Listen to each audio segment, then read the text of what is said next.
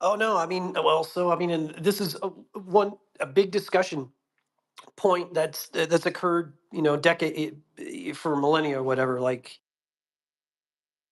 All right, sorry to pump the brakes. We sorry, get sorry about that. Yeah. I know we get Jason Sands in the space.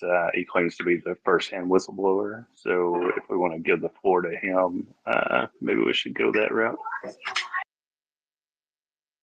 Dev says no, no LARP. Can you guys hear me? Yes.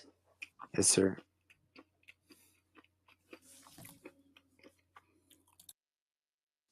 Okay, I think Dev wants to ask a question, but Jason, do you want to chime in or not?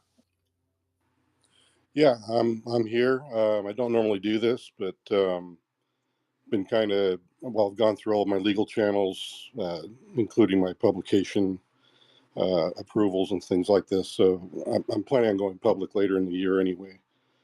Figured I'd at least give you guys an opportunity to speak to me.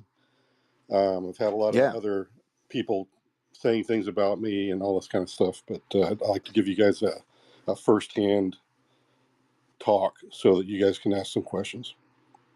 Do you want to go ahead and give us a rundown of your background and your story? Yeah, sure. 22 years in the Air Force, retired in 2007. Started off as an airframe guy, cross-trained into Intel. Ended up at Nellis Air Force Base at my second tour of duty and got picked up for the program. After that, I got out of the program after about 3 years, continued my career, became a planner, several other different jobs for the Air Force. I've been a contractor ever since, just doing DoD contract work. I've been maintaining my clearance all the way through the career. When I started off as an Intel guy, I've kept it ever since, so I've had about 30 years. Various SAP-SAR programs, to include the one you guys are discussing, all the UAP things and stuff like that. So I've had a lot of different experiences in that. Plus, I do have some personal experience that I've also had with UAP and HI.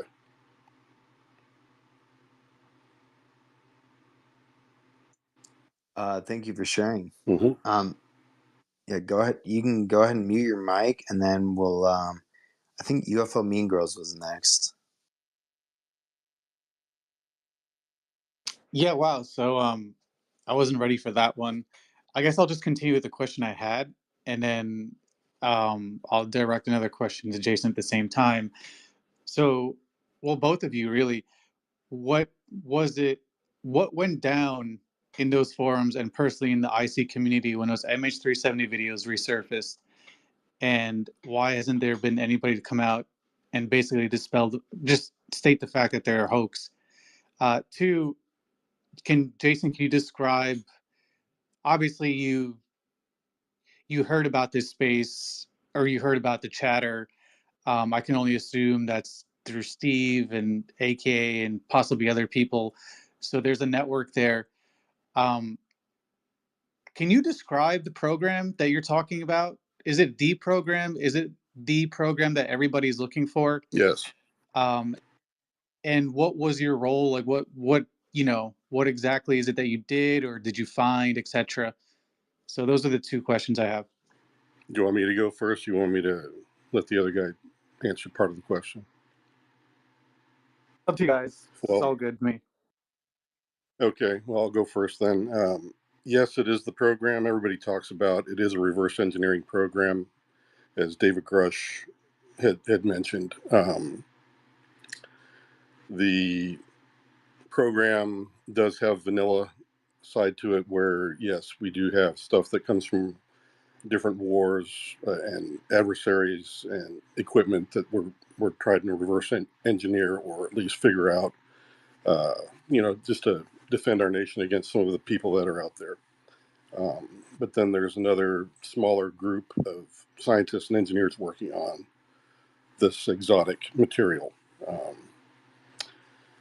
My job, to answer that part of your question, was I was doing what it's called red teaming for the program, which is where I and a small team of individuals would go out from location to location all around the continental U.S., wherever they sent us.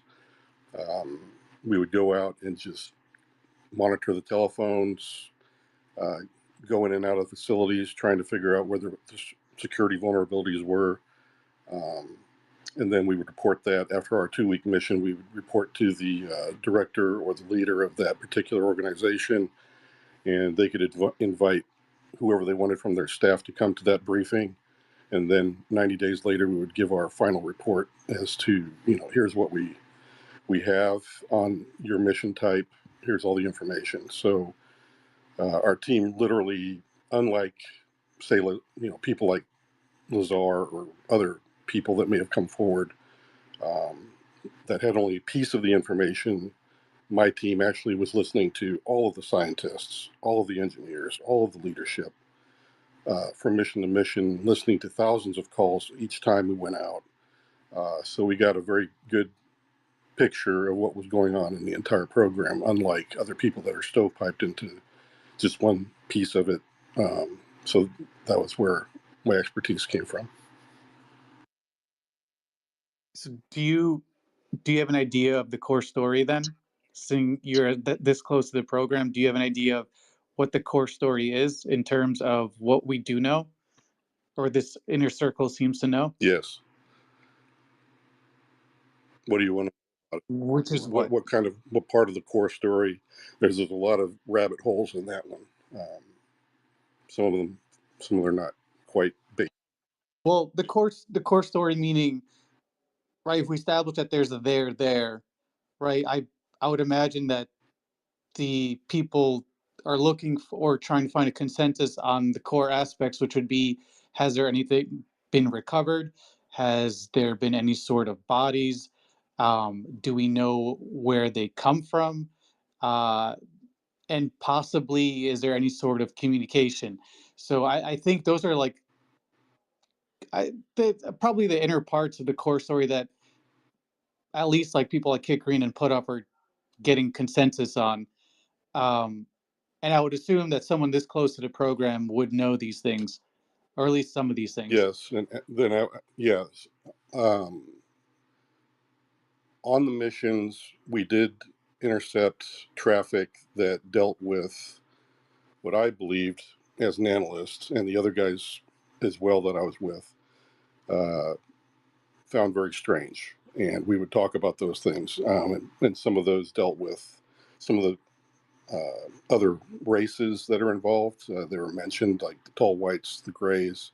Yes, we heard things like that coming out of it. That there were certain labs that actually those that were participating in that kind of activity.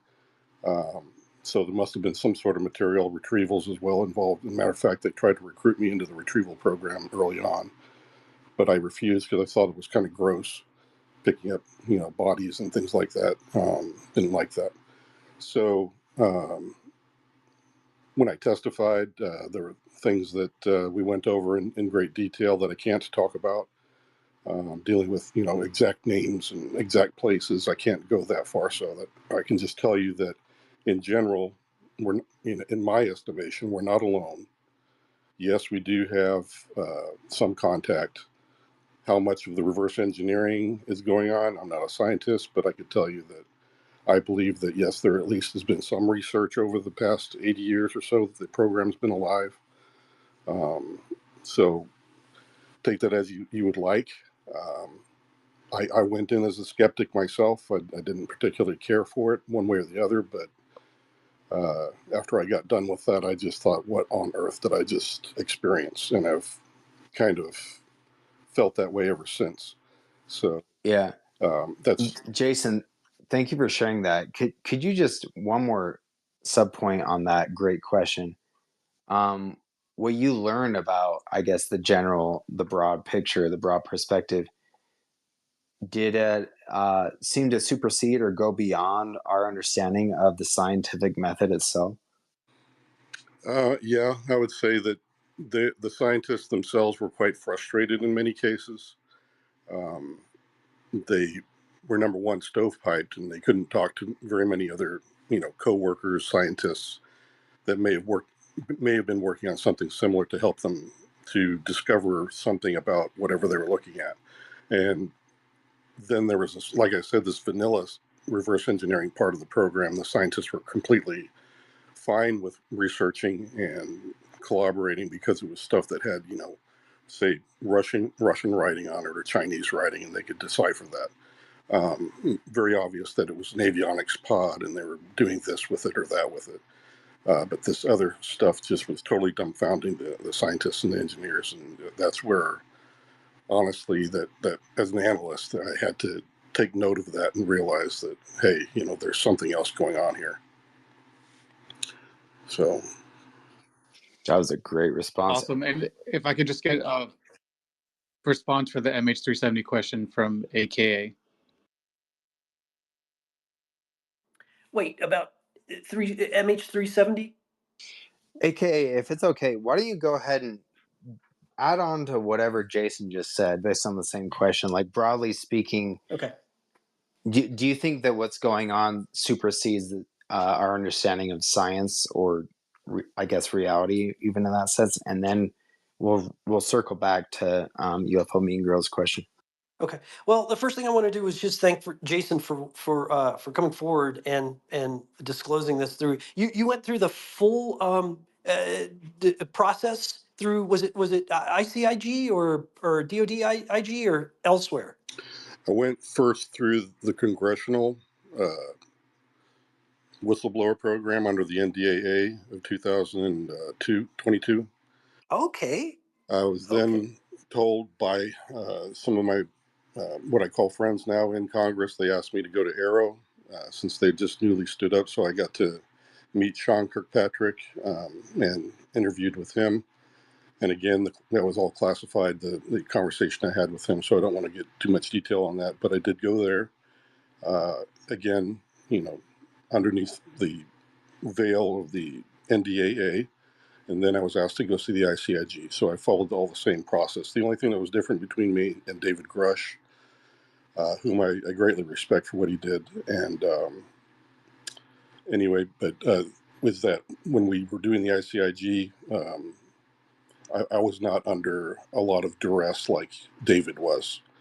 I know he suffered a lot of different threats, but for me, the most I ever got was, some suspicious activity that kind of led me to believe that perhaps I was being monitored or watched, but nobody ever kind of bodily threatened me and things like this that David had happen. Not yet. I hope not. I'd like to think that I know the people in the program. I know that they're still actively in the program, and they know me. They know I'm not a bad guy. I'm just trying to get to a better place in all of this. That's why I came forward. Yeah. Hearts in the chat for Jason real quick. I'm on the same page. Doesn't matter what your intent is. Some forces might harass you.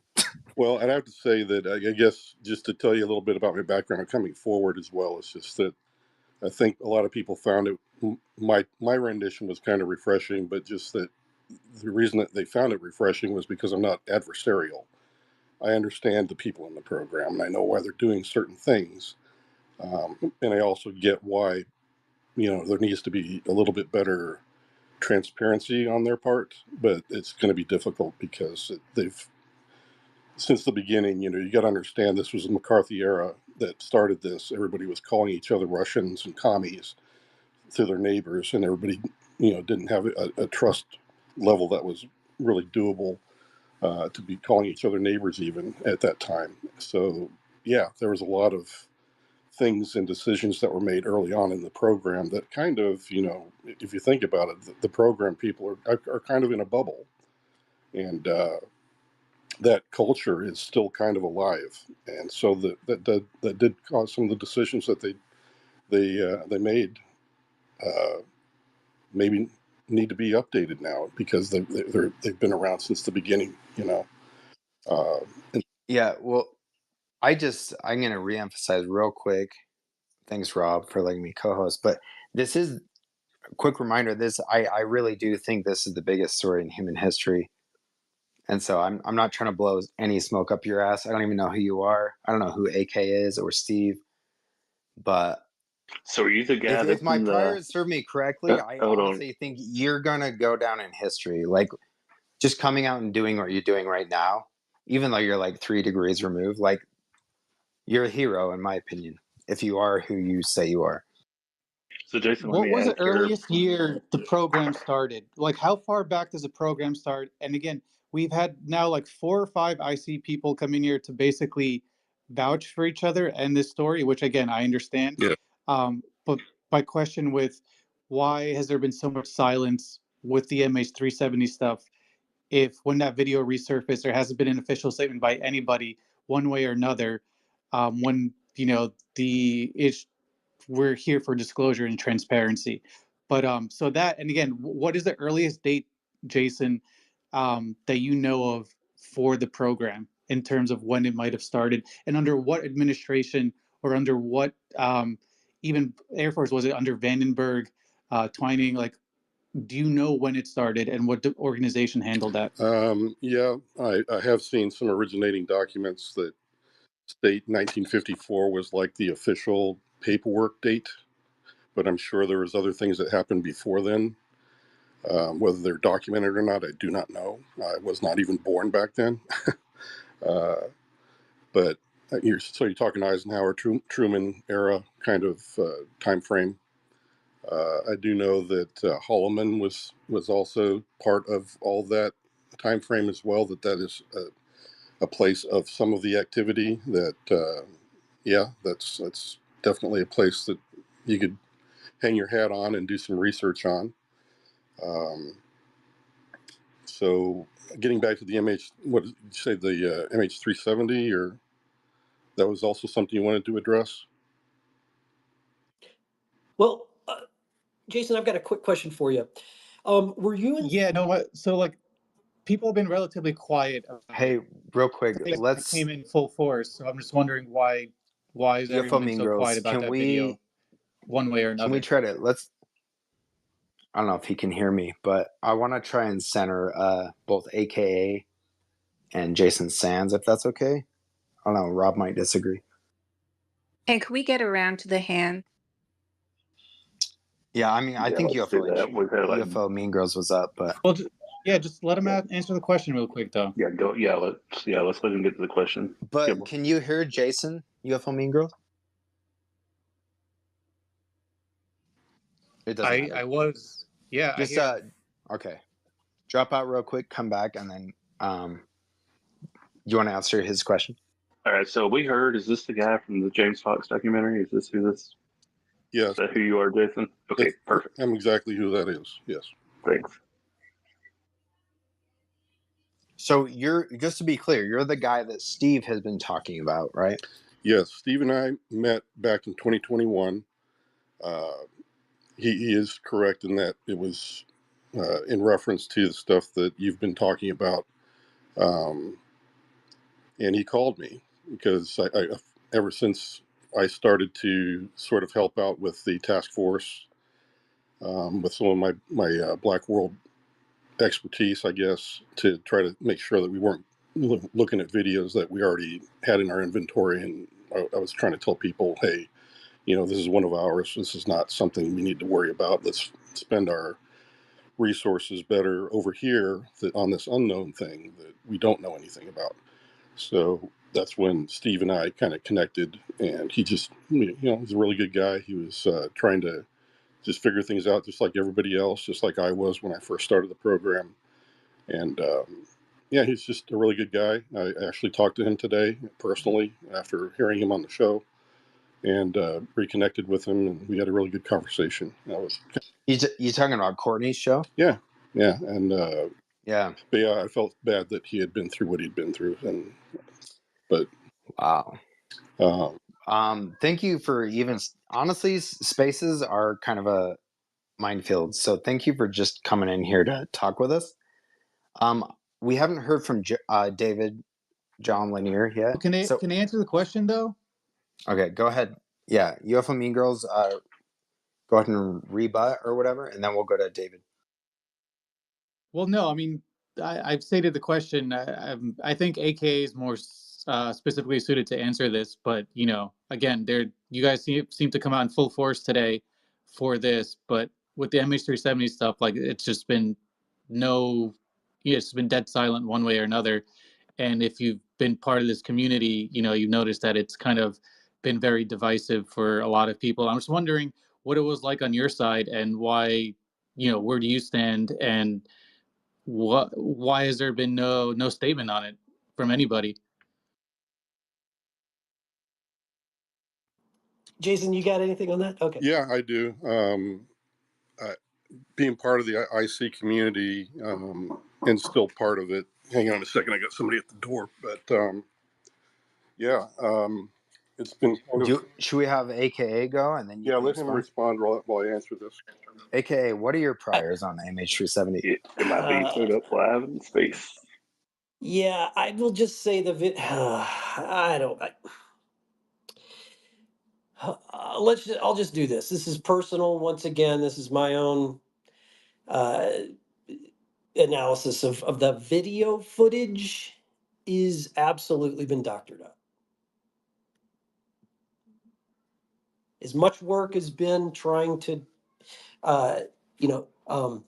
argue against that video footage is basically untouched and completely native. I don't agree with that at all. That's all I really have to say about it. Cool. No, that is a great answer. All right. Yeah, Thank you. I'm back. But I agree. We've had a lot of my Intel folks that I know and I call friends, and they're all very well educated. They say the same thing, that this is something that's kind of on the fence of, well, the angles look good. The clouds are hard to replicate from multiple angles, as was in the videos. You guys have heard all the arguments. But there's always, a negative side to it, to where, somebody that just really wants to spend that amount of time and the current technologies, it's quite possible that it is a hoax. Do you have any suspicions, either of you, James or AKA, that hoax wasn't just like someone in the public, but someone, or sorry, basically, do you have any suspicions that it was that hoax came from inside the government? I doubt it, because you guys are giving the government too much credit as far as their visual effects skills. Yeah, That's I would fair. doubt that they would spend the amount of resources would have been quite huge to do something silly like that, when really what was all that was needed was for us as a nation to respond to help in the search and rescue operation. Why would they concoct a governmental level UFO hoax? Well, and years after the search even concluded, right? Sorry, it's a silly question. That was a big story, Yeah, but it's kind of irrelevant. yeah. In my mind, it doesn't make sense that the government would have hoaxed it. It would have been somebody else hoaxing it, if anybody else. But Right. Thank you, guys. I think we need to go to David next, and then I believe JJS. Yeah, can you hear me? Yes, sir. Awesome. I want to say hi to Linda real quick. Um, I'm a big fan. She's helped me out a lot, so I'm super anxious in these spaces for obvious reasons. But Steve invited me to his space yesterday, and I listened to it, and it kind of like reawakened my drive and interest in this subject, which is really um, NHI presence and intention. So I've had a lot, quite a lot of personal experience with both the craft and the beings. I'm not going to get into my whole story. I know Linda can vouch for me. I've spoken with John Ramirez, Bob McGuire, all these, several people. So my question would be to the two that are in here who are part of the intelligence community, or I'm assuming, is there any recognition or understanding or awareness within this program or programs that the same craft that have been ascertained through whatever means are also being seen over people's homes, and some of the beings, because it's my understanding that there are several, it's not just one, are also being seen um, in people's homes, on people's properties, and um, you know, when discussions are had concerning quote unquote malevolent by our standards behavior by some of these NHI, who from the NHI are the perpetrators, and will that ever be broached officially? Thank you.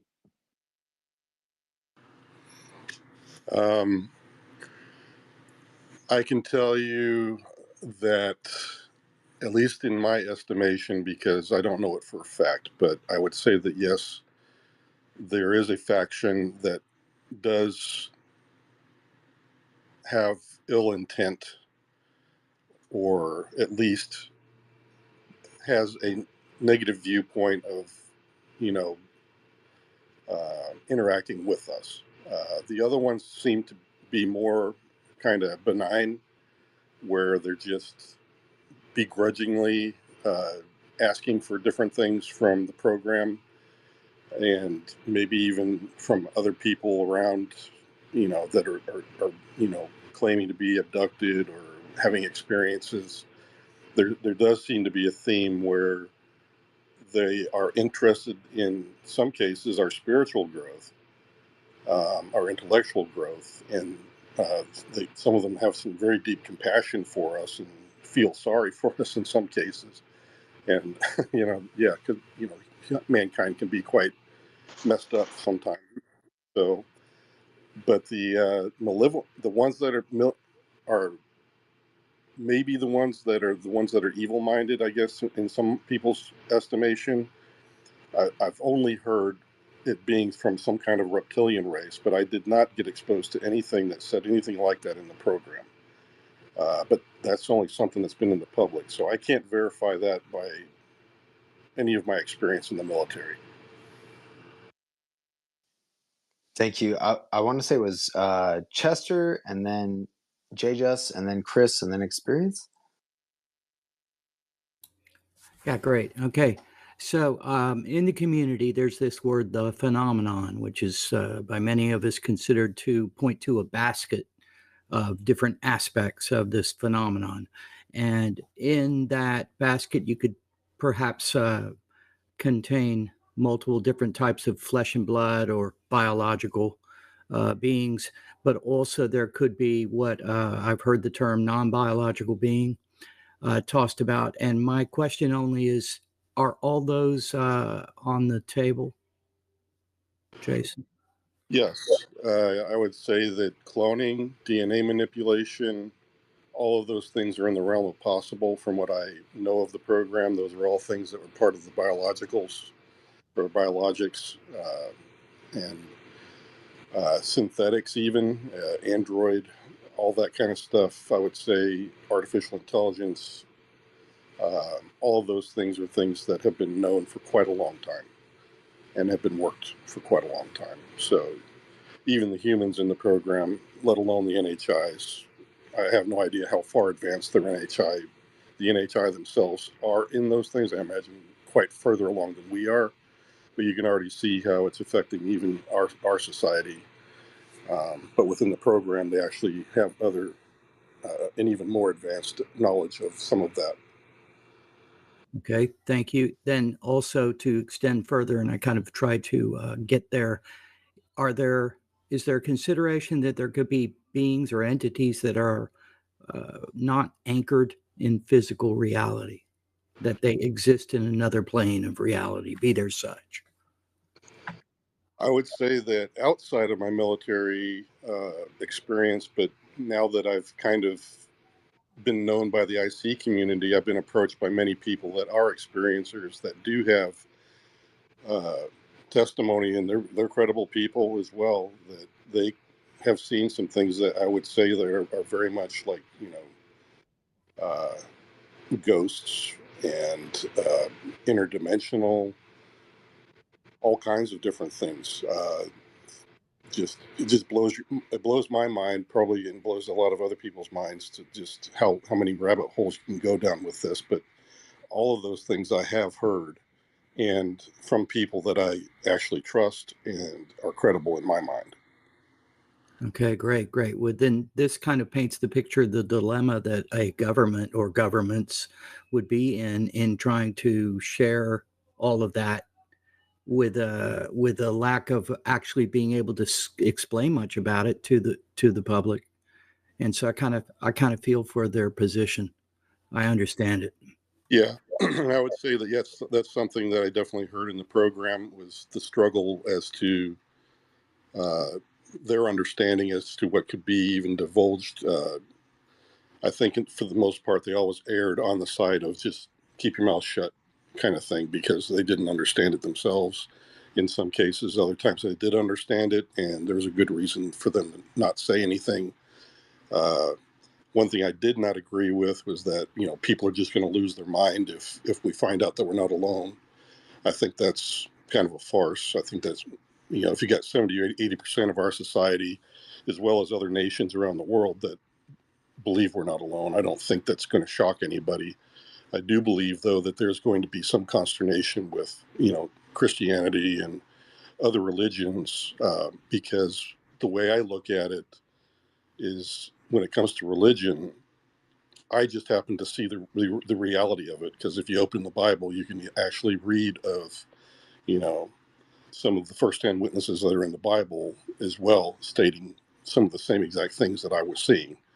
Uh, so I think when you talk about, I think somebody mentioned something about angels and things like this earlier on, that yeah, that could probably be interpreted as part of the experience as well. So very much something where I don't understand it all. I'll be honest, with everybody here in the audience, that I just I've heard some very strange things, but they are coming from very credible people.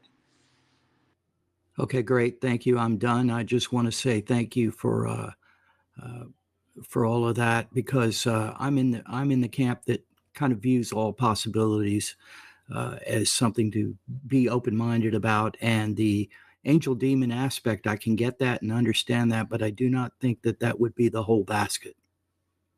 Thank you. Yeah, no problem. Okay, so you talked about the beings. Uh, there's like lore that we're working with these beings. Is there any truth to that? Yes, I would characterize it also. I know you didn't ask this, but yes, there were instances where we did capture traffic where there were interactions in the labs. Um, they didn't want to be around the humans. They shunned it. So to me, that led me to believe that it's kind of a tenuous relationship. In other words, they don't like sharing any technology with us. Why would you give a monkey a pointy stick, kind of a thing? I think is what the way they look at it. Just as we would not do that, to a tribe in, say, South America that is just still hunting and gathering. Why would we hand them, an AK, 45, and say, go out and hurt yourself? So I think that's very much the same way in the program. So it's not like a full-on technical exchange where they're giving us tons and tons of things. I think it's much less than that. I think it's kind of just helping us to figure things out that they think are not going to harm us. So we're actually having interaction with these beings, like programs, is what I'm asking. Oh, that Yeah. I would say maybe from our standpoint, there may be a program. I don't want to talk about that if it's classified, because it probably has to do with something that we would be working on. But there was nothing classified about NHIs at all, ever. Um, but I would say from the NHI standpoint, that they probably didn't view it as a program, that it was just something that they were like, well, let's see if we can help these scientists and not cause any more harm or damage than has already been done. Because I think a lot of times we tend to just take whatever we're given and weaponize it. So they were guiding the scientists to do the right thing with whatever technology they Right. had from other species as well. Yeah, I would say so. That would be kind of my take of it. Yeah, that kind of fits what I was hearing and understanding. And do you think that Congress is going to have another um, like, are we going to hear any more from Congress about this after the James Fox movie? Um, Possibly. I know I've been asked that question a number of times. I've not heard anything solid, but I've heard other announcements made by congressmen over the past few months that they do want to get some firsthand people to come forward. At least the ones that are advocates for disclosure want that. Well, is this the route that people are taking now? Like you said you talked to Arrow. I'm curious about that. Like what your impressions are of Arrow. Do you think now, and you've just come out on Twitter today, about an Mhm. hour ago. So I wonder, like, is this the route that you think whistleblowers are going to take now on Twitter? Because it does seem strange that the past 24 hours, all of the people who have come out and sort of like supported this, and then you look at Arrow and what they're doing and what they've said and the perception from whistleblowers in the community. So I'd like to get your thoughts on that. Yes, I do have my opinion about my interactions with Arrow and then the last report that came out. I believe the last report is what people said. It was pretty sloppily kind of written in the first place, and I do agree with that. For a congressional level report that had a lot of errors in it. Um, Knowing people in the community also, like Ramirez and the rest of those guys that have some real experience, I would say that, yeah, you've got some. If you look at that report and you hear some of the no kidding people that have been in the trenches for many years, journalists included, that did the hard work in the investigations, that reports, if they really, really did their due diligence on a whole, uh, archive of UAP data and events, that it was a very poor rendition of all the things that we've known, even from Project Blue Book and all the other things that came before. It kind of just, to me, it just doesn't sit well. Um, and I'd say it kind of fits what Sean likes to do. He's a very good scientist, but I think when it came to the investigative work with the whistleblowers that came his way, I think maybe investigation wasn't his strong point. So that being said, I wish that, or I'm hoping that Congress does continue the investigation, because I think that's the part that really needs to happen.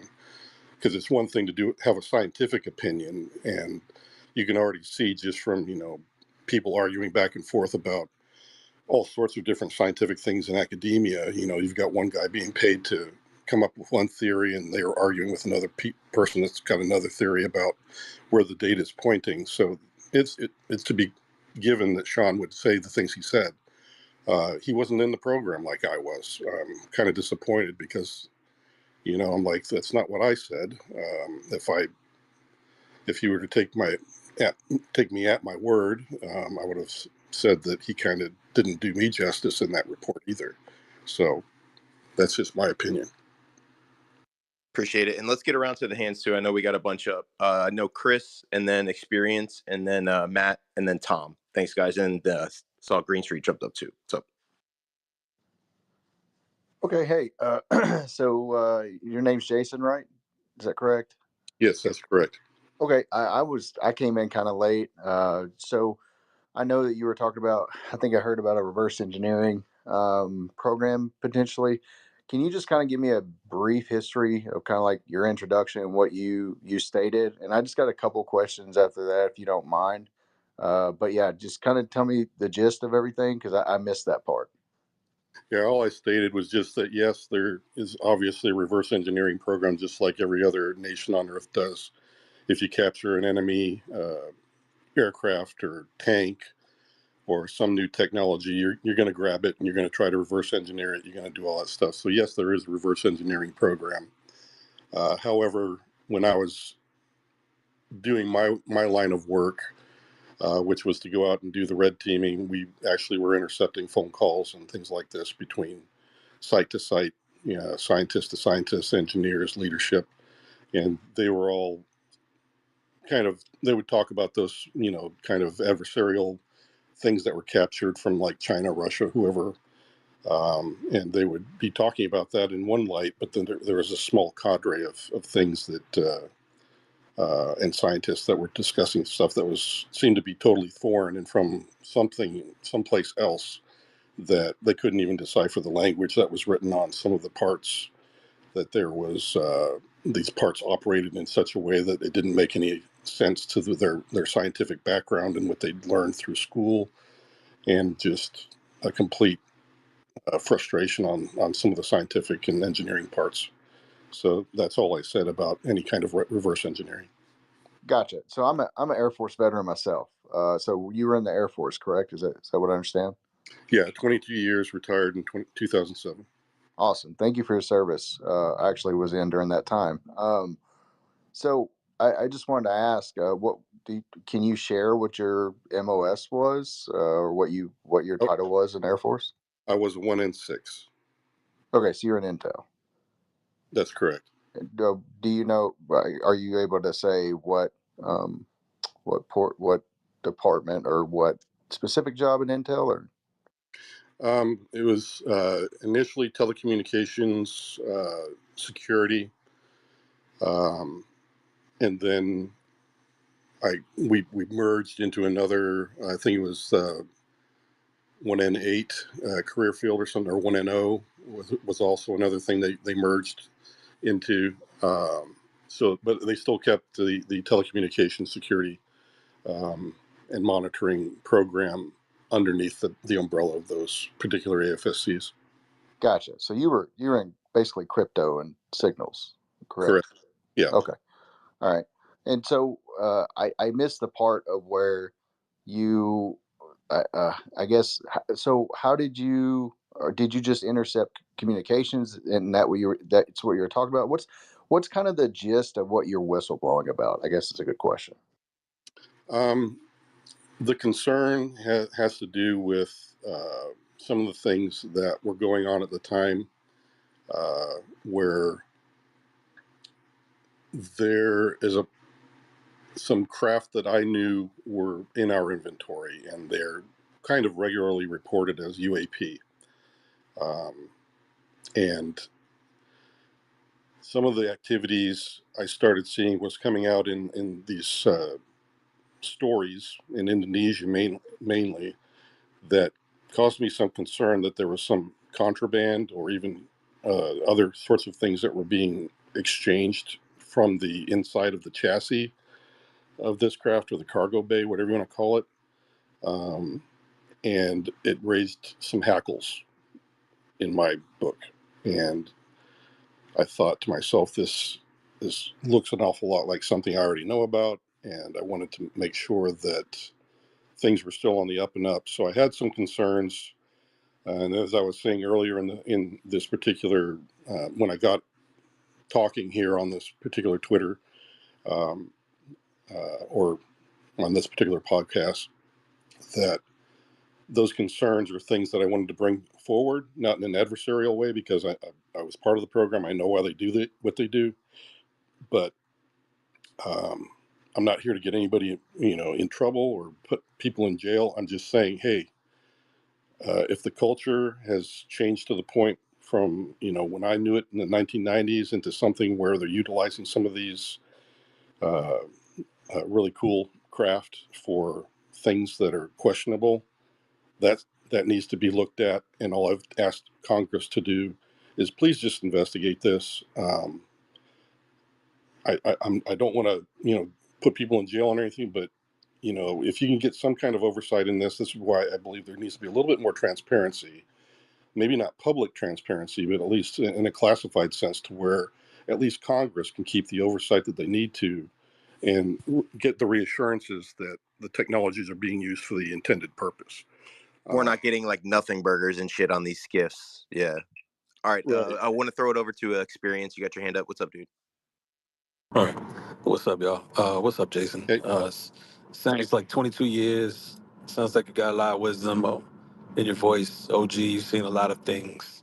So if you are the one that's going to be in this upcoming James Fox. Is this the one where you had an interaction with an actual blue being, or is that somebody else? No, that you're correct. I still don't know what it was. I think the Intel community, when they saw me give that rendition, it was just a trip up to the work site to do training, totally outside of my duties. We were just on our way up to Black Mountain for the day to train air crews, and that was all we were doing. And this event occurred. But you guys will get to hear all that in James' film. I don't want to. Yeah, I don't want to give away too many details. If you can, I understand that. That's fine.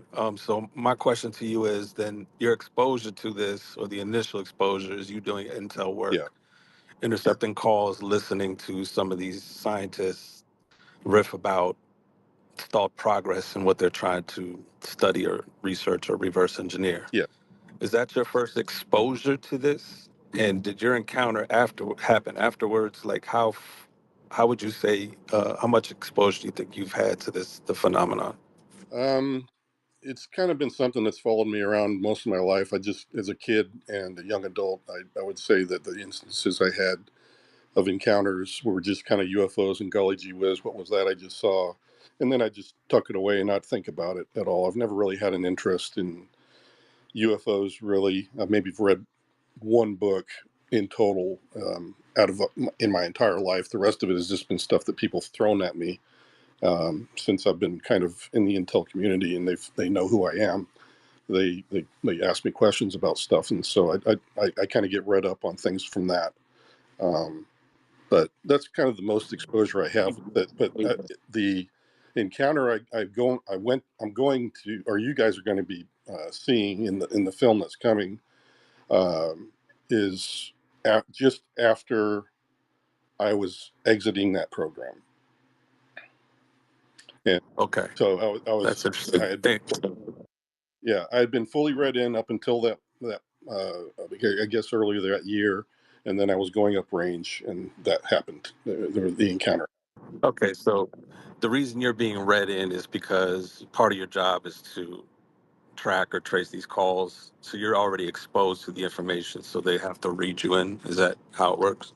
Well, reading in is another thing that people ask me about constantly. I only had one read in, and it was the umbrella program. In other words, I can go anywhere in the United States, and as long as I had a legitimate mission reason to be at a given location and plugging into the telephone lines, I could listen to whatever program was there, so I wouldn't have to get a read in. So let's say like I go to someplace in Arizona 1 week, I wouldn't have to be read in necessarily to any programs they had down there. Now, the people that worked in that facility would have to, and they could have any number of different compartmented SAP programs that they had to get read into, but I did not.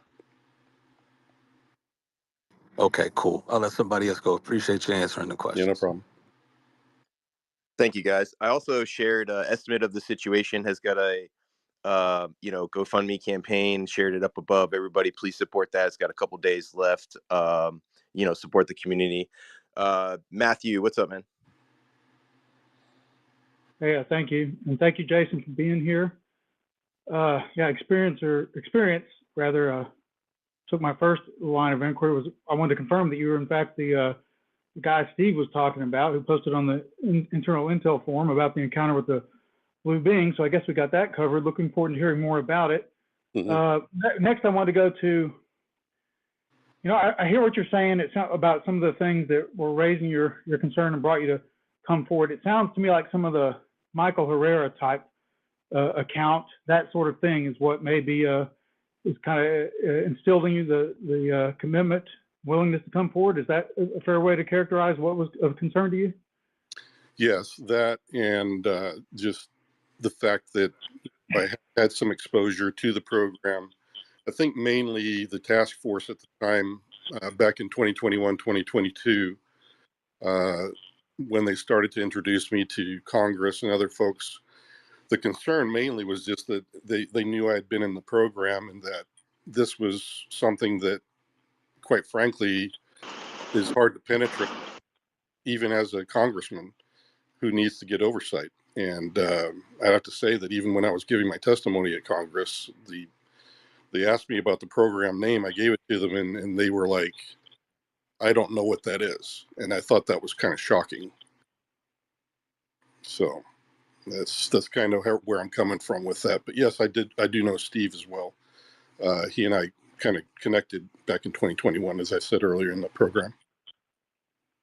That's fascinating. Thank you. So my next line of inquiry is, I think, I asked that because it's good, in my opinion, assessing someone like yourself. This is all such a wild west of accounts and information. It's hard to believe, and that's why so many people struggle. So understanding what someone's motivations, I think, is what someone's motivations are central to being able to ascertain and with discernment what they have to say. So thank you for that. But my next thing, a respectful, not pushback, but just I'm going to frame something, posit something to you from, like, you're the first most inside person probably I've ever spoken to one-on-one. So I want to know is, like, I've been looking for you. Where have you been? And where's everybody else like you? Like, whether the grounds to, this stuff warrants oversight. It's not constitutionally sound. Great. There's some illegal funds and budgeting stuff going on. Great. But I'm thinking more broadly, more philosophically. My mind goes straight to, if I had this kind of insight, that there are people in positions of power that understood more about the nature of our existence and reality, and were withholding that from our fellow man. To me, that's like the highest of high crimes. It's like locking a small child in a closet and thwarting and retarding their development and robbing them of the experience to grow up with full access to the world around them. That's like doing that on a planetary scale to me. So I don't know if that resonates with you or makes sense, but I always struggle with this. Like, if this stuff is true, where is everybody else on the inside who gets that? Like, I'm ready to hear from them. So it's not a criticism, but it's more just like of a conundrum for me. So how does that strike you? Does that make sense? And maybe where is everybody else? And maybe, are we going to hear from them too? Well, I can't speak for them. Right now, we're going through a bit of the rules of the Fight Club is that you don't, tell somebody about Fight Club, because everybody's not quite sure how this next round is going to end up, or this year is going to end up. For me, I can answer your question, at least from my point of view as a whistleblower, but I don't speak for all the other ones, other whistleblowers, that is. I agree with you that the fact that NHIs exist is a given right for anybody in mankind to believe or not believe, honestly. And I think that's the travesty here, is that I get the part about the national security, and that if it has something to do with a weapon system, we don't want our enemies to know about what we have in our inventories. I get that. That has to be classified. However, are we alone or not alone? Uh, uh, that is something, I think, like you said, is kind of a travesty that can't be spoken of. That hey, that we do have other peoples out there and other civilizations. That should be something out there for everybody to know, because I think it gives better context for what is really going on here on Earth.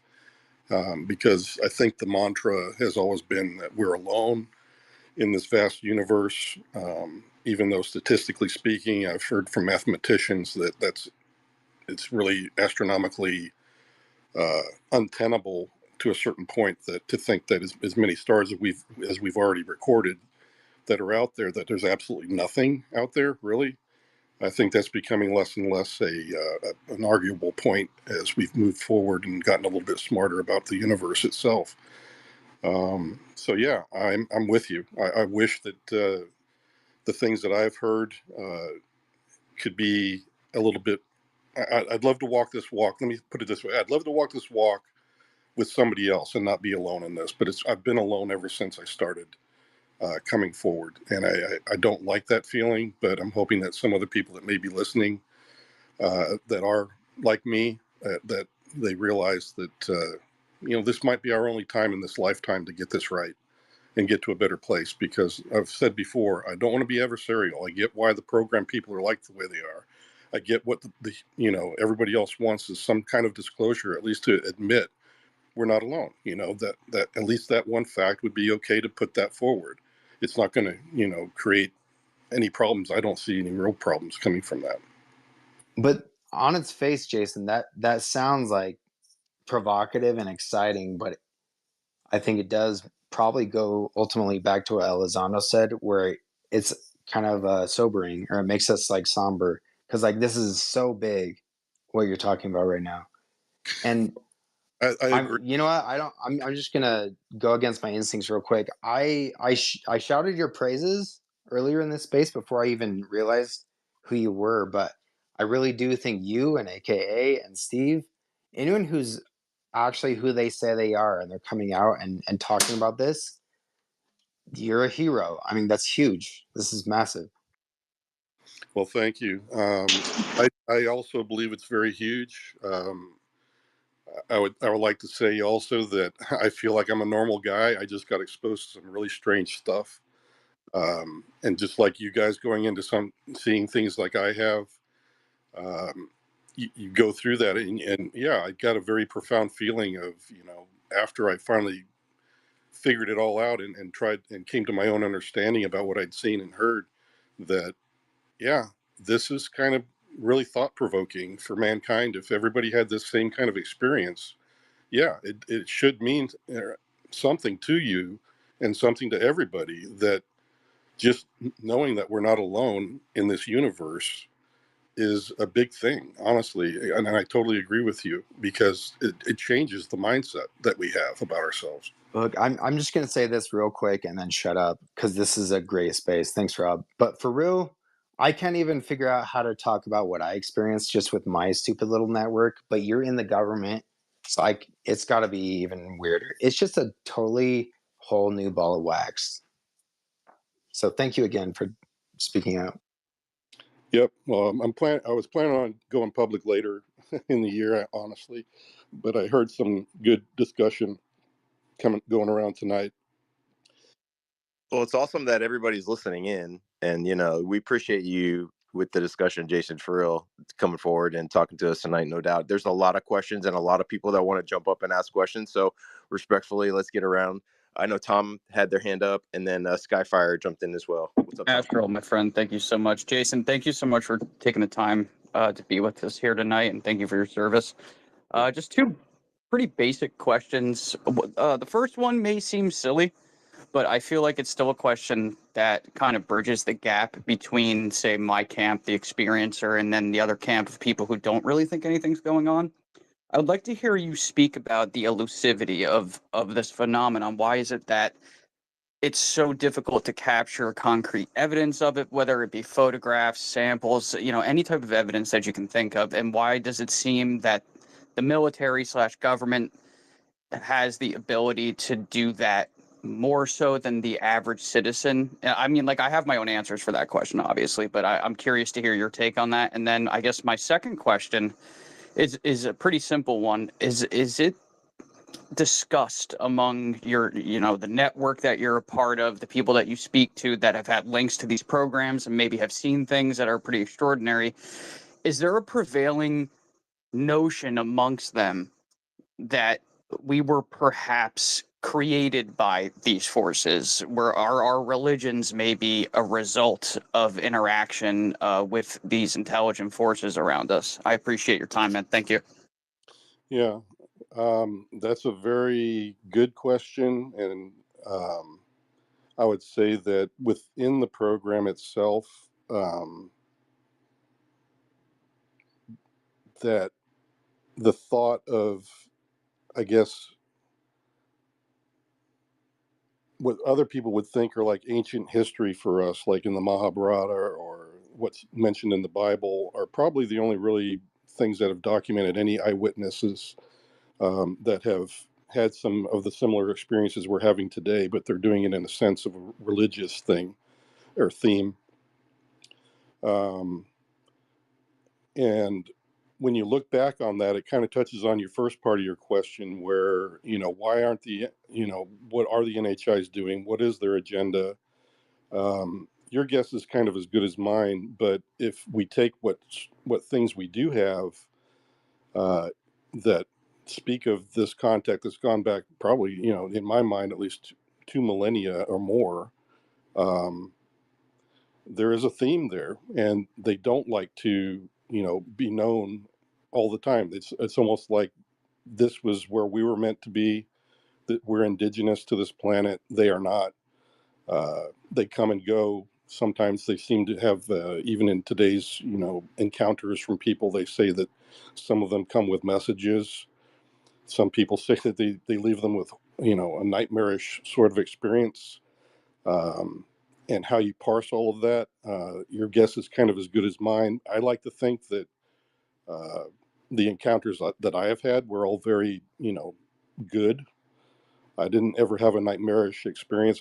I think sometimes people that do have nightmarish experiences are maybe it's a sort of a uh, misinterpretation of what's going on because they're in a strange place. And yeah, just like you're scared because it'd be like looking at something that a monster sitting in your room because some of them look very strange.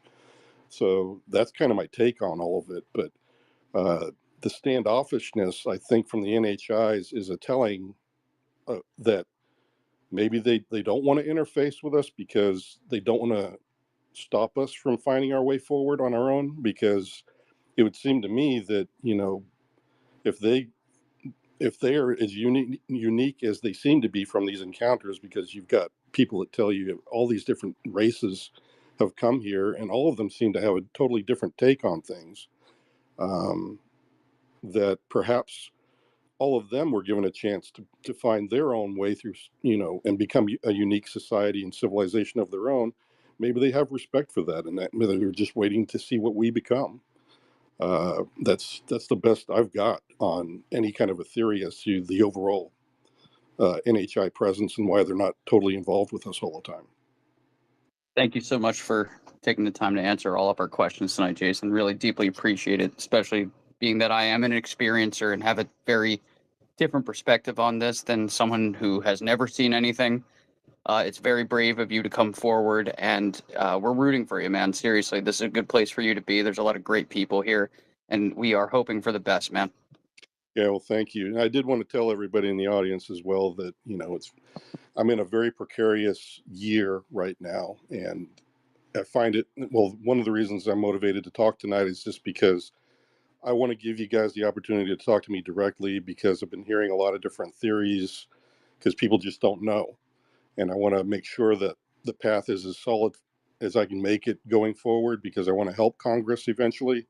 Hopefully later this year, I'll get to have an opportunity to speak with them as well. Um, and actually have more public appearances. That's what I've been working on this past couple of years.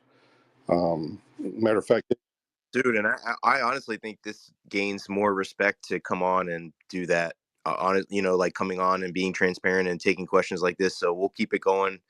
We got a bunch of hands up. So thanks again, Jason. Skyfire, and then Steve Greenstreet got his hand up too. So we'll jump around to the room. okay. What's up, guys? All right, sweet. Thank you, Jason. Red for Skyfire News. Can you speak a little bit more about this forum that we're hearing people talk about, where it sounds like UAPTF people are there, speaking about UFO-related matters? And is there anything in the public domain that you think people should look into, or that you felt was validated as a result of information you learned in that forum? In the forum, I would say that yes, I totally respect everybody that has contributed and everybody in their expertise levels, and whether they agree or don't agree with UAP. It's been fantastic, honestly. I love hearing both sides of it. And at the same time, what is it? Well, are you looking for something in particular about what it's telling us? Because I don't know how to address that part of your question.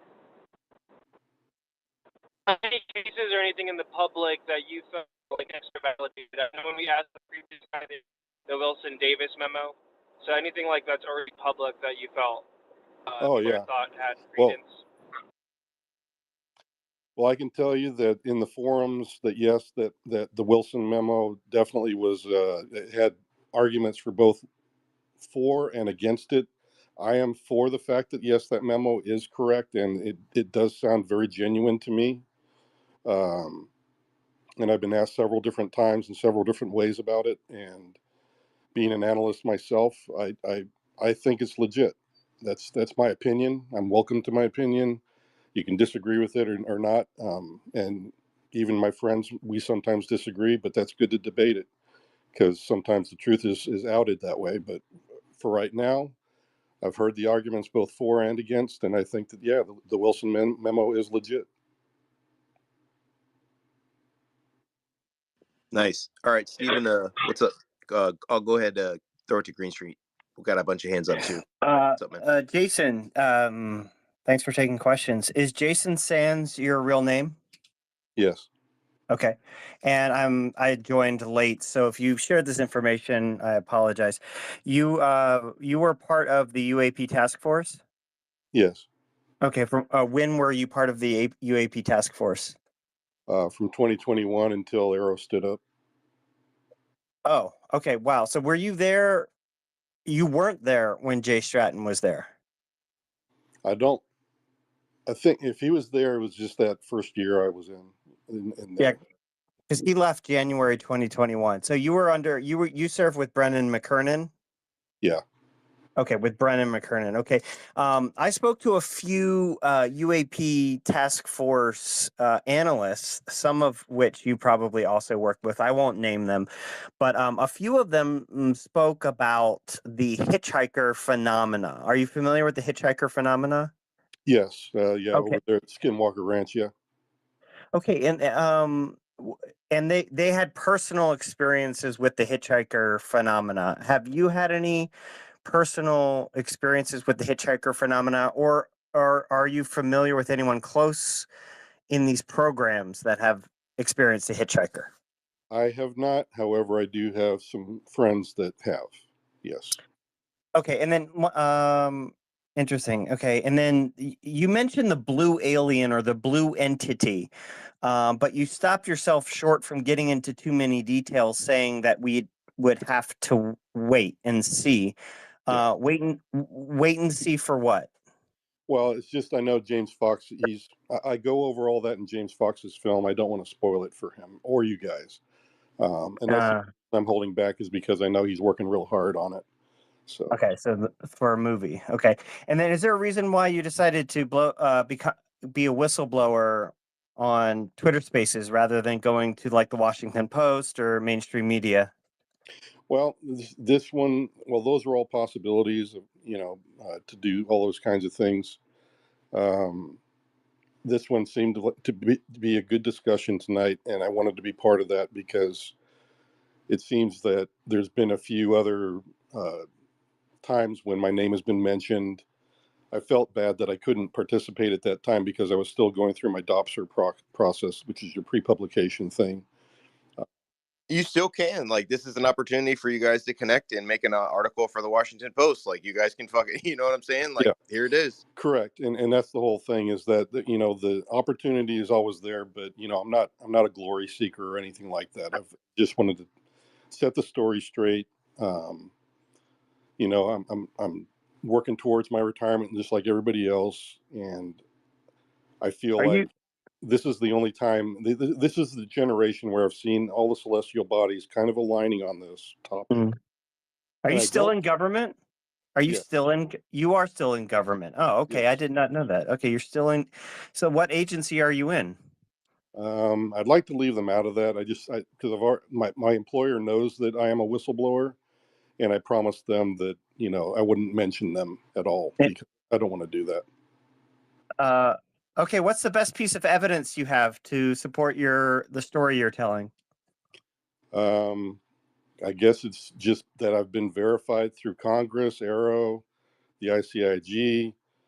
You can still get into the systems and see what I was read into. Yeah, I've been to the places I've said I've been. Um, People have looked up my medical records, up my yin yang, and all of them has said, yeah, he's who he says he is. That's the best Okay. evidence I can tell you is that that's there. I'm not going to carry out. I've never carried a UFO on my back if that's what you're getting at. That's an impossibility. And being able to drop it like in Sean Kirkpatrick's lap, I couldn't. But you know where they are, Please, right? please do. Do you know where they are? Do you know where the UFOs Yeah, he are? spoke with Arrow. I have a good Yeah, idea, but he they was. could have moved them since then. I don't know. Okay. All right. Well, thank you for taking my questions. Yeah. Thanks, guys. I know. Go ahead, Kimmel.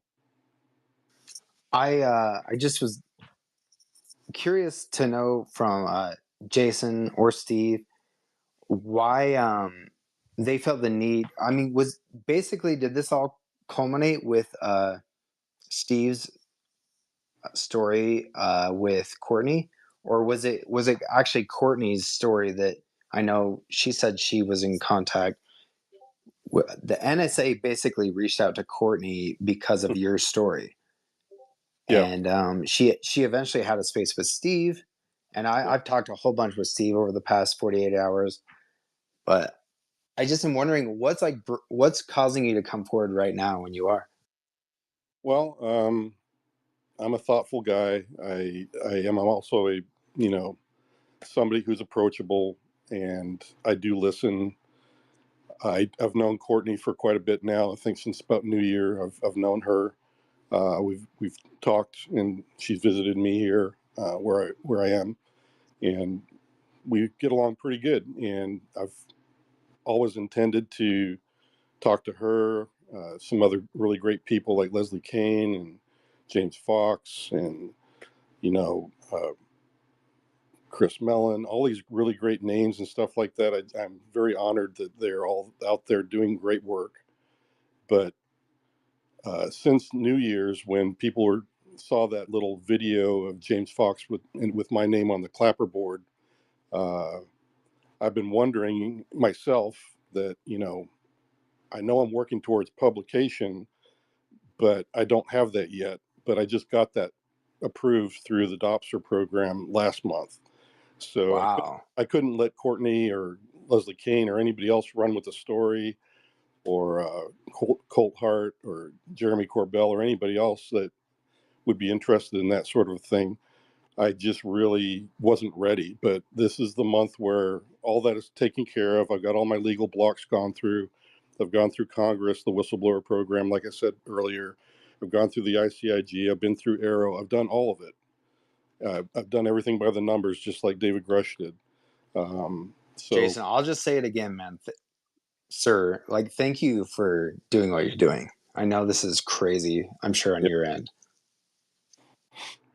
well, No, that was a good explanation, I think, of why, because a lot of people are wondering, even myself, of why Twitter Spaces. I think Stephen asked it too, of like why Twitter Spaces, why right now. But if this were honestly, like, Spaces, if this were the avenue, this is the people who are in the forefront and studying the topic and really up to the game of what's going on. mhm. So appreciate it again.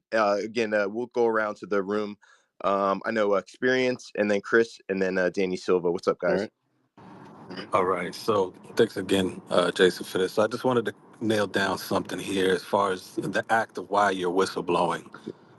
You ran intelligence or telecommunication Mm-hmm. intelligence. You heard something that alluded to a craft that you possibly have familiarity with that was overseas and potentially some nefarious or contraband being moved, which is a big no-no and bad thing if it was happening under people's nose. Is that what you're whistleblowing on essentially? Well, that's what raised my hackles, and I knew I had to come forward at that point because when I was in the program in the '90s, early to mid '90s, uh, that was not on the horizon. I had never heard any of the program equipment or vehicles being used for that sort of thing. And here was something that honestly raised my hackles, and that's why Gotcha. I was concerned. That's why I went forward. Okay, thank you for that. The other question I would have is, there's been release of some program names that are you can't specifically say it was reverse engineering. The Kona Blue thing came out. If that was just a proposal, are there names that you are aware of that are not out in the public right now that you were familiar with potentially being connected to those programs? Kona Blue, I didn't even know of that one, honestly. But it makes sense to me that the Department of Homeland Security would be a good uh, agency to handle the sorts of things you'd have to do if you did have material that, say, crashed in one of the continental United States, because you've got to have some sort of an agency that can work with the legislatures and the local, law enforcement and everything else to do a retrieval, let's say, in any given state here in the United States. The Department Right. of It Homeland was just a Security is the only one proposal, and that can. it never got Right. moved under DHS. Right. It got So, denied. So, but are there any right. other programs that you are familiar with that has not been publicly Oh stated out yeah. there that? Shoot. Okay. Yeah. I've been read into hundreds of different programs that I can't speak of, but yeah, they all have their own program names that are not ever divulged in public. Gotcha. Okay. Well, thank you, man. Appreciate you answering my questions. Also, I will just state you coming out is definitely bold, but I will also say just prepare yourself because you are going to get scrutinized and all your background is going to be looked into. Just stay strong. If you believe in the truth and what you're saying is the truth, then, we appreciate that, Yeah. bringing some light to something that's very serious. Yeah. Well, I've been preparing for 2 years. Like I said, I've already got all my legal ducks lined up. And as for the backlash, I've already dealt with quite a bit already. So Thank you, Jason. And Gotcha. guys, Experience 703. At Experience 703. I trust this guy. Give him a follow. We've got a lot of requests coming in. And again, Jason, thank you for being here and just let us know when you need to check out. But we are going to start cycling some people out so we can get some people requesting up here. So shoot up your hand if you're a speaker now. But for now, Danny, go ahead. Hey, Mr. Sands, thank you for stepping forward. It's real big for us, and it means a lot. We saw last year, David Grush came forward. It was amazing. It was farther than the UFO topic has ever been with the hearing. We also saw what it didn't accomplish, at least to this day. We don't have quote unquote full public disclosure. yeah. What are you planning to do to either take it further than David Grush or do differently? Or are you kind of just going by that same game plan where you're going to be trying to convince Congress to look in the right ways? Because we need that public, that public proof, quote unquote, if that's possible, or just what's the plan for that? Well, to be honest, the one thing I was hoping, and I offered to Congress and the ICIG and even Arrow in the investigation was I offered to them. I said, look, I can walk you into these places if you need me to, but I'm sure you've got other whistleblowers that could do the same because. Matter of fact, some of the other whistleblowers probably have even more recent information about the program than I do. If you look at me amongst the others, I'm probably more like the 1990s history expert, and they have other stuff to add to what's happened since the 90s. But I would like to see action, honestly. But it seemed like we just didn't get to that point where, from at least my point of view, I was hoping they would ask me for that kind of help. That hey, let's go walk out to this particular location and let me try to show you where I worked and all this kind of stuff, if that's going to help.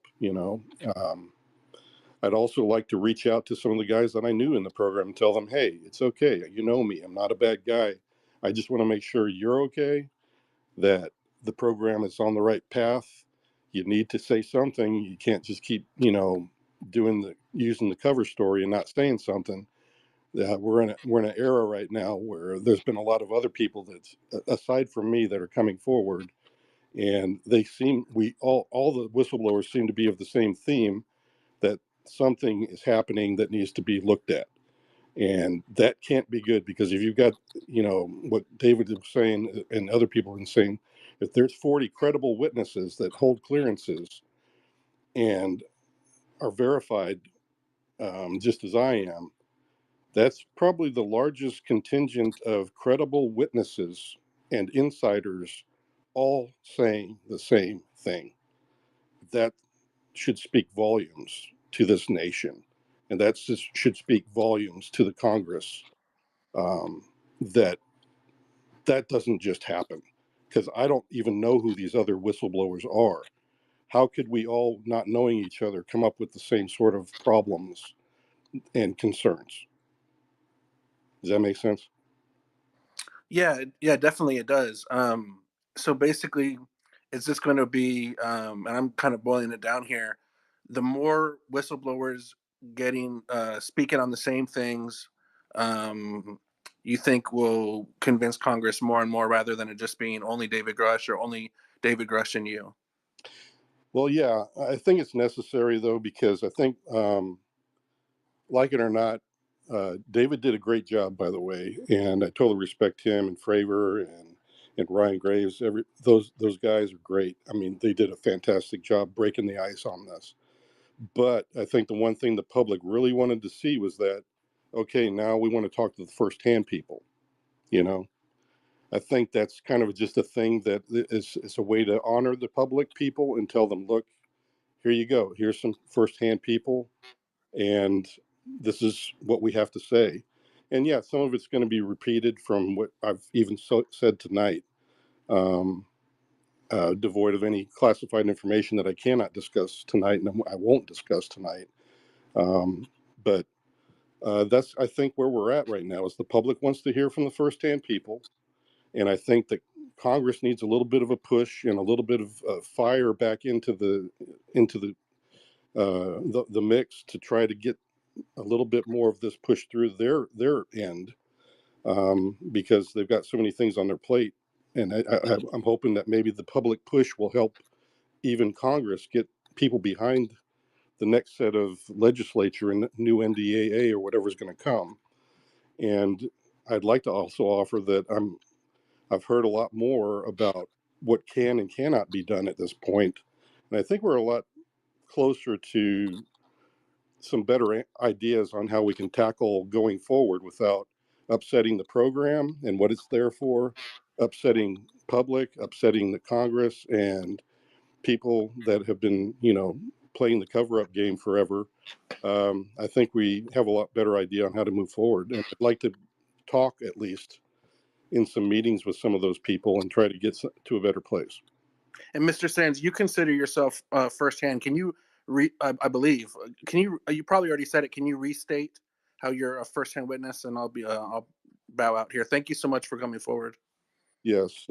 Firsthand to me means you were either in the program or you had firsthand knowledge of the program.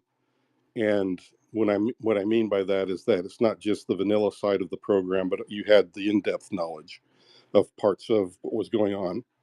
But to me, that's, you were actually there, you actually saw, you actually were participating in that program. That's what a firsthand person is. Then you have the other cadre of firsthand in category that I would say is that somebody who does have like a close encounter that is also considered a first-hander. Thank you, Mr. Sands. Appreciate it. Yep. Thank you, Danny. If there's not anything else, Danny, we're gonna let you listen and bring up some other speakers. But for the time being, I think Average Chris was next. Go ahead, Chris. Hey, Jason. So we talked earlier. So you were in signals intelligence. So I just what I would like to do, if that's okay, is build a timeline. Right. I know you had a long career in the Air Force. Again, thank you for your service. I Yep. appreciate it.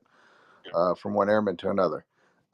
So from there, can you kind of give us a timeline? Because it seems like, I think you said you got out in 2000. What was it, 2007? And so that's ironically when I got out. So from there, where did you kind of go? Because obviously you probably stayed in the intel community. And how did you come across UAPTF and became a I guess employee or whatever you want to call it. How did that happen? Did they seek you out? Did you apply to them? How did that work? In 2021, well, let's straighten out the timeline. So yeah, went through, retired in 2007, as I said. Then I became a contractor, DoD contractor, pretty much through and through. Where I was doing all kinds of different things, from software testing to intelligence, subject matter expert. Gosh, what else have I done? I helped DHS do some of their accreditation for some of the federal systems, or the Stennis Space Center, and worked for AFCENT during the Afghan era of things. Just various things where I was just using my skill sets the best I could. When I got involved in the task force, I ended up in working as an instructor down in Florida. And at that point in 2021, when it was kind of the task force was still building up the academia. The way that the forum is generated is that you can you have to, number one, be in the intel community, which I was. Even as an instructor, I'm still considered, part of the IC because I'm teaching IC people. That's one of the criteria you have to have. And then on top of that, you just have to be able to contribute something. And I guess what I was able to contribute was my background and the knowledge of some of the Black World programs that we have, so that the task force was not wasting time on frivolous matters that, hey, this is one of ours. We don't have to worry about that. Let's move on to something else that's more conducive to the limited resources we have. So that's kind of where I got introduced to that. So that was in 2021 when I came across the forum and then became part of the forum. Was 2021. Awesome. Chris, if you I have a noticed follow up, go ahead, and then we'll get to Courtney right after that. Yeah, just give me real quick. So Jason, you mentioned cadre and instructor. I'm assuming you said instructor to intel. Would that be instructor to military intelligence, or would that be just like within the government agencies? Well, to joint cyberspace planners, that's who I was instructing, who are also part of the intel community, where you have to teach people how to take useful intelligence, create a proper plan, and execute it. That's kind of what I was doing, is mentoring people. I'd be going to all the combatant commands and teaching each of them. And that's what I did for about 10, 15 years. So that's pretty weird coincidence, because AKA was naval cyber intelligence. Did you happen to teach him? I could have. I've met thousands of students, honestly, and I get like when I worked over here at NSA for a while recently, that I run into people all the time. Hey, Jay, I'm like, I don't remember your name. I know your face, but jog my memory. So I could have met AKA, honestly. So I'd have to look at his face. I'm better with faces than I am names. Thanks, Jason. So we're gonna go ahead. I want to give Courtney. She just got up here, but she kind of broke all of this through Steve. So Courtney, if there's anything you want to say, go ahead. If not, we'll go to Tom. Yeah. Hey, Jay. Fancy meeting you here.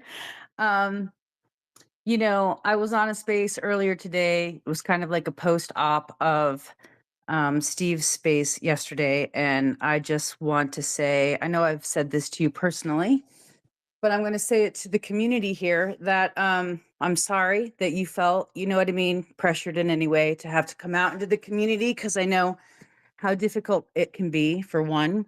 And there's a lot of conspiracy. I'm really glad that you're speaking about your direct experience in this space. It sounds like it's been good for you, and I'm really glad for that. But I do know that my role in this kind of forced you or pressured you or, forced your hand to come out into this public way, which was not necessarily on your timing. So I just want to say to everybody that, this is real difficult, especially for me, having had a role in this, forcing him to come out before maybe he was ready. And I do hope that people in the community, it sounds like from what I've heard, are being respectful and kind and taking your story seriously. I think that's really good. And you know that you're my hero and I respect you, and I'm glad you're doing this. I was surprised to hear you were in here tonight. And I just hope people continue to have an open mind. People can believe what they want to believe, but in bringing Steve's story out, I just felt it was a privilege to both know both of you, for one, but also it wasn't just my private privilege. I always wanted to hear your story when it came out, and I'm sorry if it's come out too soon and it wasn't on your timing. That's all I want to say. Yep. Yo, huge props. This is like, to me, there's no whistleblowers coming out on UFO Twitter. And the fact that he's coming on before the fact and answering questions straight up from everybody in the community, huge respect there. And absolutely. And so I I agree. definitely appreciate And the Yeah, for, honestly, for community Courtney, sure. doing that this. was like the most graceful way you could have said that. Like Yep. you kind of pushed all this, and the fact that you're kind of almost apologetic is just shows your nature. Yeah. Hearts in the chat for Courtney and Jason. This is amazing, guys. Thanks. Well, thank you. And I just wanted to say back to Courtney that uh, I get it, but you knew that from the very first time we talked that I was going to go public this year. I just wasn't ready with the Dopser and everything else. And honestly, I've been, like I've told the audience here earlier tonight, that this is something that I've been contemplating quite deeply. And I just wanted to kind of put my voice out there now, even though I've got other people that might have other, talking venues for me later in the year. Regardless of all that, I wanted to give at least this forum because I did respect some of the talk that was going on here, and that's why I joined it. And because I've literally heard, probably hundreds of other podcasts that I didn't want to be part of, but this one I did. So I Good guess, for you. I mean, amen, brother. I'm proud of you. I'm proud of everybody in this circle and in this community here tonight that's being respectful. Twitter is not necessarily known in the UFO community for being respectful, so I think you're setting a precedent. I'm really glad to see it. I'm glad to be part of it. And I know I just had one small part in a much bigger picture. And I think everybody, if we all get on board the same way, we can do the same thing. And other people like Jay will come out on their own time and they'll share with all of us. This is just a huge shot in the arm for everybody who's been waiting and heard your name and heard in context what a vital part of all this disclosure you are. So I'm just very proud. I'm just very proud of you and everybody here tonight. That's it. well, thank yeah. Well, This sounds annoying, but honestly, like props to both of you guys. Go ahead, Jason. no, I was just going to say that, yeah, I feel like I've always felt a huge burden to talk publicly about this. Not the classified parts, but just that we're not alone. Um, and like I said, I really did heavily consider this several times going on other different shows that did have similar good talking going on, but I just didn't have my pre-publication squared away. So I couldn't legally do it. So this was my first opportunity to actually see a forum that was, really what I think is worthwhile. So I thank you guys from, I guess, prompting the whole thing and having a good discussion, because that's something I think needs to happen, is that we need to have a good, honest discussion. I don't care if you agree or disagree with me. It's up to you, every man, woman, and child on the face of the earth to make their own decisions, but at least you'll hear from a guy that has been in the program and what I think about it all. And I think that's doing you guys justice because you need it.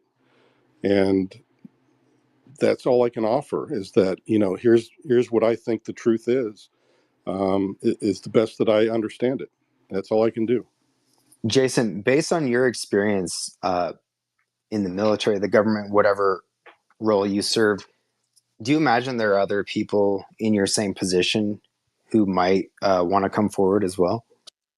Yeah, that's always my hope. Like I said before, I've been walking this path alone for years now. I would dearly love, if we do have some hearings later this year, that I'm not alone. I'd really like not to be alone, but I'm prepared to do it alone. So if there's other people listening to this podcast and they're like me and they can see that, yes, there's a smart way that you can come forward and talk about the parts that are okay to talk about, um, that, yeah, take some encouragement from David Grush and Graves and Fravor and Lou Elizondo and everybody else and Chris Mellon and everybody else who's had a hand in this and all the great journalists as well. And just come on, let's get through this. We can talk it through. Honestly, we're just trying to be, do the right thing with the information we have because we know the difference between national security and whether or not we're alone. I mean, the two subject matters, they're not relatable, really. And we can talk about that part that, yeah, we're not alone. Let's get that through at least. And Can then I just, that's it. we do have a bunch of hands, Jason. Do you want to just delve into that real quick? I think that's fascinating. Like, where is actually, like, if there was a Venn diagram between national security and disclosure, which I think every human being has the right, almost a human right, to know what's really going on in order to, move the way they want to move in their lives. I mean, what's the crossover? Like, Well, here you go. In my mind, it's very simple.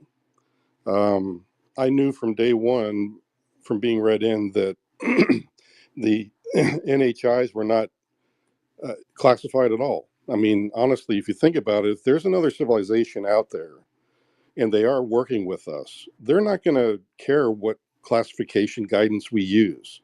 They're going to come with their own set of laws, and they will probably likely want to be treated like an embassy wherever they're staying. Um, and that's kind of how they. I would imagine that that's exactly how they run it, and that's what I was told how they run it. And so that part of it is totally unclassified. Now the classified part, yeah, that's the program. That's those are the weapon systems. Those are the technologies that we need to keep our national security alive. That will always be a classified thing. So just, you know, that's the veil. It's a very simple one in my mind. It's not really complex. It's just one or the other. You're either working on a weapon system, and part of the program deals with NHIs, which is totally unclassified. That's what I know. well said. So let's go to David, and then we're going to go to Daniel after that. Awesome. Can you guys hear me? Yes, sir. Awesome. Just want to thank Jason again. This is really great. And I didn't realize I just gave Courtney a follow that she was following me, and things are starting to click in my mind. So I really appreciate all you guys. And personally, I have already crossed the Rubicon where I believe you 100% because a lot of the things I hear you discussing and other people discussing, you know, you don't have to believe me, but I've seen it. So I'm going to go ahead and dive into some NHI questions. So if you are not as familiar with the biologics and can't answer it, Yeah.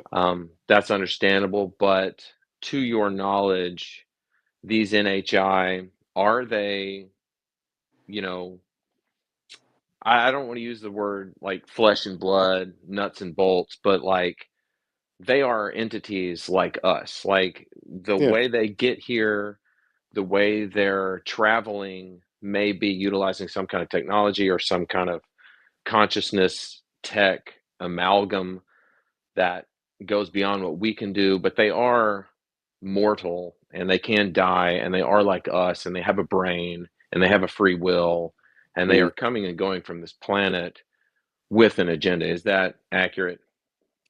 That's accurate. And I'll never say that I'm an expert on how many races there are or what their biological makeup is. All I can say is that they don't look like us. And well, they're similar in humanoid shape, that they have a head, body, arms, legs in most cases. But I did not set any of them in front of me and do a DNA test on them, so I have no Right. idea. But have you seen pictures of them or video or anything like that? I stood 3 feet from one, Right. Okay. Alive or dead? alive. Oh, the blue one. Yeah. Right. And that's another thing I've heard. Like I know a lot of experiencers who have also seen the same thing. Like I kind of feel like whether you're in the program or not, contact has occurred. And so I heard you say that, everyone deserves the right to know that we are not alone. I mean, that alone is kind of paradigm shifting, Yeah. but is there some hesitancy to kind of cross the line where you say, okay, we're not alone, but we're also being actively engaged by these things?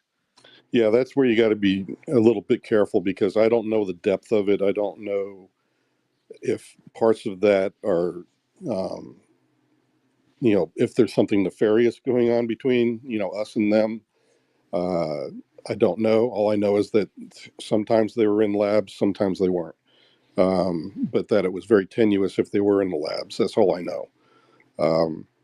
In other words, they didn't want to be actually in the labs with us humans, because, it's just not something they wanted to be part of. Right. So I know that that's definitely something I have some inkling of, and that's about as far as I can go with it, is that they don't want to be helping us build weapon systems. Why not?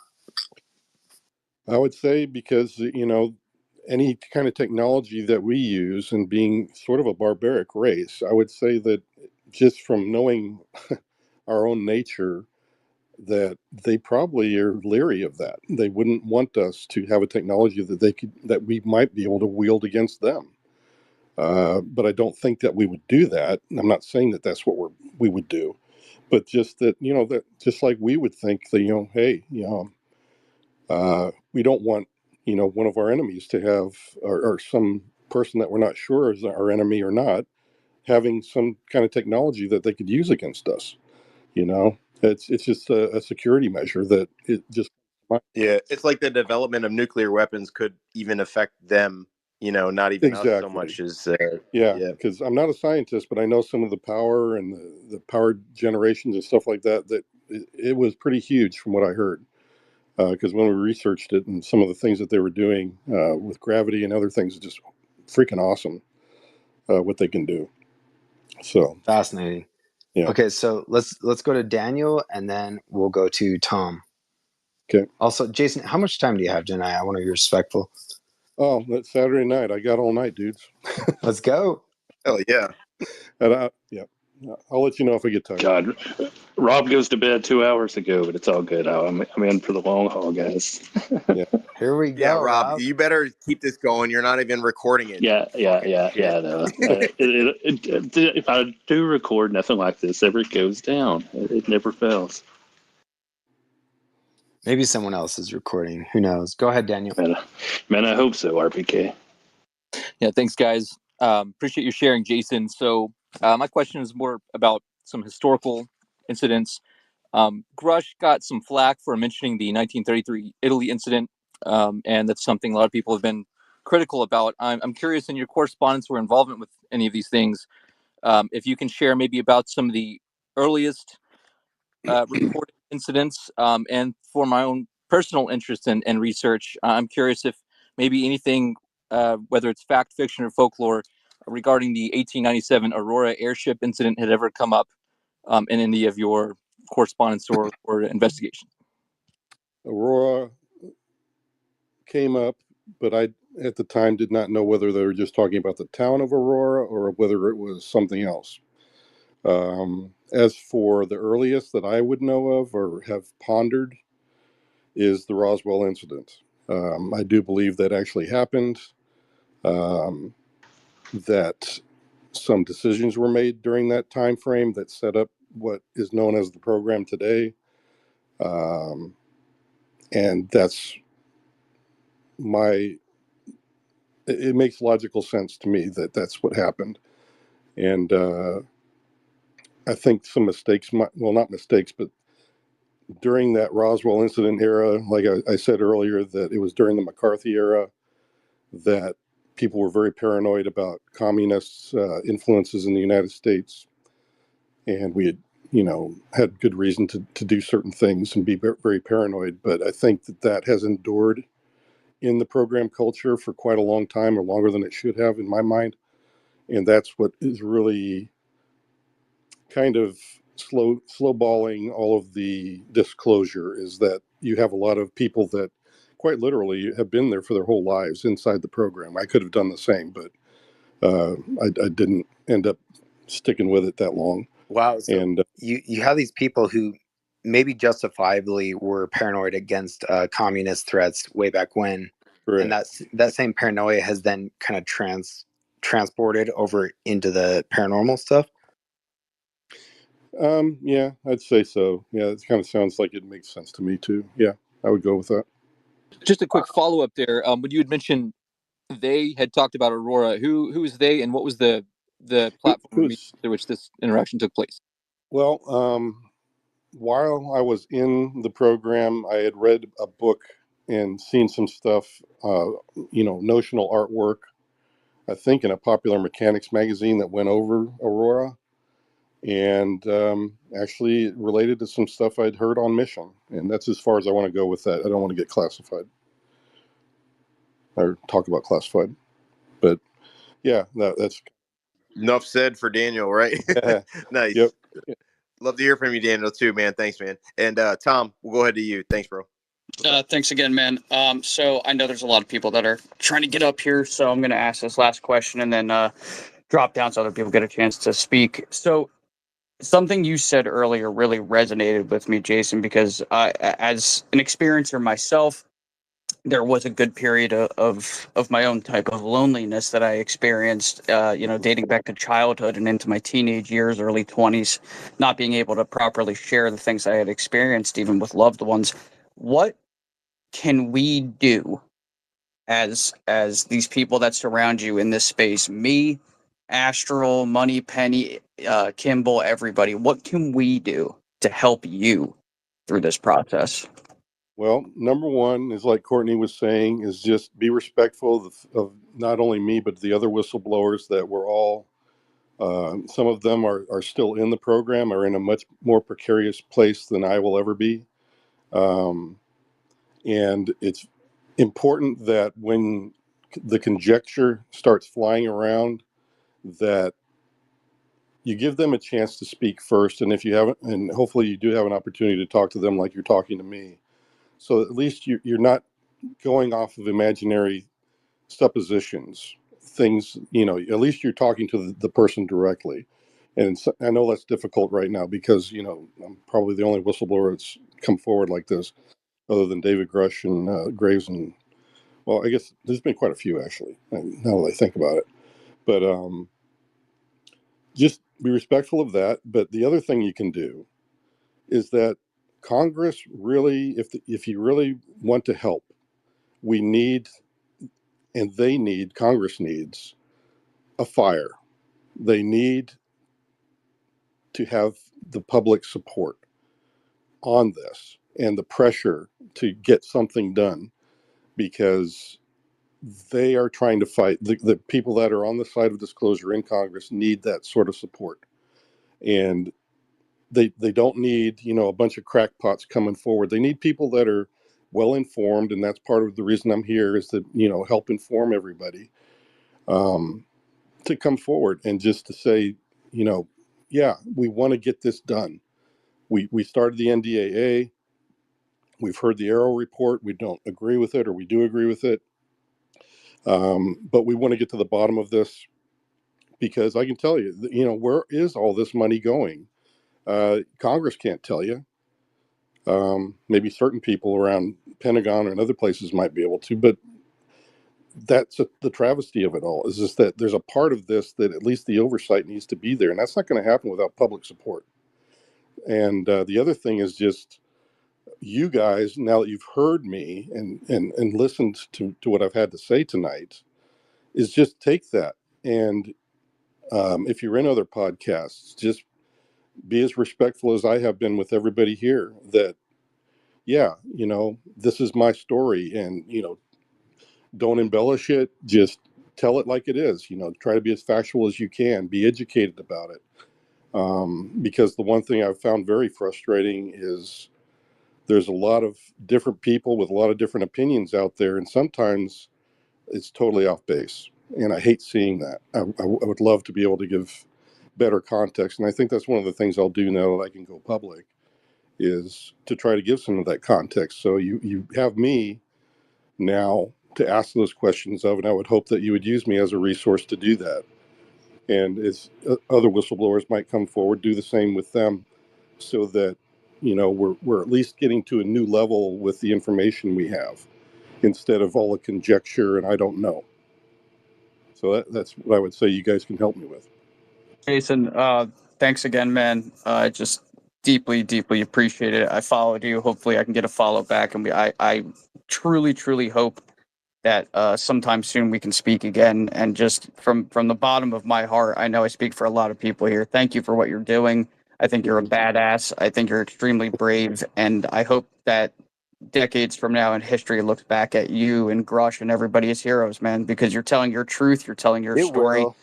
We know, and it means a lot to Tom. We know, everybody here. Tom. You and I. A lot of us in here know this is real. So We history know. books will Yeah. definitely. He's in Well, the yeah. history books. That's settled. Well, yeah, and Yeah, you're right. that's the one thing I've always found kind of like, good grief, I really wish all of you could know and have seen what I've seen and experienced it for yourself, and then there'd be no doubt. But I know that hasn't happened, and it probably likely won't for quite some time, unless the NHIs themselves want to say, hey, here we are, what do you want to say? But until that time happens, yeah, we're still going to be stuck with, people that'll listen to people like me and just think I'm full of it, Yeah, I get the feeling. Open contact is like a daunting. Like it would be great in a lot of ways, but I don't know. We're definitely not ready for open contact. I don't think. But let's see. I don't Yeah, even I know. agree. I think Tech Tweets or JJS was next. Yeah, Tech. What's up, man? Hey guys, great space, and Jason, thank you so much for coming forward and for what you're doing. I just have No a problem. few. I have a few quick questions for you. The first was, could you possibly comment on the Department of Naval Intelligence involvement in these programs? Yeah, I'd say out of all the different agencies and intel organizations, the DNI has been probably more of an honest broker than literally everybody else. Everybody else just seems to be kind of absent um, in trying to support any kind of an effort over the past decade, really. Excellent. So that's who I would. That's so I'd give kudos to the DNI. Okay, a couple more. Are there any specific details of the NHI craft in terms of propulsion, origin, where, and when they were recovered, that any of the contacts within the programs have divulged to you that you Well, can share? yes. Well, I don't want to give away any classified information, but Sure. I would tell you, and I've been asked this before, that the pace of retrievals has been about one or two craft every 3 to 5 years, ever since the 1950s. Okay. Wow. That's crazy. And a little bit further to that, are there confirmations that the propulsion methods of these craft are indeed anti-gravitationally based?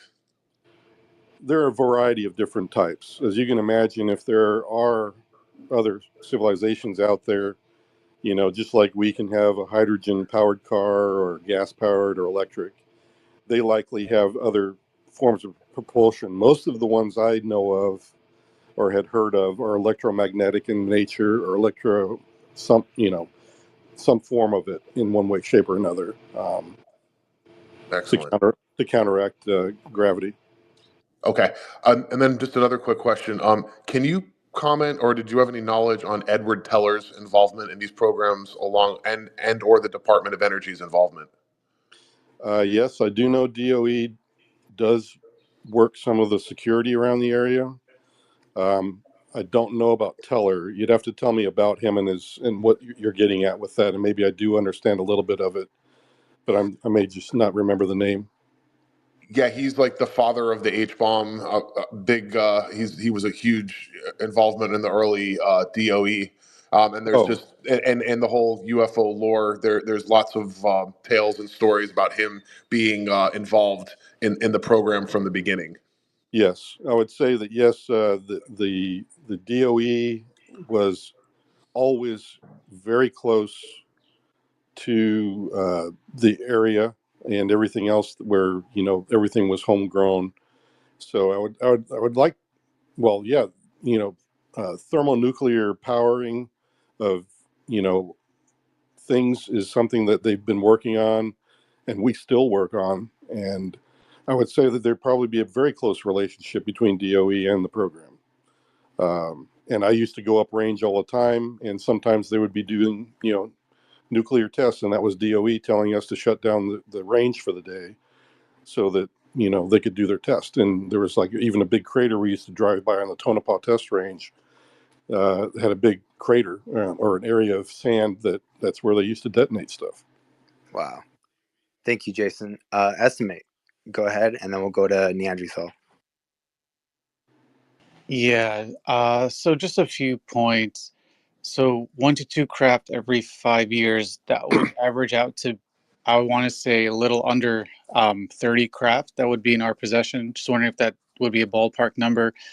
Yeah. Two, what was the impetus for? Because you said the program started around 1954-ish, right? Or that's Yeah. when the paperwork went back to. Do you know what was the impetus for that program to be started at that particular time? Yes. And one more after that. Well, I would say it was just the retrievals. That was what it was. Whether it was from a known adversary or not, that was what the program was stood up for. So it was very much related to actual wartime things that had taken place. And then it was a convenient place to start doing some of this other exotic crash retrieval stuff, because it's a really, you're doing kind of the same thing. You're reverse engineering, you're capturing stuff, you're researching the stuff. It just was a very cool workhouse for everybody to throw everything underneath.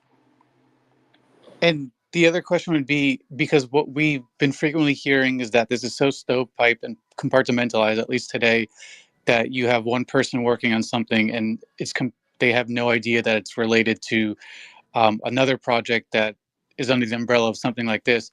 So my question would be what was the mechanism by which you were able to overhear the scientists and engineers talking about this, and what were their thoughts from what you could gather? Thank you. Well, I was actually monitoring their telecommunications is what my mission set was. So you'd hear exactly what, sometimes people are, as much as you tell somebody that you need to talk on an encrypted line, people are just lazy. And I hate to say it, but being in the business I was for the Air Force for many, many years, that pretty much everybody in every place we went to got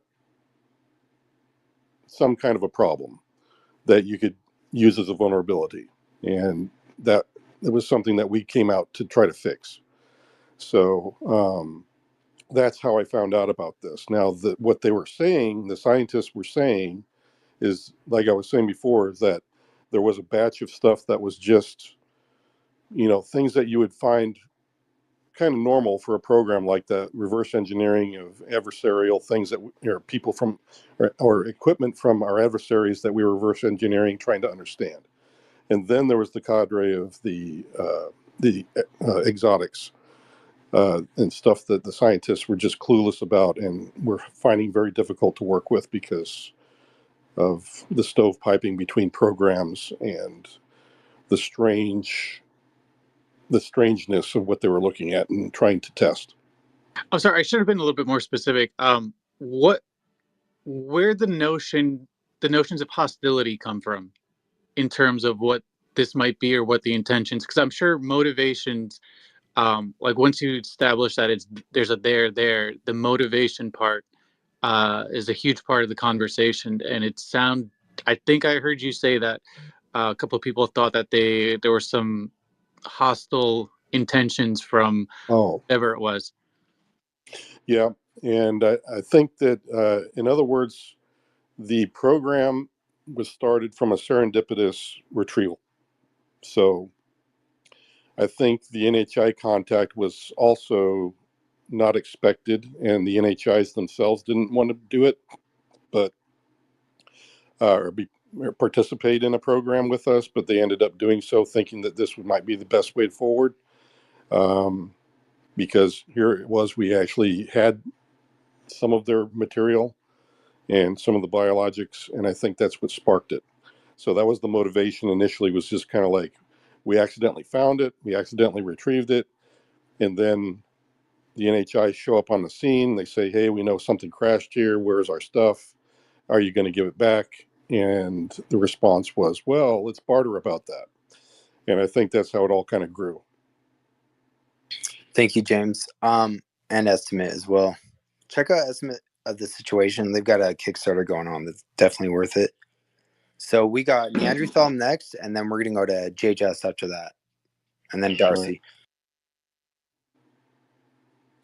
Hey, thanks. Great space. And I'm coming in a little late, so I apologize if somebody else has brought the stuff I'm going to ask about. Just have a couple of quick ones. So I heard you say earlier that about why you're coming out now and stuff. Like you mentioned that the stars are kind of all aligning to do this sort of a thing right now. I was wondering if you could elaborate on that. Oh yeah, that's just where I've seen Congress wanting to get involved. That the DNI and the task force and Arrow all have been doing, their due diligence to try to get some answers. And that's what I mean by the alignment of all these different things coming together. I've never seen so many things aligning all on trying to get to the answers we want from this. So we've heard from Arrow now, and apparently Sean Kirkpatrick and his analysts are looking at the data, and they think one way about it. But I'm also hearing that there's some blowback from that report as well. And honestly, I don't blame other people from kind of bagging on the fact that it was kind of sloppily written and maybe a little too cavalier in its assumptions that it made. And it certainly flies in the face of at least my going to Arrow and what I said to Sean Kirkpatrick myself. So I think we're in a place now to where we either go forward with this or we don't. And I really would like to see the celestial bodies continue to align and continue through, because I don't think we're going to have another generation for quite a while where this is an opportunity for all of us to, take the what we have now for synergy and just push this through and finally get to a place where everybody's either placated and, hey, we really are alone, or hey, yeah, there's NHI. I know that we have there are NHI, but that's for our society to come to grips with that. I mean, that's what I mean by aligning of the whole thing, is that I think this is the only generation that can get the answer that I've seen since I've been alive. Wow. So real quick, Jason, you're not a lawyer, I'm not a lawyer, but if you were to, the way forward, right? You said we need to go forward. How would you go forward, knowing what you know? Well, I have suggested that, if there are people that are in the program and or people in the private industry that is helping the program, now's the time to come forward. And there's already a process in place to discreetly come forward if you have UAP material, biologics, whatever, what have you, or even just information that you wish to share. I'm one of the people that can help you connect with the right Congress people and senators and whoever you want, and it'll be handled very discreetly. And because I know that some of the people in the program would like to do that. Now, if they want to do a public statement, I can go that route too. And there's, David Grush can point them in the right direction too. The Soul Foundation has a lot of really great people there too that can help. We all have a lot of really great networked resources to help folks do the right thing. So, yeah, that's what I would like to see happen. That was awesome.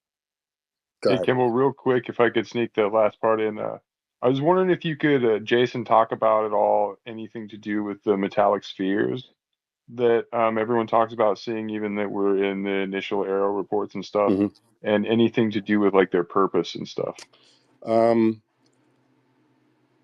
I would say that if there is some indication, I would say, not from my own personal experience. Let me say that this is just my opinion. From what I have heard, from what I believe are legitimate reporting, is that there's a lot of drones being flown around because of the danger of a crash. There seems to be directed energy weapons that affect the UAP. So I think if you're a smart NHI, you wouldn't have people on board anymore, just because you wouldn't want to endanger your own people. Just like we wouldn't want our own air crews to endanger themselves. So the orbs, I would say, they serve a multitude of different missions. There are some that are research. There are some that are in interplanetary or otherwise, where they can come and they provide a conveyance from one location to another to get someplace they want to go. Then there's other ones that are just maybe even recreational, because intelligence races tend to want to be entertained. We love our football games. Who wouldn't want to come to the zoo known as Earth and observe some of the stupidity that goes on here? So some of them might actually be coming here for entertainment value, for all I know. It's kind of fun to play with that. But I'm just saying that it could be a lot of different reasons. But just about everything you can imagine you'd want to be on another planet, that may be why they're here, and that's what those orbs are about. Thank you, Jason. So JJS was going to be next. Non-Credible's phone is about to die, and he's a solid researcher I trust. So we're going to let him go ahead real quick. I'm good with that. Go non-credible. I have just a quick question for you, Jason. Would maybe I have seen you trying to talk some sense into Richard Giordano on the Goof On show last year, and it just went over everybody's head except mine?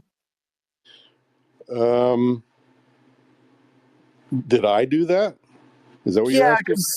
I was watching, I watched the David Grush interview premiere on the Richard Giordano show, Goof On, and then there was that was me. Yeah, that was me. I used screen name Ted at the time, I think. Yeah, that's my dad's name, and it's also my middle name. I got you. Cool, man. I just wanted to make sure I wasn't taking crazy pills, because your voice was very, very familiar. But I heard you there that day, and I appreciate that. I wouldn't be here today if I hadn't heard you there that day, in part. Appreciate that, at that friend. point, the reason I came forward on that one was to defend David Grush, because there were some things being said that just weren't true. So, like I said, I think you were trying to talk some sense into Rich. I heard your sense that you were putting out there. I told you guys Non-Credible was solid. Yo, we need to go back and get that shit down. Unfortunately, it was only on this channel, Rebellious Unknown, for a while, because Rich, the Rich version got striked down because News Nation. Hey, I can reach out to Lynn and get a copy of that. Incredible, no big deal. That would be cool. You better post that, Rob. JJS, go ahead. Back channel that. Yeah, but that was me. I was trying to defend David Grush at the time, because he's been a really good, friend of mine all the way through this from the start. And I just was really upset to hear some of the stuff that was being thrown around. Yeah, but you were probably looking at him and seeing what was going on pretty closely with when he was coming out and getting feedback and all that shit. Yeah, right? Actually, last year it was the same week. It was kind of weird because I was talking to him on the phone, and I was just like, "Hey, Dave, I'm thinking about going public, but I'm not ready for it yet." And he's like, "Yeah, that's kind of weird. I'm thinking about that too." And then he actually did, and I was like, "Wow, cool! You're my hero," And so here I am this year, following in his footsteps. So I think it's appropriate. Darcy, what's up, man? Yo, oh my God, this is a momentous occasion. Jason, thank you so much for stepping up and out like this. It's pretty surprising, and I totally agree with like Courtney and other folks. It is the shot in the arm that we needed right now. Yeah. I'm a fellow researcher, as many people in this room are, documentarian. I'm excited to see your testimony included in the new documentary that James Fox is releasing. Mm-hmm. But couple questions for you. First of all, if you can elaborate, what was the impetus for you coming forward so early? I think Courtney kind of touched on that. And yeah, go ahead, and then I'll just ask the other quick questions if you don't mind. Well, I guess to add on to what I was saying before is just that I've been working towards going public for probably about a year and a half, all told. Tonight was kind of something I've been thinking about for quite a while, because I've been seeing the interest is still there, and the conversation was really, very good at the start here on this particular podcast, and I really appreciated it. And I thought, well, this is kind of what the kind of forum that I wanted to, have, because you guys and the public really need to start hearing the, I guess, informed version of everything, rather, because I felt so bad over the past year hearing some of the podcasts, and I'm just like, gee, I really wish I could go and talk, but I just didn't have all of my ducks lined up to go public yet. And I would just be like, oh, wow, that's just really off base. And, they should be talking this way about it. And that's one of the reasons, that's really what I'm doing here. So to add to what I said before, is that's another big motivator, is just that I really feel like I want to give some context, at least from my point of view. And I'll at least give you my opinion as to what I think I was hearing and the things that I had experienced. And at least you'll hear it from a firsthand person. And I'll give you my best shot. I'll be as honest as I can. And that's all I can offer you guys. And that's another big motivator. But I think just that one thing, that if I was never in the program, I would appreciate somebody like myself coming forward to help at least give some context. So that's another big motivator for me coming forward tonight. Great. And kudos for you for standing up for David Grush in the middle of the troll posse over at Goopons Radio bullshit show. He's a total piece of garbage in my opinion. But I thought it was humorous. It was very, very humorous to me. But at the same time, they did have some good points as well. But yeah. Okay. Anyways, the other question I had for you, you said you stood within feet of a non-human intelligence. Was this like your typical gray? And no, it was. My second question is, you said 1954 was really when this kicked off. Were the NHIs involved from the beginning, or did they come in years later or before the program? I think that it's possible that our government had some previous contacts, but I do believe that in 1954 that the program was stood up officially, and has been, striving forward ever since. So as for the person I met in the desert that was 3 feet away from me, he to me, his skin looked the same as what an albino would have, very, very pale white. And he was a little bit shorter than me. I stand about 6 foot. He was a few inches shorter, maybe 5'6", 5'7". So I had a very good look at him. I think people have asked me about it before, and I would say he probably looks more like a tall white than he does anybody else, but the ears are something that really threw me off. But you'll hear more about that when James Fox's film comes out later this year. And by the way, he is trying he's working his butt off right now trying to get that film finished up. Yeah, James is awesome. Jason, real quick, just on the points you just made. So even someone who's into the topic like myself, when I hear people make delineations between like races, between the Nordics or the tall whites, that is like, wait, what? And I guess just given your background and like your experience in these departments, can you shed any light on maybe where your opinions or your knowledge, I guess, comes from? Well, just during the interview process, there was a lot of pointed questions about my encounter in the desert with this individual, and I'm never going to claim to be an expert and have like a catalog of exactly what all the different races are that have made contact with the human race are. All I can tell you is what I've seen and experienced myself. So this individual had that albino-looking skin, had a blue under that skin. It was a bluish kind of a tinge. He had earlobes, but they were conformed to his skull, so they weren't sticking out at all like ours do. And his eyes were twice the size of ours. And the corners of his eyes were probably about where our temples are. That's how big they were. And the irises were similarly large and very dark, to the point where you couldn't tell the difference between pupil or iris. Right, but what's why do you describe that as a tall white as opposed to a Nordic, or like your knowledge on those delineations or the grays or the ebens or whatever? Where does that come from? Well, there's two sources, and that is one is my own, listening to telecommunications within the program. The tall whites were mentioned and the grays. At that point, though, I had not seen what a tall white or a gray looked like.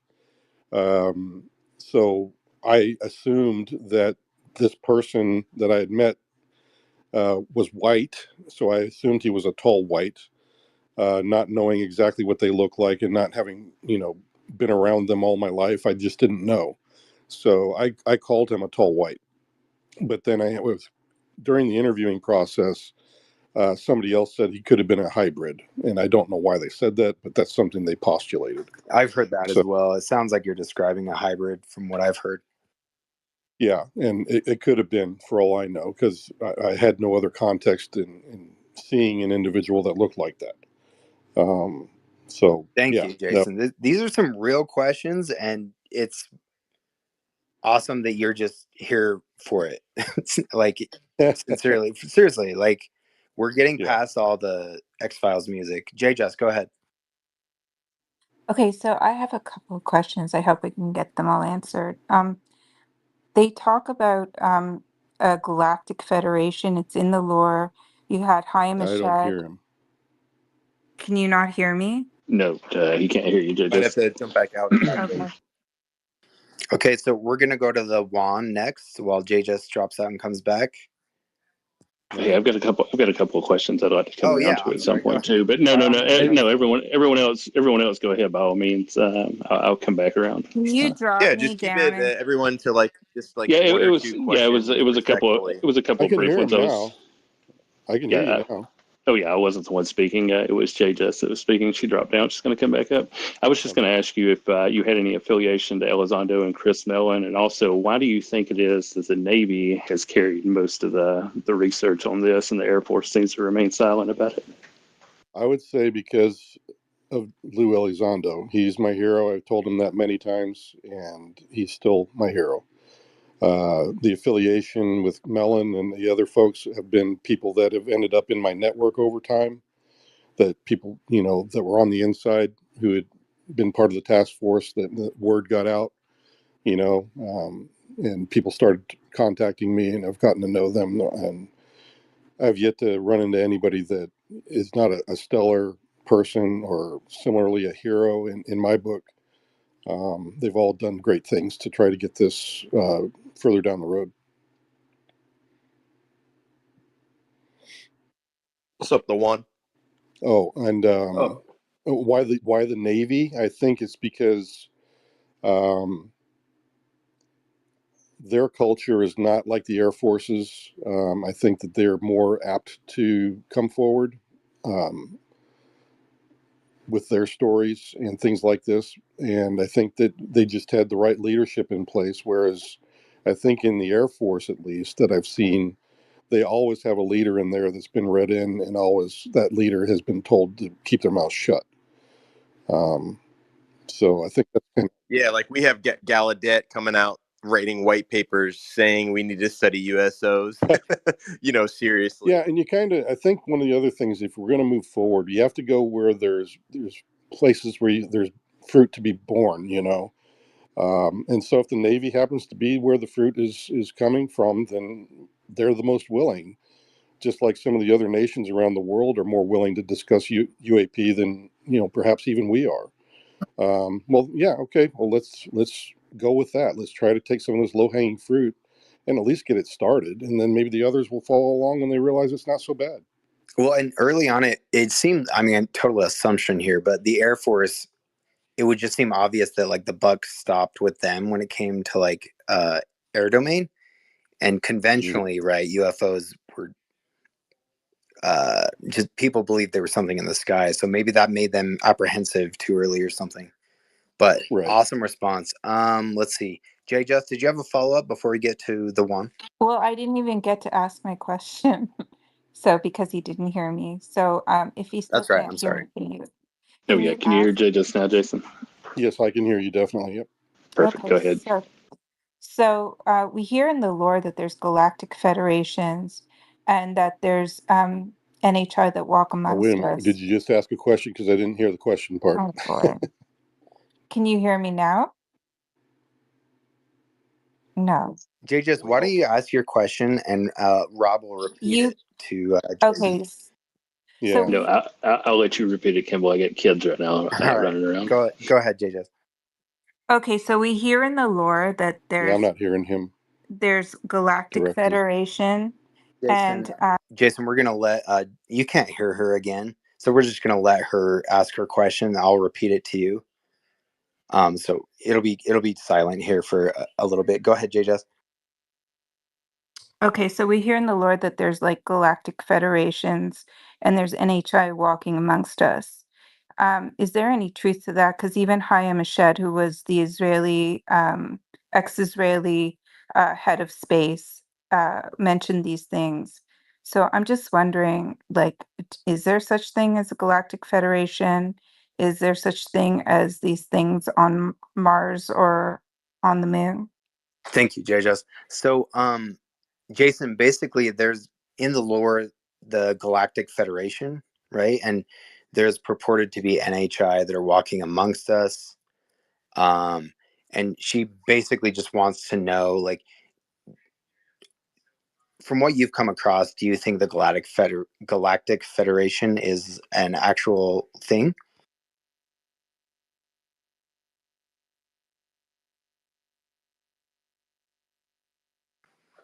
Are you there, Jason? Oh boy, I don't know that I could hear Kimball either. Oh, here you go. Can you hear me now? Yeah, could you hear Kimball? Yep.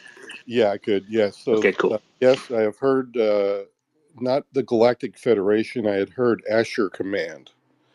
That was definitely a term that I had heard, and I thought, "What the heck is this?"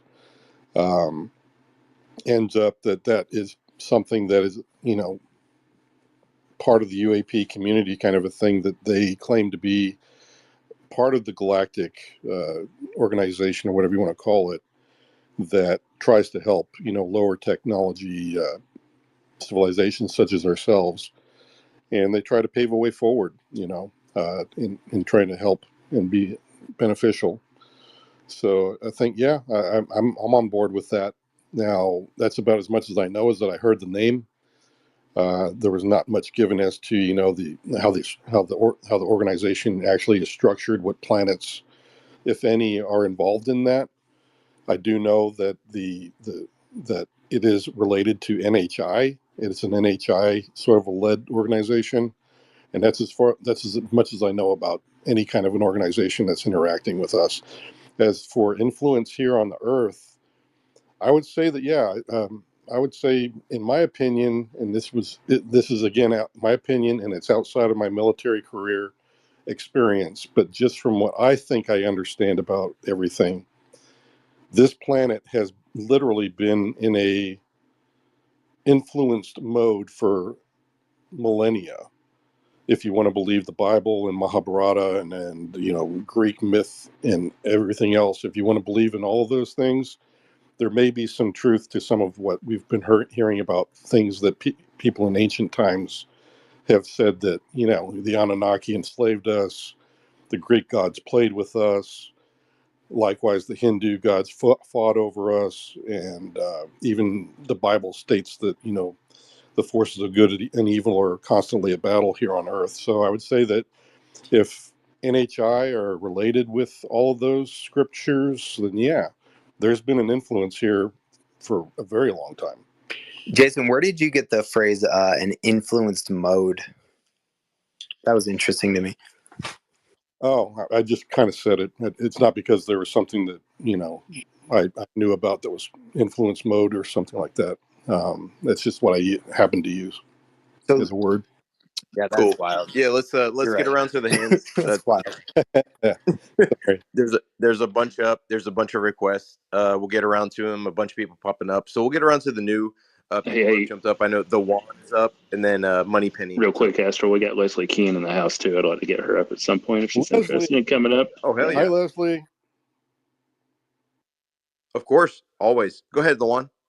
Guys, my questions will be very specific, and then I'll go ahead and go down. My first question is, Jason, do you know of any agreements between NHI and humans?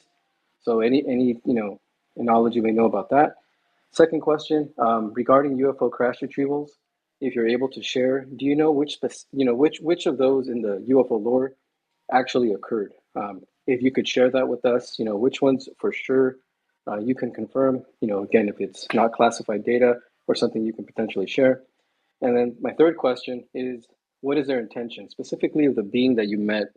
Anything you can share about, why are they here? I know you mentioned about, material that they were trying to get back, but what about their overall grand intention? Could you share? Okay. So craft,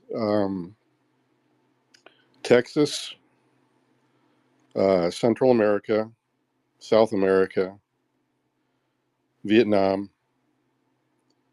and several other countries are retrieval site areas.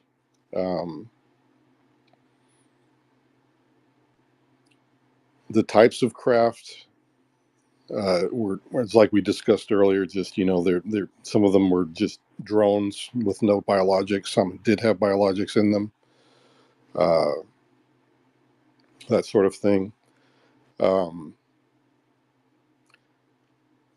the person that I had contact with and what I thought he was doing here, he felt like he was, because when there was a telepathic part of what he was communicating, because he wasn't speaking English and I didn't know what language it was, but I could understand him perfectly. So we were sharing mind space, and apparently there was some kind of residue memory from him that when I was being interviewed, some people were able to bring that out of me. And he just mainly he seemed like he was here as a worker, part of the workforce that was interacting with the program. Now, when you get back to the part of your question about, what interaction do they have in the program, the only parts of that I got exposed to was just the fact that they were helping in the labs under certain conditions that were highly, highly managed.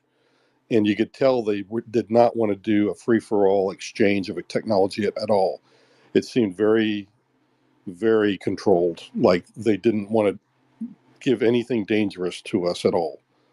So hopefully that answers all the questions you had. Part about the agreements. Have you heard of anything, Oh, the agreements. Yeah, NHI human agreements? Well, that's as far as I would say, is that I know that if they're working in the labs, there had to be some kind of an agreement for them to do so. Because I'm sure they had to barter back and forth as to what part they wanted to play, how much they wanted to give.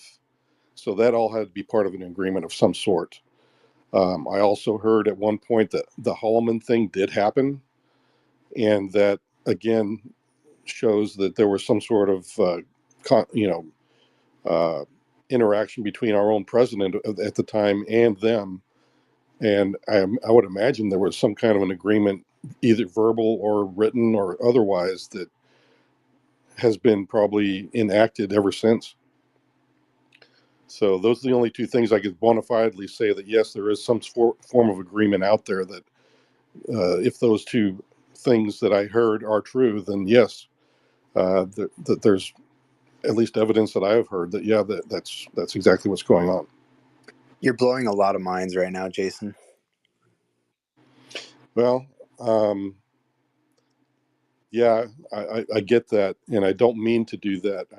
I apologize if I am going to blow your mind, and I've always thought that perhaps when I come forward that it was going to be gradual. But again, just like it was when I was doing this in the task force and people were asking me questions, it just went down some rabbit holes, and I couldn't. I want to answer the questions the best I can.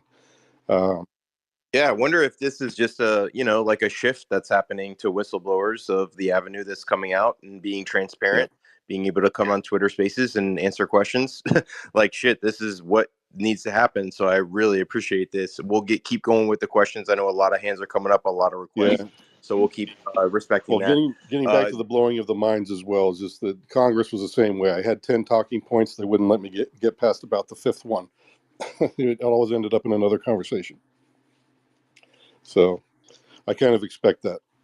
Real quick, let's get to the next question. Real quick, Jason, I wanted to ask you your thoughts on Doty, and then we'll move along to whoever's next. I've not been paying attention. I think we got experience, and then Red Panda, and then estimate, and Paul. Okay, Doty. I would say, no, is he the guy that claimed he was doing some kind of cover story for the program? Yeah, he's the guy that was on the Benowitz case. I don't know if you're familiar. Former Air Force Office Special Intelligence. Yeah. Honestly, I did work with people in the Air Force OSI that were doing part of the cover-up plan for the program. And I don't mean to bag on Doty or anybody that had to work that program. I mean, he's probably got a lot of stuff that he knows because he was in the same briefings I was for the missions. Probably, in some cases, I'm not saying I've never worked with him, but I do know that if he did have exposure to the program, that's how he was probably working. So that being the case, because he was literally doing a deception plan for the program, that makes it difficult when he wants to come forward and say, I'm an honest broker. People have to take that into context. Is he still blowing untruths out, or is he actually coming forward with the right stuff? That's something that, unfortunately, you kind of have to deal with when you've been doing that kind of work for a job. So I don't have a beef with Doty. I think he's telling the truth in a lot of cases, but I can't verify a lot of what he's done because I just wasn't exposed to him and what he was doing for his work in the program. Also, real quick, what's your opinion on Chris Bledsoe and the lady? I'm sorry, guys, this is my space. I had a few questions I wanted to ask, and I had to butt in somehow. So. What specifically do you want to know about Bledsoe? I mean, what statement? Lady in white, Rob, like the non-human intelligence that Chris Bledsoe has contact. Yeah, the lady more specifically. Oh, okay. Well, I have seen some seriously strange stuff. I don't close the door on anybody, and even if somebody warned me that not to talk to Bledsoe, I'm the kind of guy that's just a nice guy, and I'm approachable. I will come meet you, and I will talk to you, and then I will make my call from there because I'm usually a pretty good judge of character at that point when I meet people. Do you feel like there's a group of people who are more prevalent in are the government are paying attention to that have experiences with non-human intelligence often? Oh, sure. Yeah. They've got the databases that have all the names in there. They got my name in parts of it, so they know I've been part of their program, but they're also going to hear from me that I'm trying to help, I'm trying to get through this so that they can maintain their program, and that, we're just trying to get to a better place so that,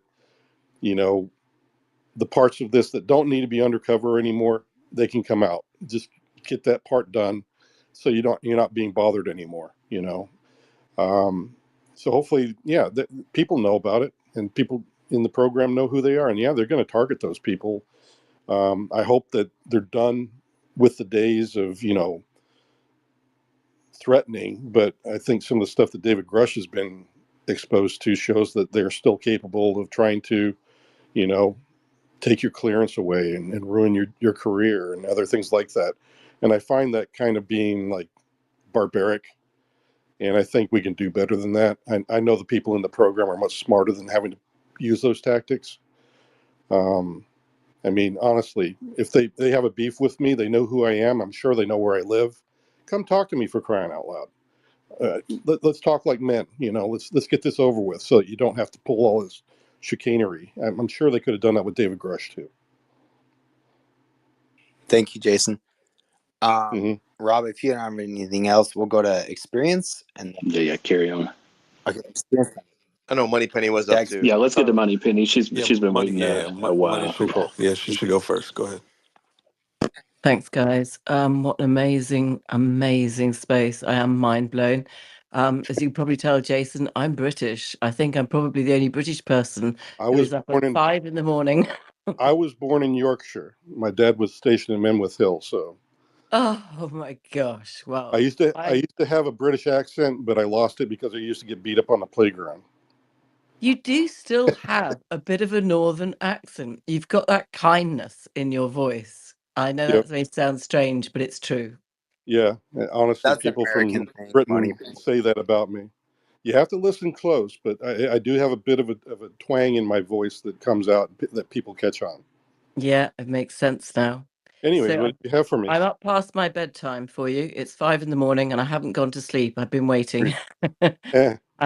I come from a military family. My father's ex-RAF, and I live next to the GCHQ, which you probably will recognize as the head of intelligence agencies in the UK.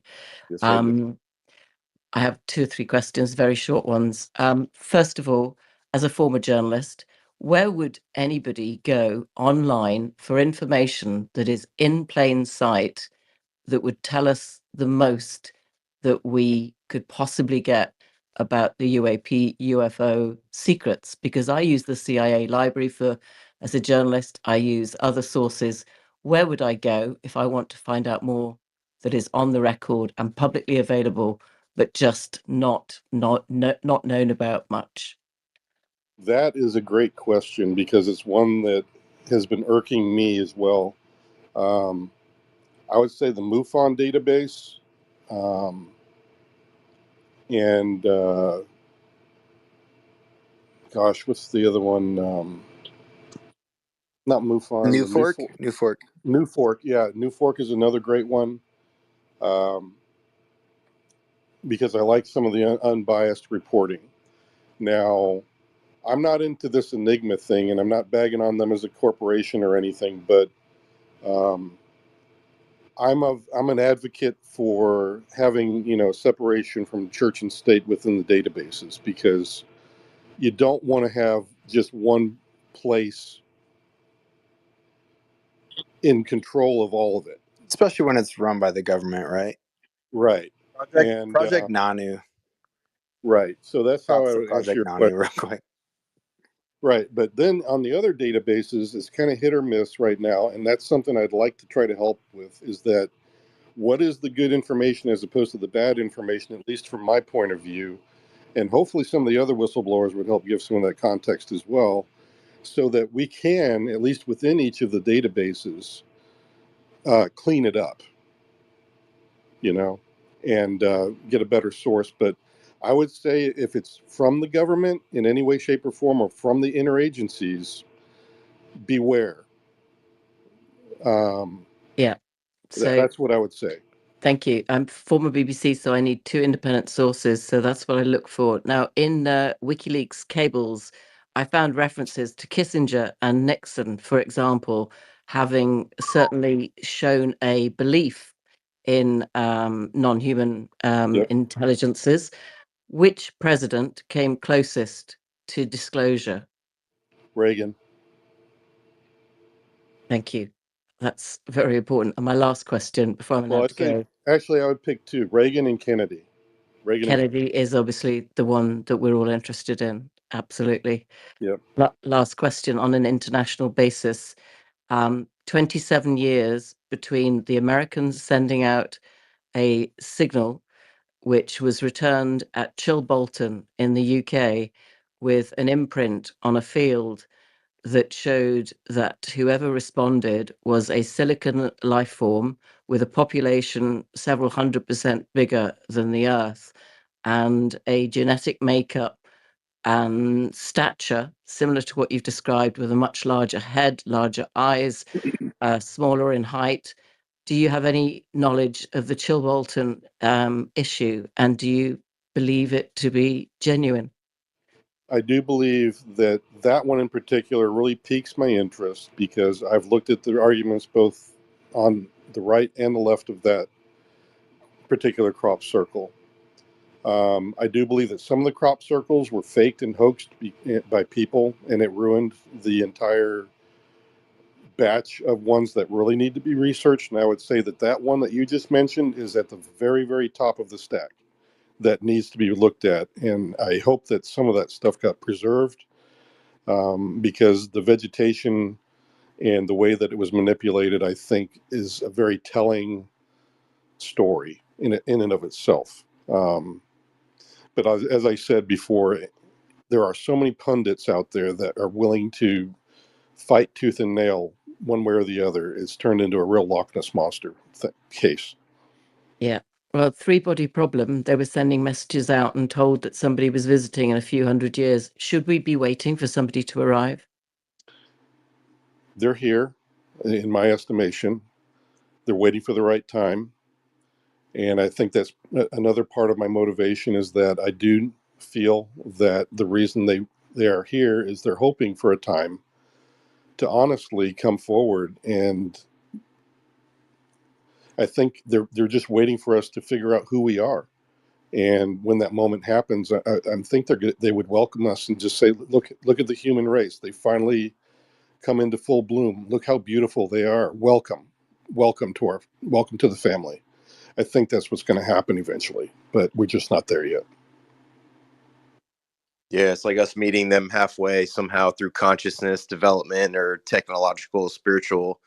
That's the big question of like, how contact is actually happening or taking place. Yeah, and so it has a lot to do with us finding our own way and our own path forward. But I think we're going to have to do a lot better at trying to get along with each other first. And I think that has a lot to do with, again, each of us knowing who we are and that, we do have to keep our own governments in check. And I think in America, that's a really, and in the free world, the Western nations and Britain included, that we have a great opportunity in these in the nations where freedoms are tantamount and held high. We're able to get to a different place when it comes to helping things, but we have got to come up with a way to keep the government in check because I've seen so many times where we've wanted to do the right thing, but somebody pays big bucks to make it not happen. So, Jason, that was amazing, by the way. But do you feel like there's how can we dovetail these two topics? If the information you're sharing right now and others, right, as more of this data comes out about the phenomena, is there any way that you foresee that being dovetailed with something that kind of Reagan alluded to, where like, can we come together as a race and just stop fighting each other? Yes, I think that is something that in the Reagan era I was really hopeful for because that's what I wanted our world leaders to hear. And that was the first time I saw Russia and America finally seeing each other face to face, and we were ready to get to the right place, only to have it all demolished within a few quick elections. And then it all got ruined again and all the way back to where it was before. And I just was so disheartened after that. So, yeah, I would say you're right. It would have been nice to have seen that happen. feels like ufology in a nutshell. Yeah.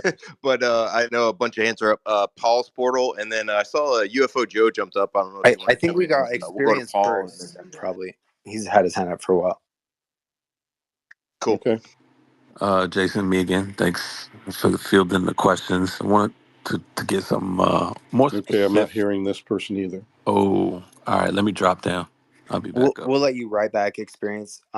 Red Panda, why don't you go ahead and then estimate and then Paul. Thank you. Jason, you said you wanted to go public to correct the record on some things you'd heard on some shows. Is there anything in particular that comes to mind, or trains of thought or thinking that you think the community is going, or that you think maybe they should steer this way, not that way?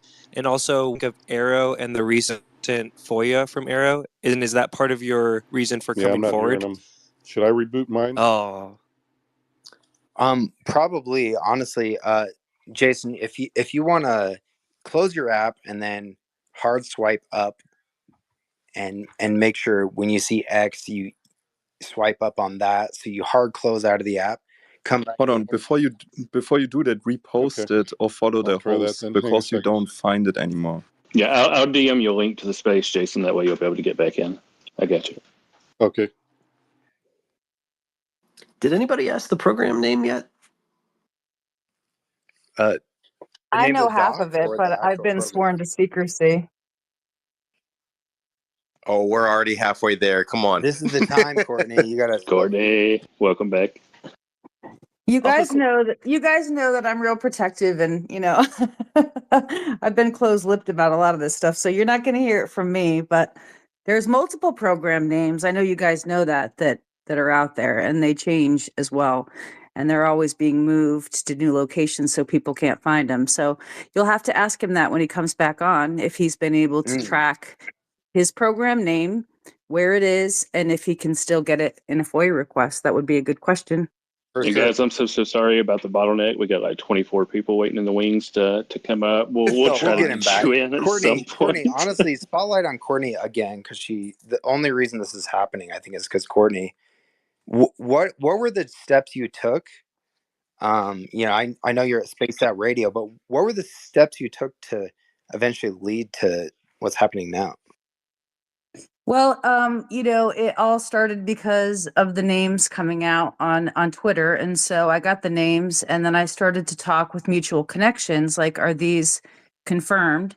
Then I had a mutual friend that said, yes, I have one of the names. We discussed that. And then the information had come through that there was a story that came through on the task force forum.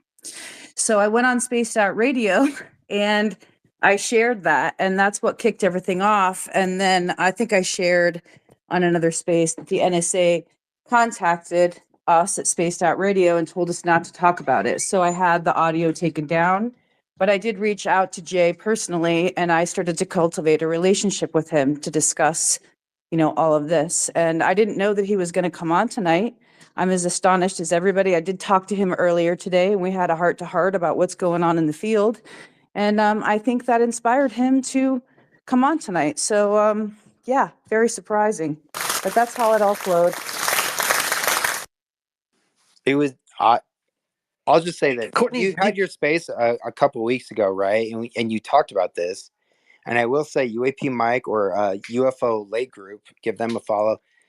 Both of us were like, "Whoa, what's Courtney saying right now?" And our ears perked up. But then you just kept going with it, and then we had Steve in your space yesterday, and now we have Jason today. So seriously, this is awesome. Yeah, well, Steve was part of all of it. So he and I also maintained a relationship and continued to discuss the programs and his experiences with it. And he's also an experiencer. As you know, he lost his job as a direct result of his encounters. And so he wanted to talk and come out into the community and be introduced, to other experiencers and be with all of us. So I did that space to allow that to happen in a safe way, because you guys all know that Twitter is really divisive. And I think that was a job well done. And like I've said in the past, it's not just my personal privilege to know these men and veterans, but it's everybody's privilege to know them. So I feel really honored that I played a small part in it, but now it's a much wider thing, and I'm proud to have been involved with all of it. It started with you, honestly. Thank you so much. And Jason, thanks for coming back. You hear bravo, everyone? Courtney. Yeah, I'm back, and I can hear everybody. Courtney, was that NSA OGC that contacted you, and did they state why they wanted it removed? Yeah, well, they didn't say take the audio down. I said take the audio down because of the federal whistleblower protection status, and we were being monitored on Spaced Out Radio. And so, out of respect for everybody involved, we took everything down and we're just very careful.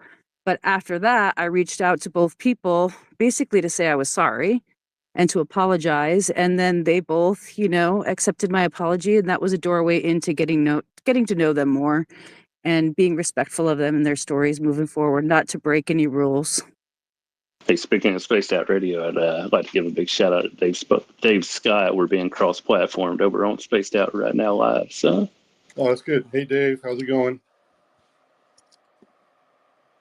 That's my shout out to Dave. Oh yeah. Yo, I saw Keith has his hand up. I want to bring Keith in. What's up, Keith? How's it going? I am totally excited and really in shock and so grateful for Jason to stand up for this community and really for humanity because we have been struggling with this issue for years. And I don't want to take any more seconds away from everybody else they all have a bunch of questions. So I'll be very brief.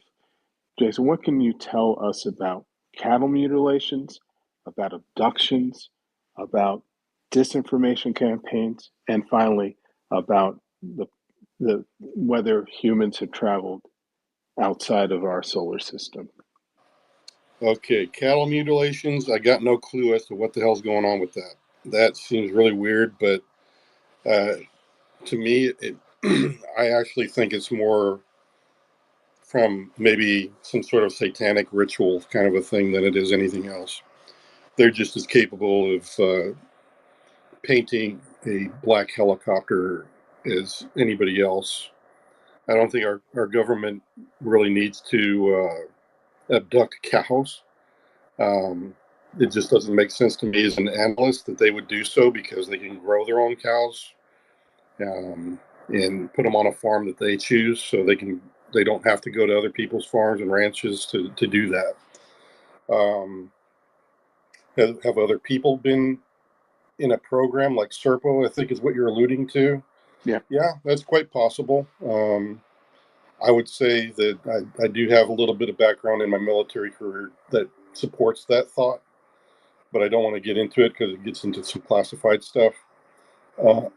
So I would say, yeah, it's in the realm of possible. I mean, honestly, if we as a human race were a planetary or intergalactic race, I would say we also have the ability or would want to have the ability to have emissaries from those other planets come visit ours, just so we would understand each other better. And I think that would be very realistic. That if there is some constant contact, that's a reality. So, what was the other part of the question? I kind of lost track.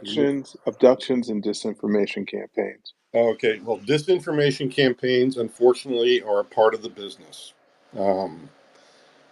The fact that abductions are going on, I think, is a bit of I don't know how to put it, a misunderstanding. If the NHIs are doing the abductions, yeah, I would like for them to come knock on my door and say, look, we would like to subject you to some scientific testing. But I think since they're telepathic and they can shut us down mentally, I think maybe that to them is more favorable and desirable because they've had so many bad experiences with people probably kicking and screaming the whole way through. And it's better just to control us and not to tell us they're coming because they don't want us to kick them in the nuts and pull a gun. So I think they opt for that. Now, the horror story abductions is a totally different thing. I don't know about all of them being from, evil-minded NHIs. I would say that some of them, in my opinion, are probably just misunderstood, as I was saying. that, if you're a telepathic being and you've just abducted me and I'm as scared as heck about being in your craft and being confronted with you and your odd looks, being telepathically linked to me, you might start feeling fearful because you're feeling it for me, and then it just turns into a big snowball of fear. So maybe some of the abductions go south because of that. But there might be a section of them that are quite horrific, and yes, they may have some ill intent in doing some of the things that they do, because some of them do seem like they're just flat out evil, but not all of them are. So, hey, Jason. Thank you. Yeah. Jason, curious, are you aware if the government, or if NHI have stipulated the government couldn't use nuclear weapons or something along those lines, maybe? Yeah, there definitely is a penchant for NHI and nuclear stuff. There apparently, I know that there's ways that even with just electromagnetics, that some of their systems can be interrupted or taken offline and things like this. I think that's how the Roswell crash was claimed to have happened as well. That it wasn't a directed energy weapon; it was more or less a radar that just happened to, interact with some of the systems on board the craft, and it fell from the sky. Totally unintentional.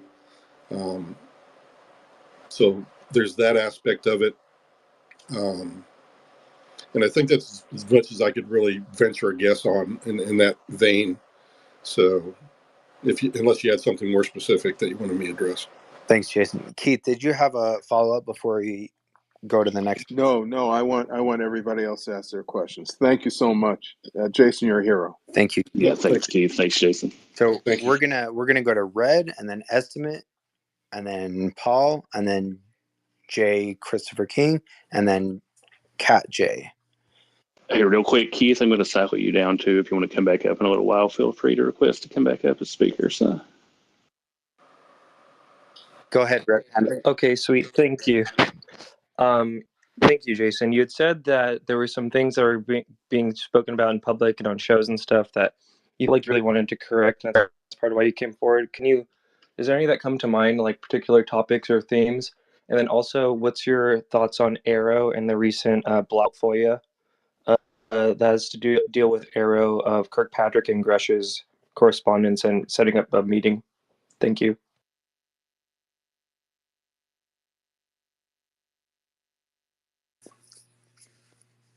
Jason, did you hear that? Or Yes, I did. Sorry, I muted my mic for a minute, and I forgot to turn it back on. Anyway, I find some of the stuff that floats around is mainly that's not good information in some of the podcasts and some of the YouTube videos and some of the shows.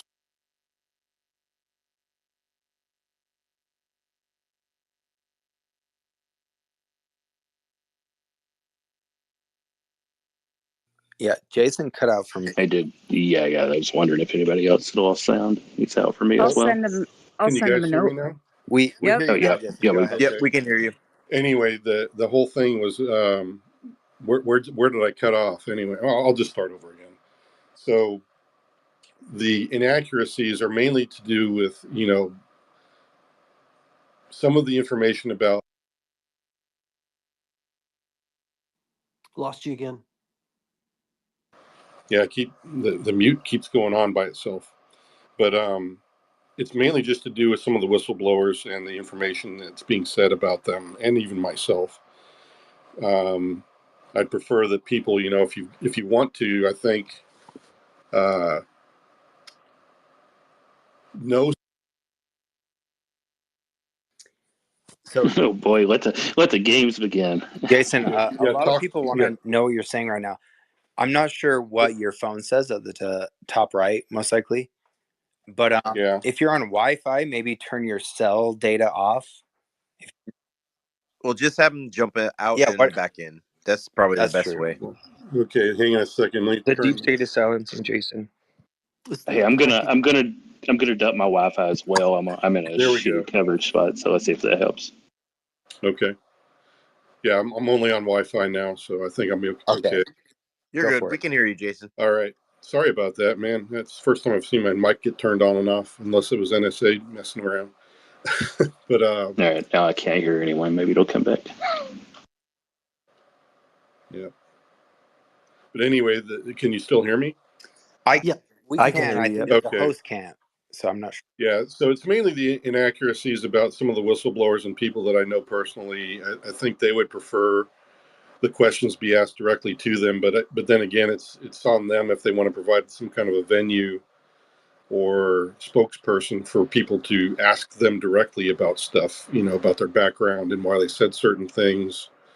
Because I hear that a lot of times that, people are taking out of context something that was said by David Grush. And I know that that's not what he said or meant. And that's mainly one of the things. And then the other piece is that, I don't know, I guess I don't know enough about intergalactic organizations and interplanetary stuff, but there's a lot of people that'll go out on a limb and talk about that stuff. And I just wonder where they're getting the information sometimes.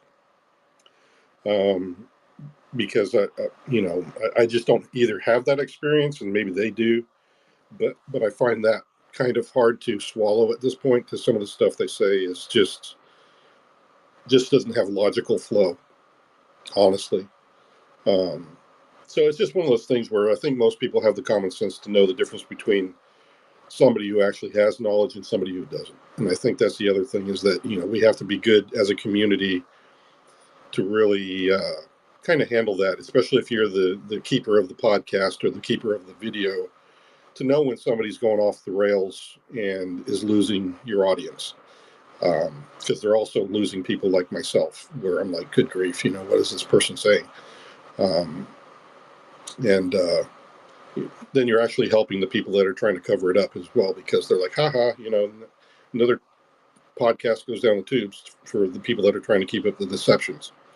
So those are the things that I think should be addressed in the UAP circles and the people that really want to get to the root of it. Thoughts on the Victor video? Thank you. One more time, Red. Thinking the second part was about Arrow and Kirkpatrick and this recent FOIA dump about the correspondence between Mellon, Kirkpatrick, and Grush. Yeah, I think he was a bit too cavalier. I don't think he did justice to a lot of folks' other work. I don't think he looked at a lot of that before he put together his report. So it was mainly based on him and his group of his think tank rather than collaboration. And that may be a fallacy that maybe he fell into, and it ended up being something that unfortunately might lead to some backlash from the people that actually have done some really hard research in the UAP community, as well as some of the people in the IC community that know better. And definitely from some of the whistleblowers that came to Arrow in good confidence to try to tell Sean what they had seen and heard and what their concerns were. I think he did a total disservice with some of that, because we're the ones who are actually in the program. He was not. And for him to say that some of the things about it, he could have done a much better job of describing it, other than just kind of, in some cases, doing some character assassination. So do you have information that you gave Arrow that they didn't provide in the historical report? Like you seem pretty upset about it. Do you see the main discrepancy is like whistleblowers coming through to Arrow and then them not really looking into what's printed in the historical report that they just published? Yes, I looked at it more or less like this was just, it very much had the feel of this was just Sean and his group of people's opinion, rather than, so like I was saying before, he's a good scientist, but I don't think he's the person I would have put in charge of the investigation. And I'm not sure who he had doing that kind of a thing. Hopefully they had good credentials and they did a really good due diligence on it, trying to track some of this down. It was mostly volunteers. Oh, okay. Then that's a fallacy. Also, I would really have liked to have seen some of the stuff that I had suggested early on with Congress when I came to give my testimony to them back in 2022. That You mean the people like, AKA, you mean the people who are taking the testimony from the whistleblowers were volunteers or looking Both. into the Well, programs? not only taking testimony, but also that wrote that report. okay? Yep. Well, if they're volunteers, then that's fine. I mean, you got to do with what you got for resources. But that's something that also I feel like wasn't really a big concern when I went to give my testimony to Congress, because I mentioned to them, I said, if I were you, I would definitely not just set up Arrow. I would also have like a third party agency that had equal power that did the investigative work to do that piece, because you're going to need a scientist to look at the data, but he's not necessarily going to be a good investigator. So likewise, the investigator may not be a great scientist. You're not going to find an individual. It's going to be very difficult to find an individual that has both of those skill sets. So, like I said, Sean is definitely in the square of science and not investigation. Therefore, he's going to have to hire people. But now I'm hearing they're volunteers, so that may be a fallacy of the report as well. Well, and didn't Congress originally, like, their first proposal was to come up with their own independent task force, basically, and then the Pentagon responded with AIMSOG, which turned into, or maybe the UAP task force, then AIMSOG, and then Arrow. But no, I mean, you're outlining like the ideal group of people to really investigate this. Well, you're also asking them to investigate the organization that they represent. Yes. So that's a fallacy Exactly, in its own. yeah. That's exactly what I was going to say, is that my big beef with it is, why on earth would you allow somebody to write a report for themselves? In other words, why are you telling the Pentagon?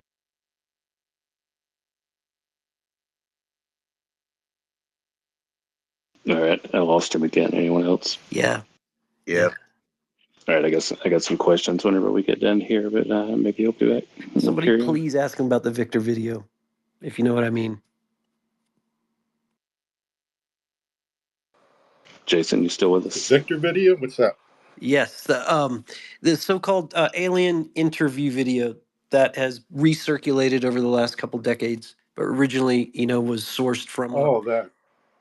I would say that the alien and everything looks really great. I mean, yep. However, I think the alien was given a line of BS.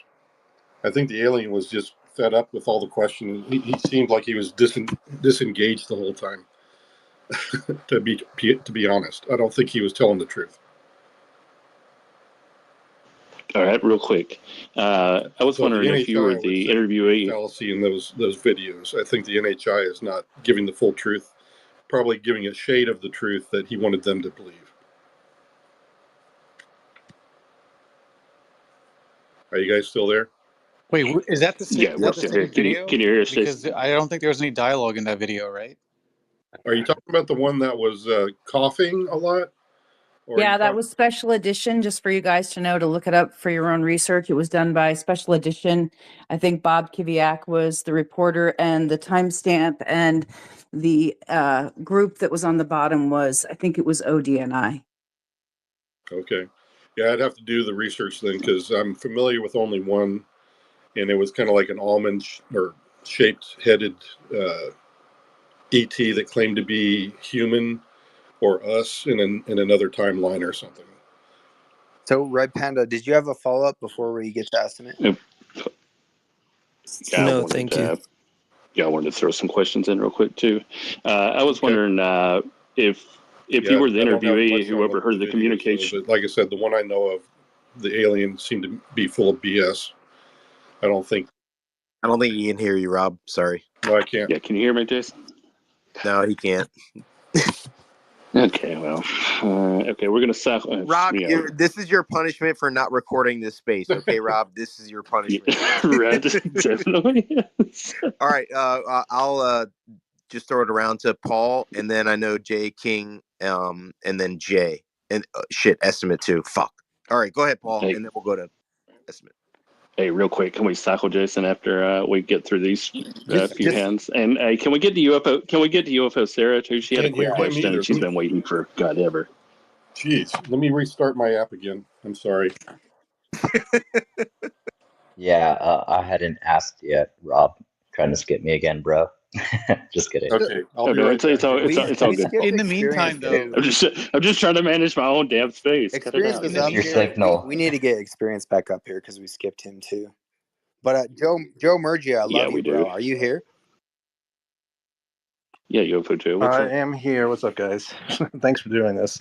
Totally unexpected tonight. Oh yeah, anytime. AK, are you saying that Martinez video is real?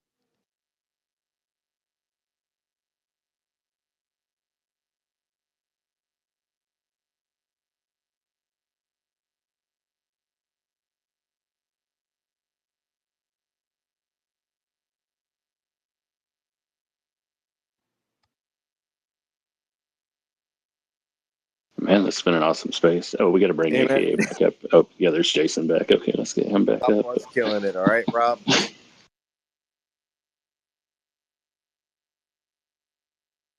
You there, Jason? All right, we got Jason back up here. Yeah. Hey, I couldn't have done this show without you guys. I wanted to thank all y'all. I mean, Dude, what's especially crazy is Courtney how and you Courtney started and the this Spaced Out space. Radio team. I know, Okay, right? I'm back. You started the space as like some bullshit, right? And like it turned into like some historic fucking space. It always does, and that's why it's not recorded. That's the only way to catch these kind of spaces. Awesome. You can't Yeah, record. anyway, Guys won't come so in. I'm back. Can you hear me Yeah, now, I'm back Jason? in now. Awesome. Okay. I'll let everybody else get to their questions. I'll regain my composure and then come back around. So. All right. Paul, go ahead, bro. Yeah, I know you had a question. Yeah, if it's okay, I just wanted to see if I can throw in 3 quick questions because I know there's a lot of hands and people who want to go. Okay, go ahead. Yeah, Jason, I appreciate you coming on here. I think it actually really does mean a lot to some of the people here that are interested in this topic. If from what a lot of people here experience is a lot of a lot of stress. So we really appreciate you kind of alleviating us. So I just wanted to ask 3 questions here. Is there any plan that you might know of to integrate some of the advanced technology from UFOs or NHI into our technology that might be a part of an agreement that you're aware of? Yes.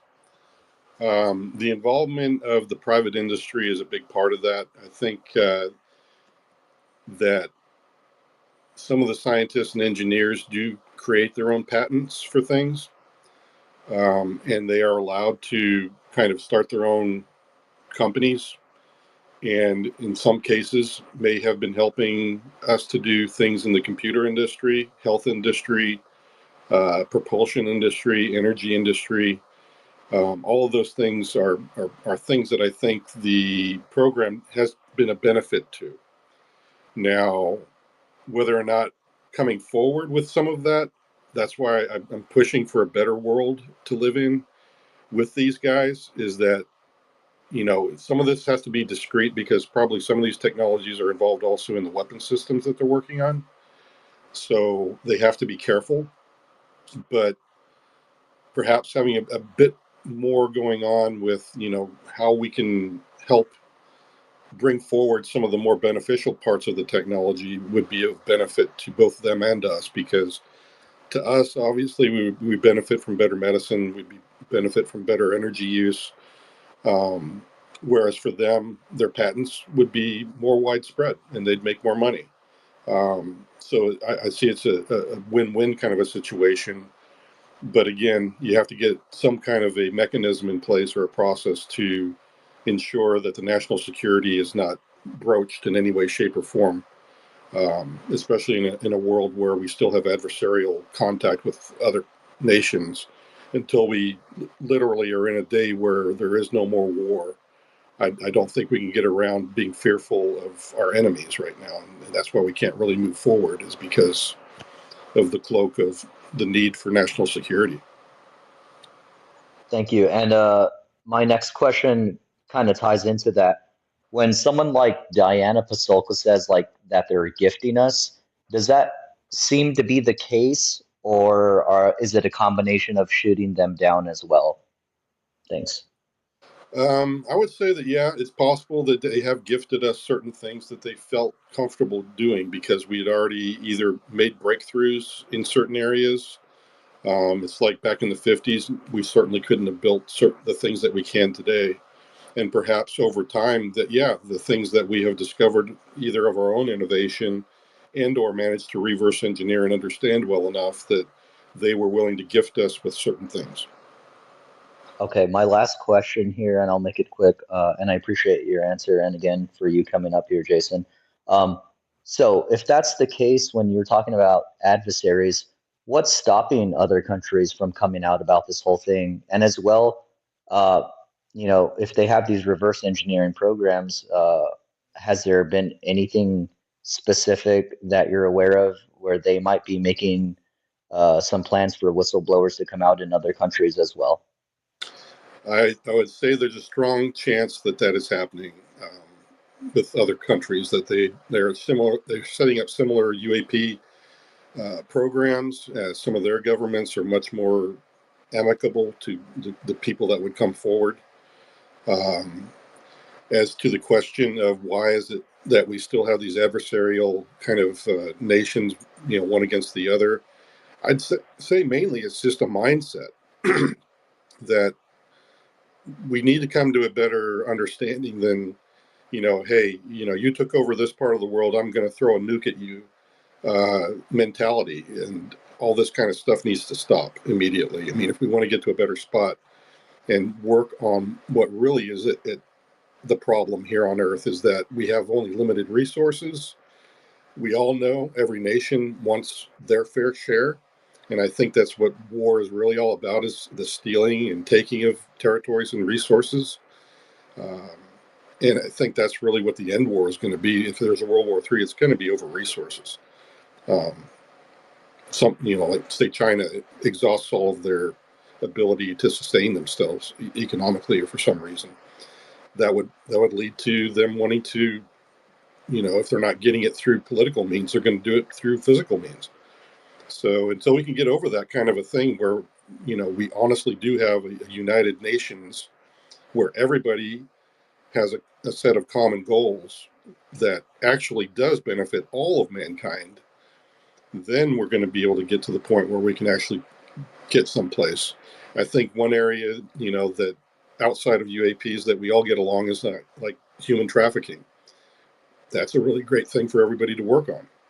Likewise, UAP and, outside influences from other planets. That would be another good thing to look at.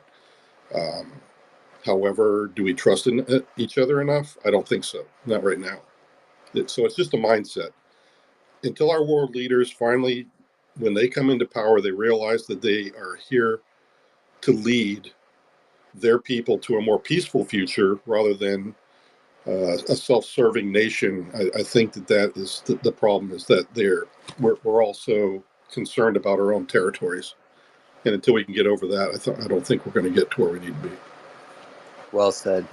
Okay, so let's do UFO Sarah, and then Experience, and then J. Christopher King. I appreciate that. Experience was absolutely before me, so I would love for him to go first, and then I could pick that up after him. Thank you, Sarah. Thanks, Sarah. I appreciate it.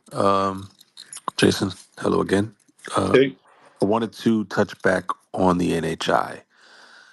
That's the intriguing thing to me. So your encounter with the slightly tint blue being, what kind of color blue? Is it like the blue in the water in my picture? Was it a navy blue or royal blue? That's one question. The second question is, you alluded to the fact that there's multiple races. Obviously, there's one that you had direct contact with other than ours. How many would you say that you've come across in your time doing the intelligence work that, like, have stuck in your mind as far as how many races we're dealing with here? So the number of races, to answer that part, I would say that I did hear at one point, it could have been a totally different council that I had heard, but a council of 12 was what I heard. Whether it was related to NHI or not, I don't know. As to the color blue, I would say he looked exactly like somebody that I would have thought was freezing half to death in the desert. So it's kind of like the same blue that you and I turn when we are really cold. Clothing? So I'd say it was closer to like a sky blue undertone, maybe. Gotcha. Sky blue. I'm just trying to picture what that would look like in my mind. Pretty Yeah. shocking. I assume that you see Yeah. something like that. Well, Uniform? yeah, he was in a BDU uniform, which led me to believe that he was actually working in the program before his craft got messed with. Maybe he had an altercation of some kind in with the program people, and they shot at his craft, and that's what broke it, and why he needed it to be repaired.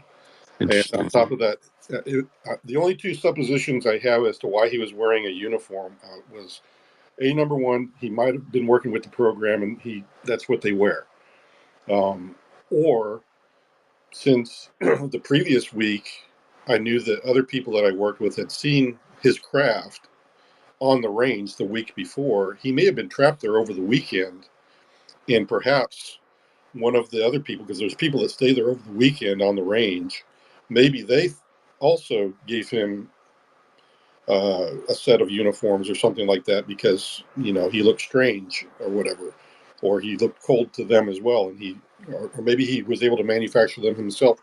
Might be a third option. I just don't know, but he was wearing a uniform. So last question in regards to appearance.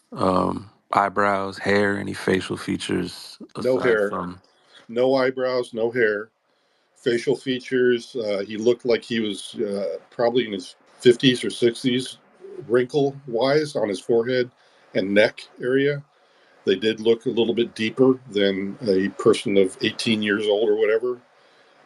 So he did look like what we kind of look like when we're getting in our 50s or 60s. So the other features I've kind of already gone over. His nose was a bit big, and his eyes were definitely big, and his ears conformed to his head. Other than that, it was very much a human-looking head.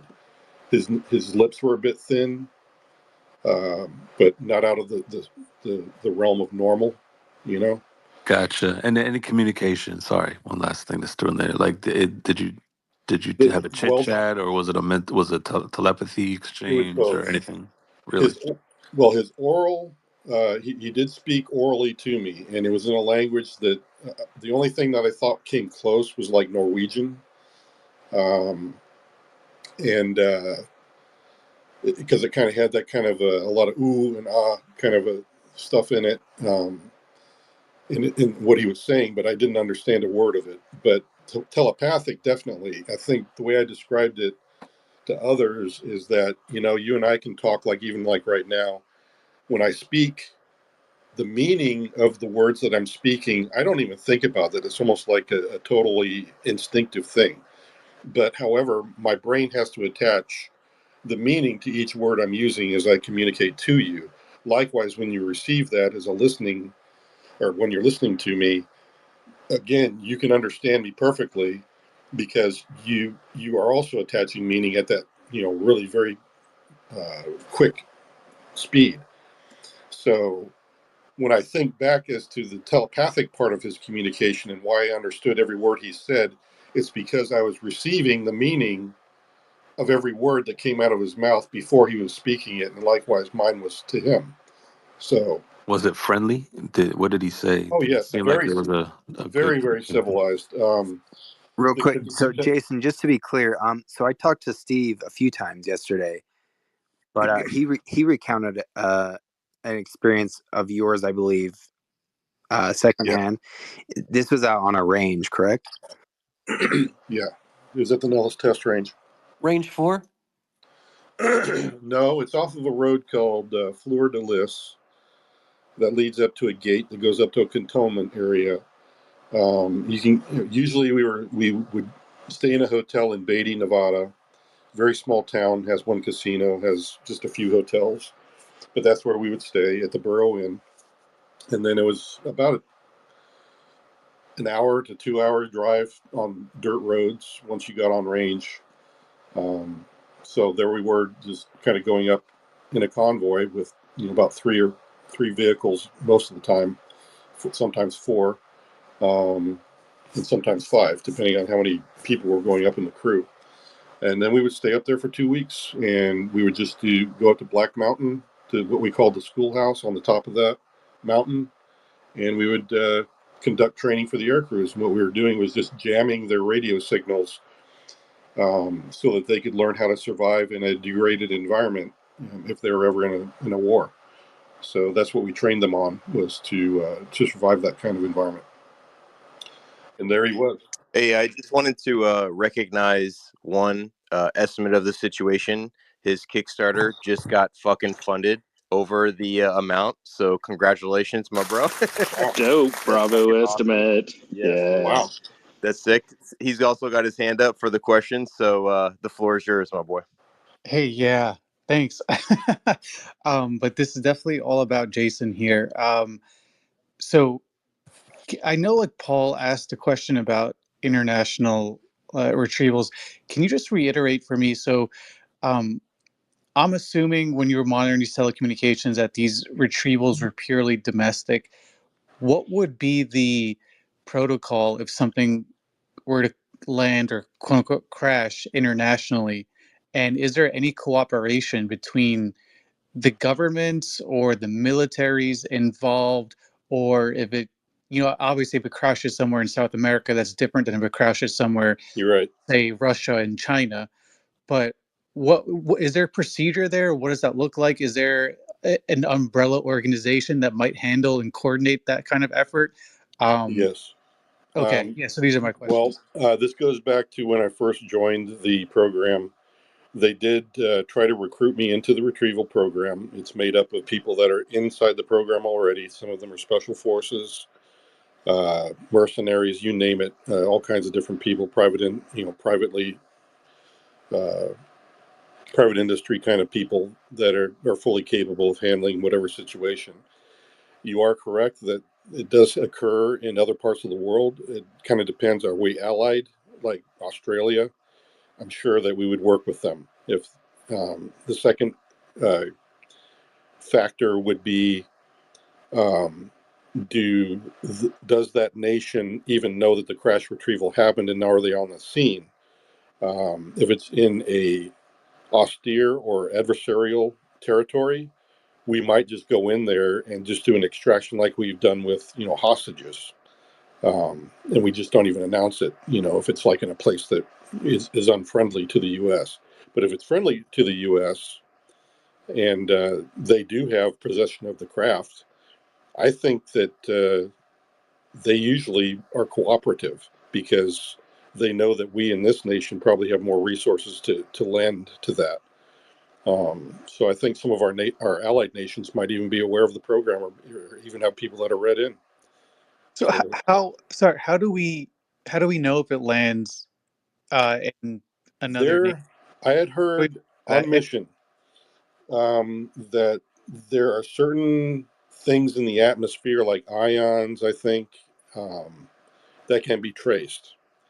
And there's also things in the satellite range of like 1 point something gigahertz to 3 something gigahertz is a normal bandwidth that to be looking for some of these power plants, because I've heard that some of the craft have to switch from space into atmospheric mode, and that requires a switching inside of their own propulsion system that is detectable.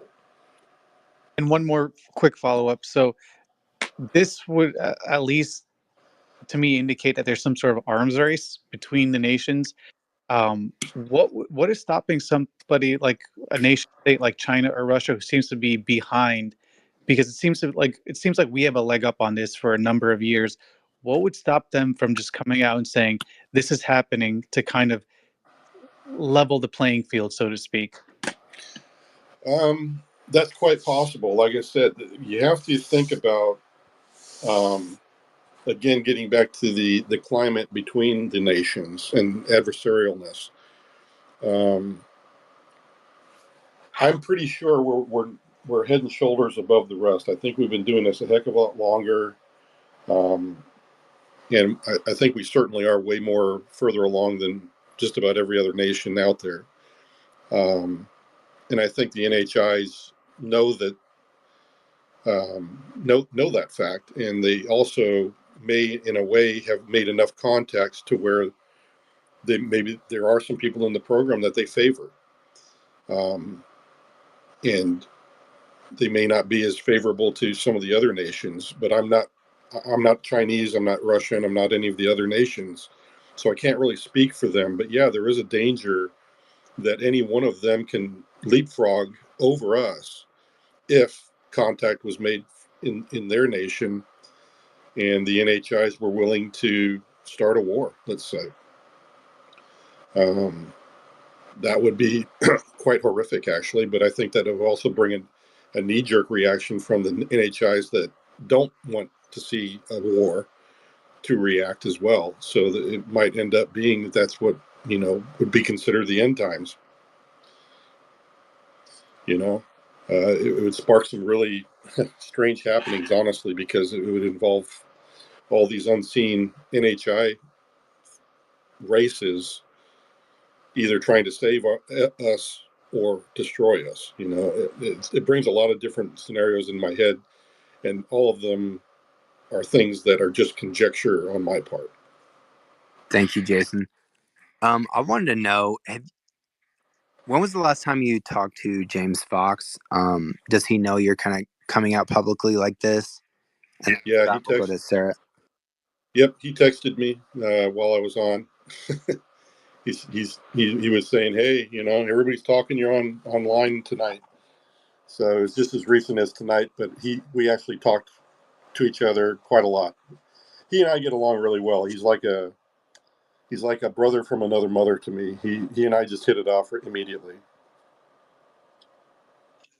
Yeah, I think this is a wave you won't be able to stop either. It's like, like people, there's such good researchers on UFO Twitter. It doesn't surprise me that this has already come out into light before the documentary has been released. So I know Jay King jumped up. What's up, man? How's it going? Hey, I appreciate that, Astral, and I'll keep it relatively brief. It's wonderful to hear your testimony, Jason, tonight, with the bit that I've heard, and it's great to see so many familiar faces. Jason, thank you so much for your courage. I really appreciate it. Earlier, when you were speaking about your personal interaction with an NHI that you said may have been what's people think of as a tall white with this blue undertone, and around when you were talking about Bledsoe, for example, you mentioned a database of names that maybe you were even on. That brought to mind for me this longstanding idea that there are people on the inside in various groups or agencies in the military, IC, or even private contractors that keep lists of actual close contact experiencers with NHIs. Have you heard at all about databases like this existing, or more active experiencers or abductees, where groups or programs where certain experiencers' names are being collected or even being tracked, watched, or studied? From what my experience was in the 90s, I didn't hear of or know of a database that was being kept. At that point in time, most of the people that were security concerned were just pop-ups, surprises, like, oh crap, somebody's talking about this, we got to handle it. And I think I'm seeing that same kind of a thing going on today. It's not like they're spending resources on maintaining a database on American citizens. And for the most part, I mean, even my team was not allowed to keep the privacy information on people. We still are good people, yeah, we're in the program, but it's against the law for even NSA to collect the information on U.S. citizens and use it unless there's damn good reason for it. And that's something I wish Snowden would have said, because he had the same training I did about signals intelligence. And you can collect raw data, Don't get me wrong. And yeah, they have the capability to do that. But when you've only got teams of like 4 individuals that can even review that data, you're not looking for, my wife's shopping list and digging up dirt on people. You only have enough time to honestly act on the things that are most important. And I think that the people in the program are even more finite because they're a much smaller group. They don't have the number of resources to be able to do that either. Okay, I appreciate that. Thank you so much, Jason. A follow-up question there. You were talking earlier about the situations involving abductees and talking about situations where people might be, brought in and kind of, as you put it, turned off, right? And Yeah. that some of those situations might go south, and many of them would just be kind of go in a smoother direction, but would still be something that some people might refer to as an abduction. Now, Yep. along those lines, I remember, in a Q&A section, for example, at the Seoul conference, where Jacques Vallée was talking about the Schumer Amendment and issues with it. And these were unpublished Q&As that haven't made it to the internet yet, and who knows if they will. But I think the fourth point that Vallée mentioned was he was saying, like, what about the abductees? What about the abductees with regard to the Schumer Amendment? And it seemed to be a cause for alarm. Do you think that was there any talk on the inside about, in terms of anything that you've seen back then or more recently, with regard to consideration, concern with regard to what would happen if the general public found out that these programs on the part of the NHIs were happening? They were not mentioned on any of the missions, but again, using my, I guess, experience and outside of the program, I would say that there's a good chance that the NHIs are doing things that they know we would not approve of. Just like, we probably wouldn't tell them if we were testing some of their individuals in our own spaces, and doing things to them. I think that no matter which way you cut it, when you're doing the abduction thing, it's not good. If it's non-consensual, it is not good. And I think that's a general supposition, but I think it's a good supposition. But that's just my opinion more than anything else about when it comes to the abductions. But it was not something that I think the program people instituted. And I think that if the NHIs did have abduction things going on and other types of programs, some of that they didn't even discuss with the program people. That's fascinating. One more question along those lines. There's a popular conception with abduction scenarios that it's primarily for kind of medical, biological study, maybe even something to do with our reproductive systems, and also potentially anthropological survey in a certain form. Was there any kind of understanding with the group of that you floated around with then or more recently as to what the intentions of programs like that would be? No, I wouldn't venture a guess on that because the intentions, again, are kind of hidden agendas and very hush-hush. I may have in my head some little bits of information that I might be able to piece together, but I'd need other people to give me some context, and maybe I could put something together on intentions. Okay. Well, I really appreciate you answering so candidly, and again, I appreciate your courage. Thanks for coming out tonight. I I relinquish the conch shell. Thanks, Astral. Thanks, Kimball, and thanks everyone else. Yep. Thanks, Jay. I think Sarah was up next, and then Jay. Yeah, later, Jay. Yes, thank you so much.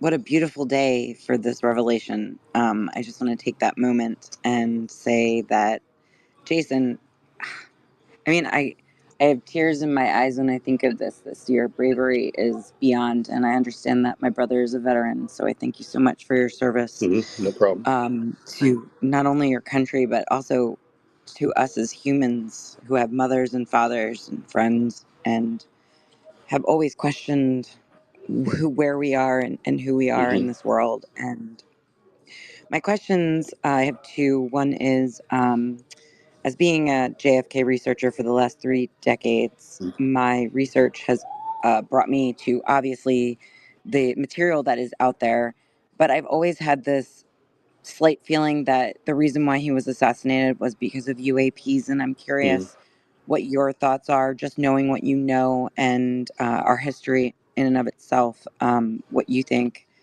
that reasoning might be and what draws you to that conclusion. As well as my second question regards Lou Elizondo, and when he was asked on Theories of Everything what our reaction would be to this revelation, he said it would be somber. And I'm just curious what your thoughts are on his remark of it being somber. Thank you Okay. again. Getting to John F. Kennedy, I think, yes, I do know some friends that are very involved in researching that case.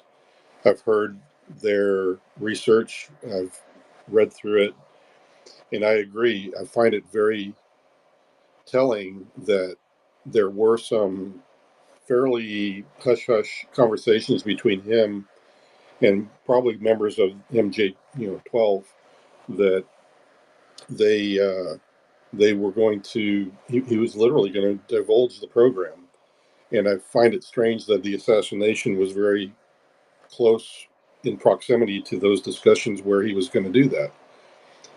So I find that strange, and that might support your, some of the theories you might have been working on. As for the somberness that Lou spoke of, I agree. This is a sobering revelation to know we're not alone. And then on top of that, until the NHIs are willing to come forward and actually be forthcoming about why they're here, we should be somber, because ultimately we could end up in a position where if they do come and we're not receptive enough, we could blow this whole thing up and just never get to a good spot at all, and or even endanger our own path forward, because maybe they think that we're just not capable of getting beyond ourselves in this generation and the problems we have. So there's a great risk in this for mankind. You're right. I think there's a lot of reason to be somber, and I think I agree with Lou in that regard. That yeah, I'm somber about this because it's very. This is a big revelation, and honestly, having to walk this path alone for so many years myself, and trying to figure out what on earth did I get exposed to here. It's changed my life, honestly. The information changes your life. You realize, or at least for me, I realize that I need to be more actively involved. I can't just sit by anymore. Not just about the UAP thing, but it's made me a better person in a lot of ways, because it's made me think that what's been missing is, and I can point fingers at all these different flaws that us humans have, but I can also point that finger at myself and that I'm flawed. And it's made me work harder, all the harder on those flaws. So again, it's a somber walk to be able to, really look at yourself in the mirror and go, look, am I really helping this effort? Am I really helping mankind even, let alone the NHI presence? If that's true too, what on earth am I doing here? Am I just here trying to, eat at good restaurants and buy the next fancy car? Or am I really trying to change people's lives here? So I wake up every day, and to me, it's a choice. Am I going to try to be the best man I can be or not? And the same goes for everybody else that's listening to the talk show tonight. It's just, who are we? Who do you want to be? I mean, that's the big question. I think even the NHIs are wondering, yeah, who do you want to be, mankind? When you're ready, are you going to be this beautiful rose that we've been waiting to grow and mature? Or are you just going to die on the vine And it's if that doesn't make you somber, I don't know what will. And so I totally agree with what Lou's saying. Yeah, that's two of the biggest questions in human history there. Who are we and who are they at the same time?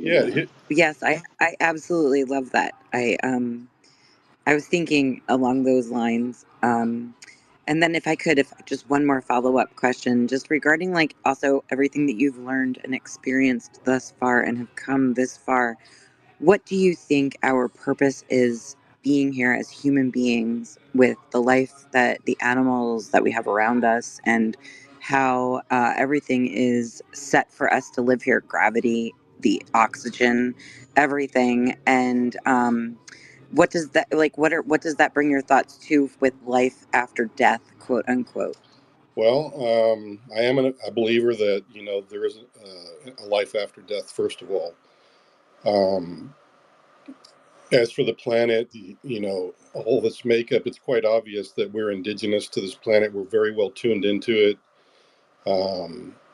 There's so many benefits from being out in nature. There's so many benefits from even having a pet cat, and just petting your cat. There's so many doctors saying that immediately they see, physiological changes that are for the better. Your blood pressure goes down and all this other good stuff. So those are all really tangible things to me. Now, when it comes to the, uh, life after death piece, I think that is something for everybody to decide because, you got people on both sides of that issue right now. If you're an evolutionist, you just think you're going to go back to the dirt and be dust. Then there's the other part of it that, that science can't even explain, that there's a certain amount of weight that leaves your body when you die. That kind of thing happens as well. So they can't explain that. And that's an area of science that's very difficult to even measure at this point, let alone understand. But then you have all these really great spiritual people that, can say that they do they see a lot of different things that we can't. And, hey, yeah, that's quite possible too. There's some people that are tuned in, some people that are tuned out. What was the other thing I was going to talk about? You mentioned it was the first part of your question. It was about, oh gosh, I can't remember now. Refresh my memory if you can. You had a question. I think we might have lost him. We can go down to Jay. I know you jumped up and have your hand up for a while. What's up, Jay? Hey, everybody. Thank you very much, Jason, for coming on and talking with all of us. This is hugely important and very momentous. Back in the 1990s, I'm a lifelong experiencer, but I was involved with MUFON, and I started going out and interviewing experiences with a journalist friend. Mm-hmm. And we noticed a pattern of immune system dysregulation to the point where we were actually able to target specific support groups that had specific immune system conditions, and we actually found experiencers within those groups. And statistically speaking, this would have been right off the chart. In the book Skinwalkers at the Pentagon, they discussed the immune system effects that people have, and they listed quite a large list of things like Sjogren's, Hashimoto's, myasthenia gravis, lupus, fibromyalgia, chronic fatigue, and other sort of rheumatoid diseases. Yep. Have you come across any information while you've been involved in this program that indicates an interest on behalf of the phenomenon in the human immune system? Is the government aware of this, and are they focused on this? And is there any context to which the very specific term that was used by Grush was biologics? Does that go beyond the physical body into other things? Because biologics actually also includes medical products, vaccines, and stuff like that. So that's question number one. Yes, I would say that yes, I agree with that statement about it goes beyond just the body. So, oh gosh, how do I explain the other? The other part is yes, I have heard from other people, but not inside of the program, discussing and had, there are other people, that are part of the CIA and other agencies that I know are in my network, and I've talked to them. And some of them have said that, yeah, those programs do exist. Some are ongoing. That, yeah, there are literally some anomalies that they have researched, and they have found that there is a good chance that there is more to life than what we think right now. And that there are certain people that, just like we all have gifts, some of us are artists, some of us are guitarists, some of us are good at science. They're finding people that actually do have acute senses for this sort of stuff, and they actually have been invited to be part of the program from time to time. And now we have a lot of our society that's willing to explore it. But I would say it's kind of a dangerous area because, if there is a spiritual realm out there and you don't know what you're doing, maybe you could open yourself up telepathically to some of these people that don't want us to survive. So you got to be very careful what you open your mind and your soul up to, I think, if that's what's going on. And that's how I would address that. Thank you, Jason. Jay, did you have a follow-up question? No, not for now. I might in a few minutes. Go ahead, Genga. Hi, Jason. I wanted to ask, considering the last topic you just touched on, were there any traces of non-physical NHI being present in any of the signals intelligence or any of the programs that you were aware of or your friends were aware of? Yes. There's a book that came out, I think in the 60s or the 50s, about a guy that was called Stefan Denard. He had in Norway, or in in the fords up there in Norway or something, he had encountered a race from another planet. Apparently, they continued contact with him from a long distance, and it was detected through NATO, I believe, SIGINT, and the report is actually in that book. So if you read a book that's about IARGANs, spelled IARGAN, and Stefan Denard,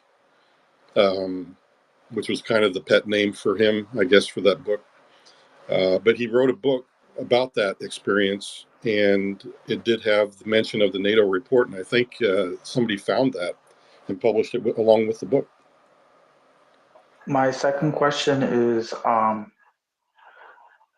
considering you were talking earlier about the telepathic communication with the blue-tinged being, and I'm familiar with what you were describing, but my question is to your knowledge, based on all that interaction and awareness of that being a reality, has the military in any of its branches actually adapted their security protocols so that these NHI won't influence or cause any undue influence on the community of intelligence or military? Is there any security protocols you guys go through to screen out these types of things? Or I'm not asking you to reveal anything sensitive, just a simple yes or no.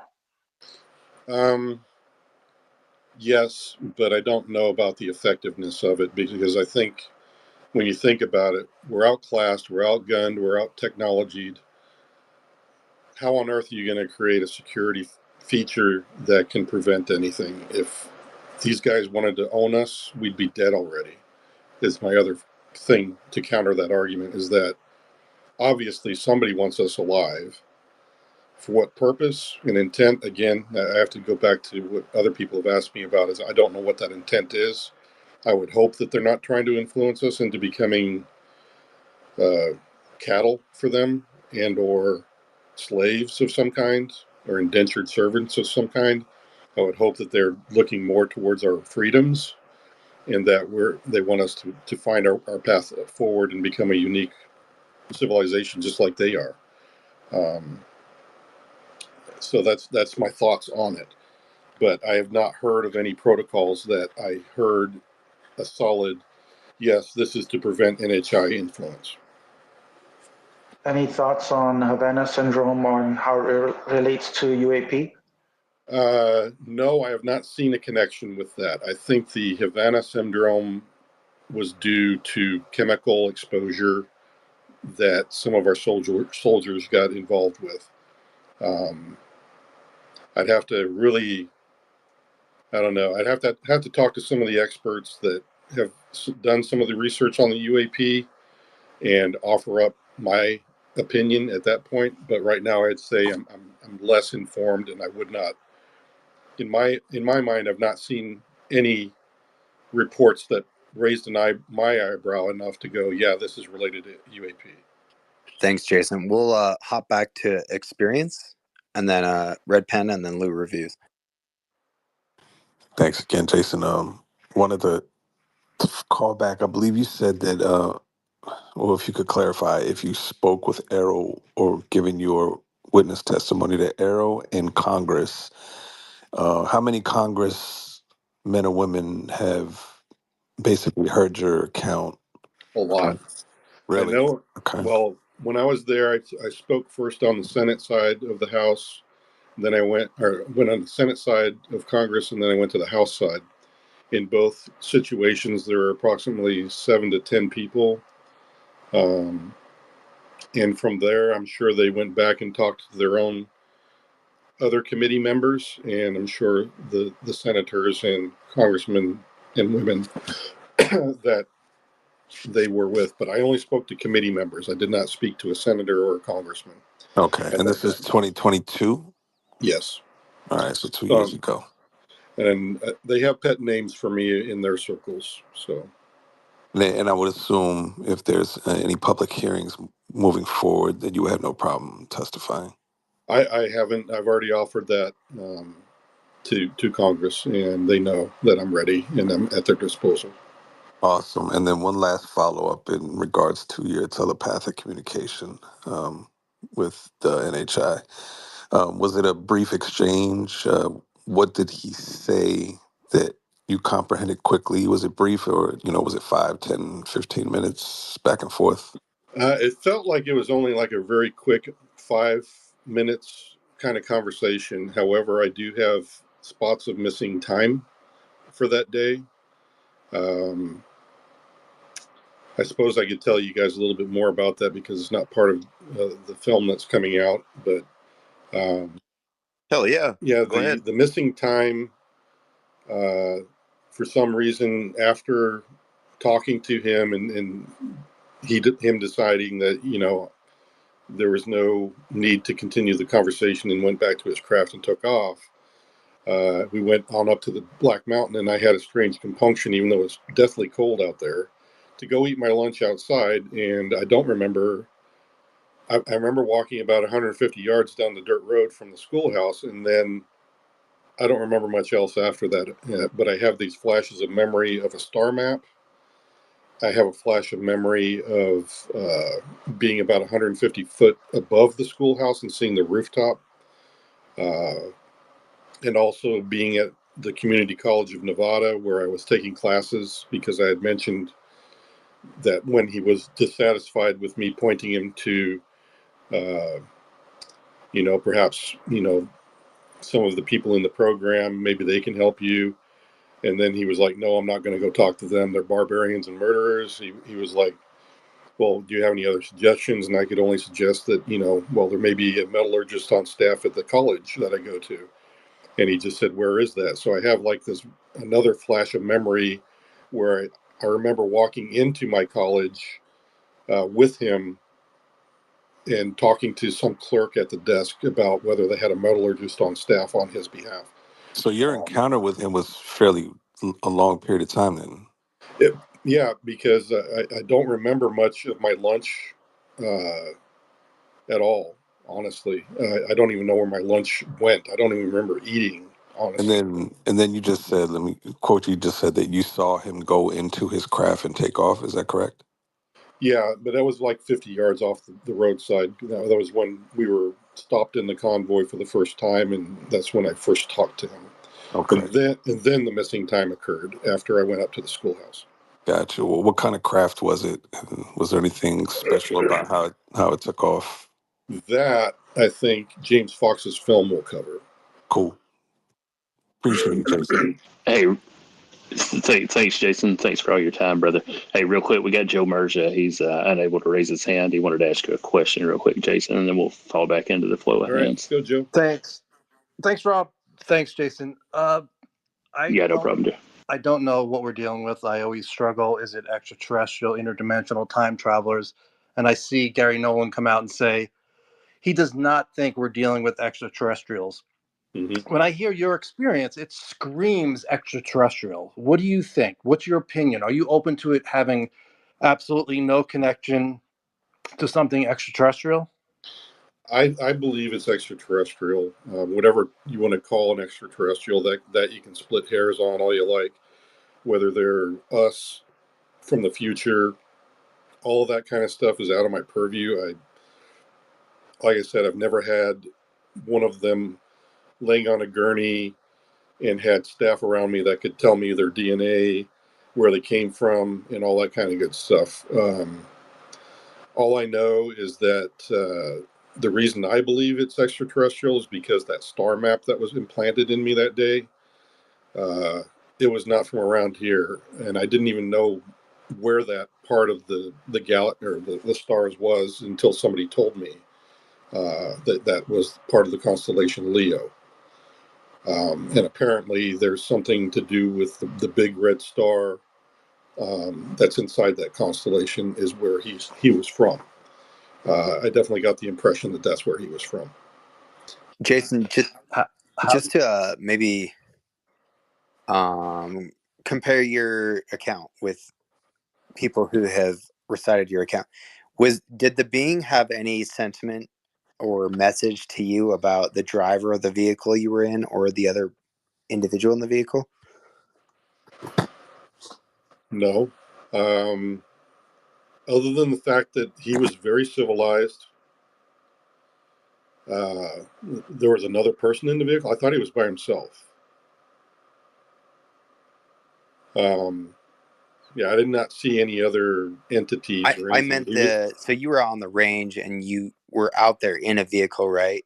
And there was. Oh, yeah. There were other people in the vehicle. And yeah, it's what Steve said. I think Steve knows more about that than I do. I've been told. I tried reaching out on the behalf of the task force to those individuals, but they all ghosted me. And then Steve, after talking to him today, yeah, I agree that he probably had heard. And like I said, I had one other person confirm what Steve told me today. Wow. Okay. With that, yeah. So you and Something Steve are happened to him. confirming the same account from two totally different perspectives. Yeah. So I think that's kind of what it was happening. But yeah, there were, let me see. There were 3 other people in the vehicle with me. Okay.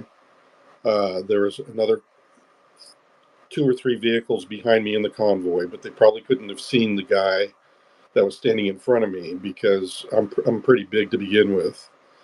And they probably only would have seen what looked like me talking to somebody in a uniform. So the only people that were there in the car with me, at a certain point, I remember looking over and they had this blank look on their face, like their mind had been numbed. Wow. And so they may not even remember the experience, for all I know. But like I said, they ghosted me. Yeah, I mean, it kind of makes sense. Red Panda, go ahead, and then Lou.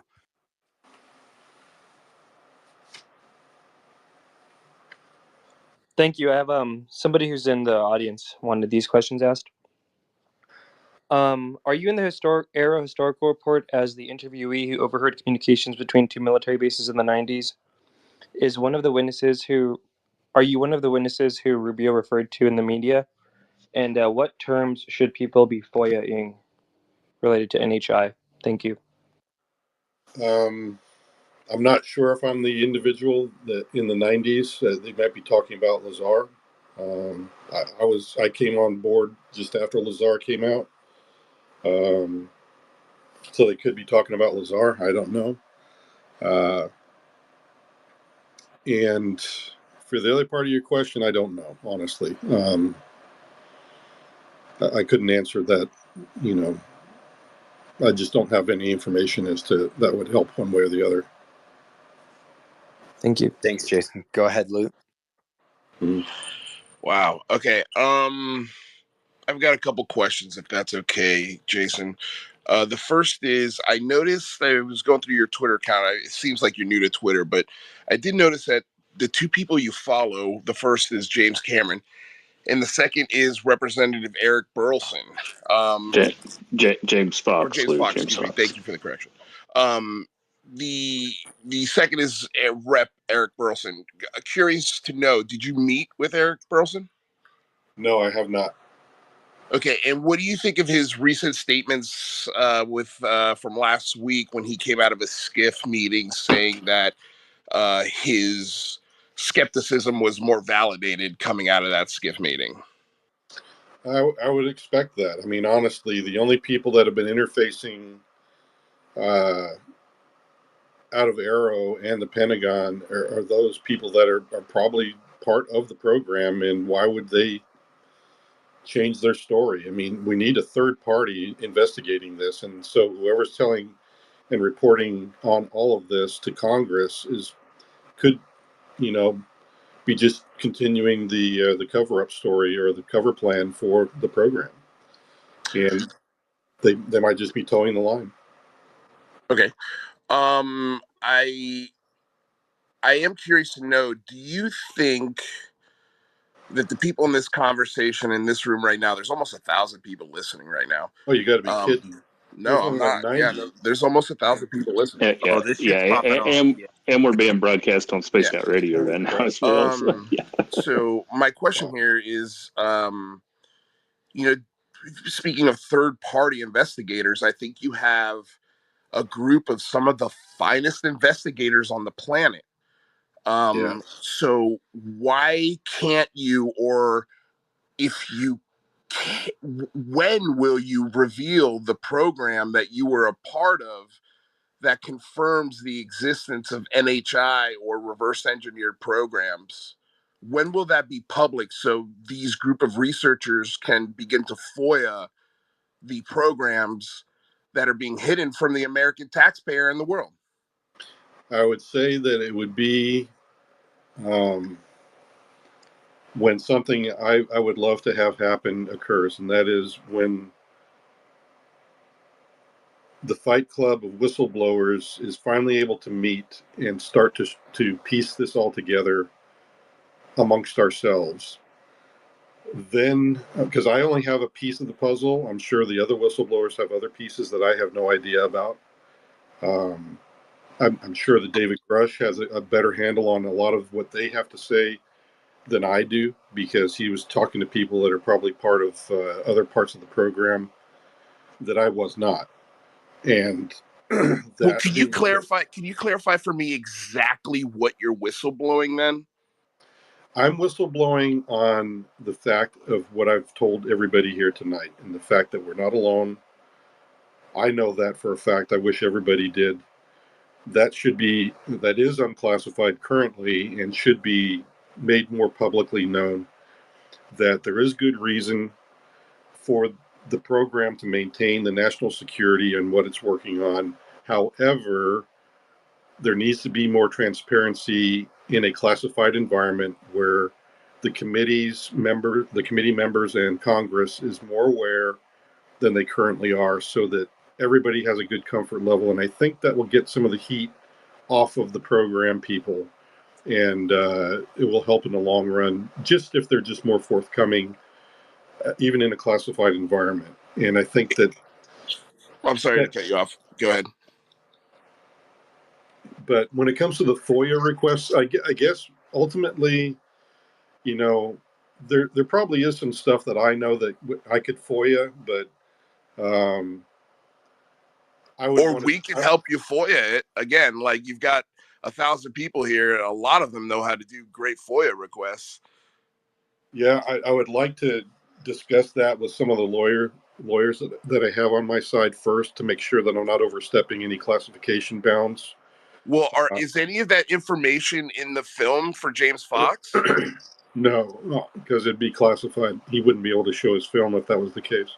Okay, so I just want to be clear, just so I'm not confusing anything. What you're whistleblowing is your personal belief, not any knowledge or direct access or firsthand, hands-on experiences with any of these programs, government programs, reverse engineering, legacy programs. No, he's saying he's a firsthand whistleblower, right? Yeah. Well, what I'm saying is Well, how so? I'm referring to the public aspect of this. Of Right. what? So, yeah, that's my point, is that you are whistleblowing your public knowledge of this phenomenon, not anything directly connected to our United States government. Right, because I have to do that in a classified skiff. And you've spoken to many senators already, correct? And lawmakers. Oh, yeah. He's spoken to Arrow too. Yeah, I've spoken to Congress, and I've spoken to Arrow. I've spoken to the ICIG about all of this. I would have to say that honestly, if any one of those organizations were to ask me today, what can you offer? I would say, dude, not only did I hand you everything on a silver platter, names, places, everything you wanted to freaking know, but I'm sure the other whistleblowers filled in a lot of gaps for you too. What's the problem? And that's why I think it's kind of abhorrent for the state of what has been reported to Congress, and what Congress is sometimes saying is that it seems like somebody's not able to come up with a good way to present what they have in their possession, because they have been literally given everything on the silver platter. They just haven't revealed all of it because it's classified. And I think that's not quite doing justice by what these whistleblowers have done. I agree. Yeah, thanks, Jason, and thanks for the questions, Lou. Let's move on to the next one. You're beyond your 3 questions there. No, yeah, we'll come back around though, Lou. Just feel free to hang out. It may be a while though. We've got a backlog still of people waiting to get in. So. Mr. Cotter, go ahead. Thanks for having me, guys. Rob, Astro, UFO Intros, and Jason. I just want to say that these 3 gentlemen, and there's a lot of other people in the space that work hard at this subject every day on X. So this whole coverage, yeah, these guys are just the best advocates. Some are small spaces, some go sideways, some make a lot of progress, but these guys are just working their butt off, man. So the one thing I want to just recognize what you said, then I have a quick question. What I want to recognize what you said was that if they wanted to blast us off this rock, they could. They're waiting for us to come together as a consciousness of humanity and raising our vibration, or more love and more tolerance with each other. When you said that, you're like, of all the people I looked up to in this category, in this space, not this space here, but the UFO ET space, you all say the same thing. That's a common thread amongst people that know a lot, like yourself. And I just want everybody in the space who's listening here and on the internet, like, to recognize that, and let's not just blow over that, because that is huge, I think. With that being said, I missed the first half of the space, but do you know much about 20 and back? Yes. Is that something you could talk about? I'm not comfortable talking about it, but I But it's served it. I was forced to serve in it when I was taken out of the program. okay. UFO Intros takes note to that, because I talked about that on one of your spaces like 3 months ago, and you're like, "What's that?" So, and the only reason why I know, and I'm not trying to throw Intros under the bus, because this guy's taught me more than anybody. But it was one of those things that I learned of about 3 or 4 years ago, and it's just been stuck in the back of my mind. And it seems like a lot of people don't know about it, or just don't never even heard of it. The last thing I want to ask, and I'm not.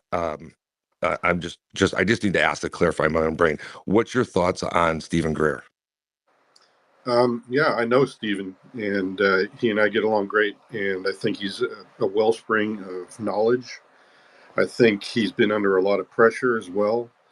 And I think he's had to deal with that as best he could, and I think that it's led to some consternation in public spaces. Because just like any other human being, there's only so much you can take, and then you just kind of, you know, uh, you say some things that maybe you regret later on. And I think that, I cut him a break in that regard. But I still talk to him today, and he's a great guy. He's trying to be an honest broker with things, and I think that, I've heard the same thing about a lot of folks, that get into this and then they stick around for more than 10 years, and then all of a sudden, people are starting to doubt him. And yeah, he's taking his fair share of shots, and it affects you. It might even happen to me later on as I go through this, where I just get sick and tired of all the people that want to do me wrong, and I might say some stupid stuff, and then everybody will think that my credibility is no longer worth the shake, because I might blow up or something, at a certain time or whatever. So I'm just I guess when I talk about all of the figureheads that I know now, it seems like that's the common thread, is that there's a real tug on your your life, and that's sometimes really difficult for some folks. And yeah, sometimes you end up in a bad way, but for most part, Greer has done nothing but good things for me, and I have nothing to say bad about him. Thank you, Jason. I'll end it there. And I don't know if you want to finish, but I just want to say thank you. I'm going to step down. There's a lot more people, but thank you for your answer, and thank you for how brave you're being for all of humanity. I know it's been said before in this space, but this is, this is monumental, especially for us here on X. So thank you. Yep, no problem. Yo, thanks, Cutter. Penny, P. Durkin, and then we'll go to Nathaniel. Hello, Mr. Sands. Thank you so much for being here. Your bravery is astonishing. Thank you. Mm-hmm. I just had two questions, which is, do you live with an anticipation of seeing the entities again, or look to another interaction happening, or is it ongoing? Am I allowed to ask that? And the other thing is, what emotion do you carry forward with your experiences now? And do you think that there are specific things that we as a community should be looking to do to go forward with disclosure in the most positive way? And really individually, are there things that you feel that we should look to addressing within ourselves to anticipate this? Thank you. Wow, great questions. So, seeing them again, the NHIs, yeah, I after my experience, I was left. It changed me, and it carries through even today. Just the contact through telepathy with this individual that I met. I felt like I was a mess compared to the way that his uh, mind was. He was very civilized. He was very much under control.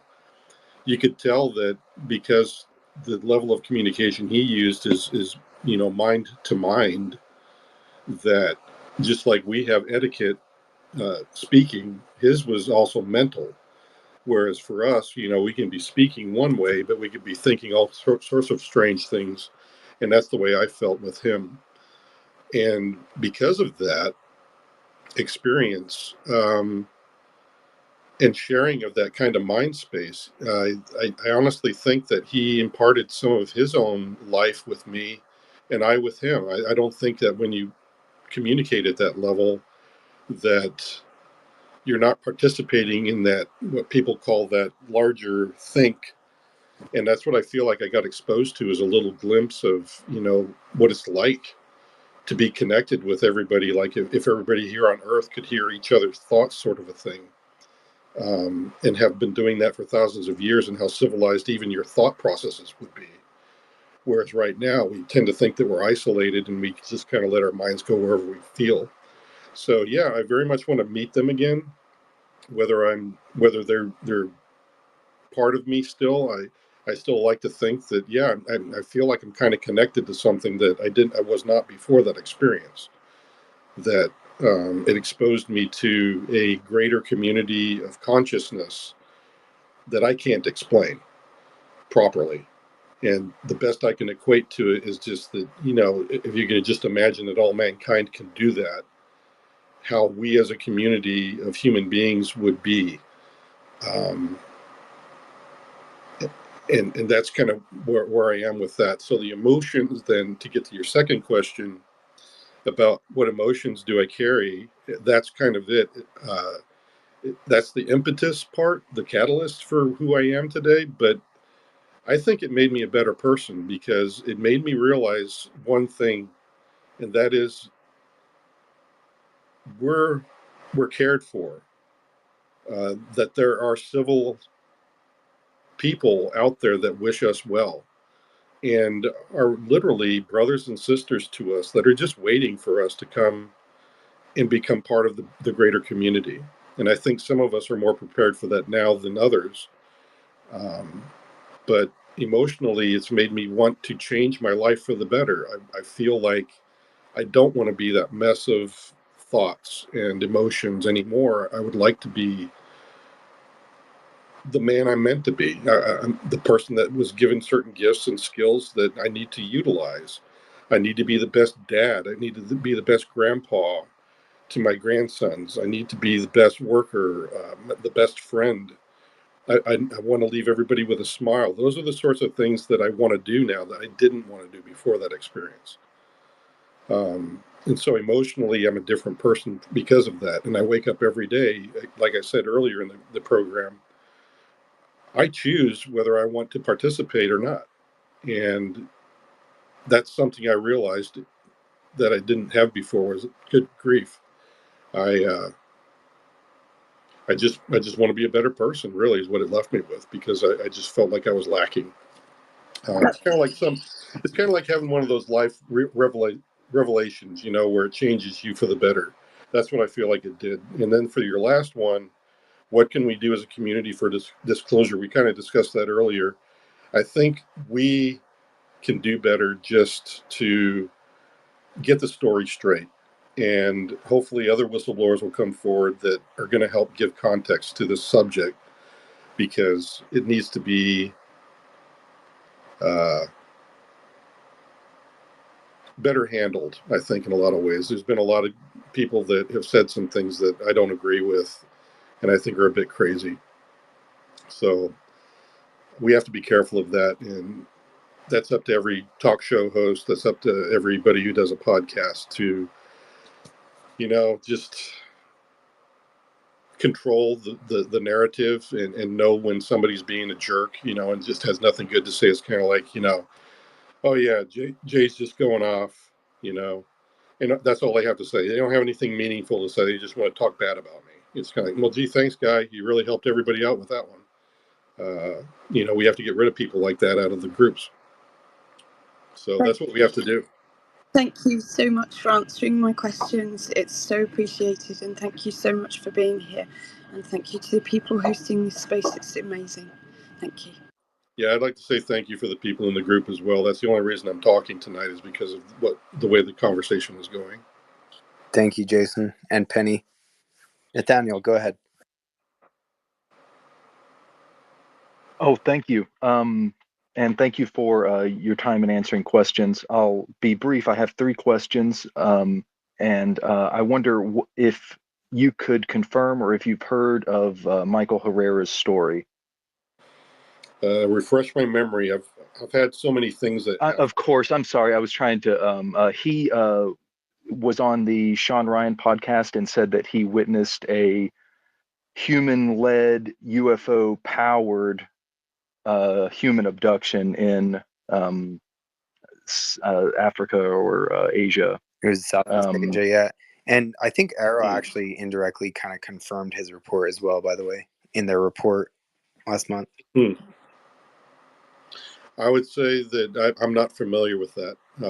I'd have to read up on it, but so Arrow actually confirmed? Yeah, he was a Marine and he encountered, I won't use time here for that story, but Michael Herrera, and perhaps someone would send it to you, or I would if you would like to take a look.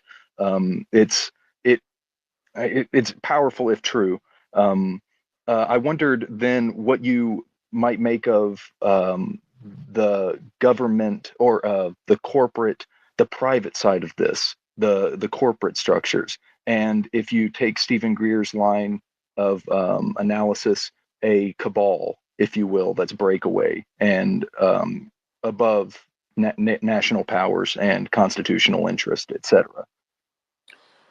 I would say that, yeah, that's a danger, and that's one of my concerns that I think Congress needs to get a hold of. I do know that private industry is connected through patents that do come out that are secretly brought out into the light. And I think that's also a funding source for the program, is that a portion of whatever patents are brought out into private sector, sometimes that some of part of that is fed back in to sustain the program as well. So that's what I would say about the private industry. But I also believe that I've heard from folks that, is that really?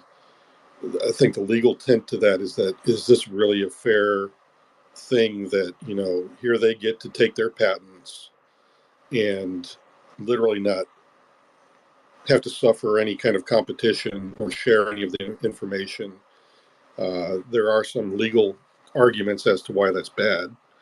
And likewise, they may have arguments that say, no, it's fine the way we're doing it. So I don't know. Well, and additionally, what do you make of then the attacking the inventors and the subversion of discovery?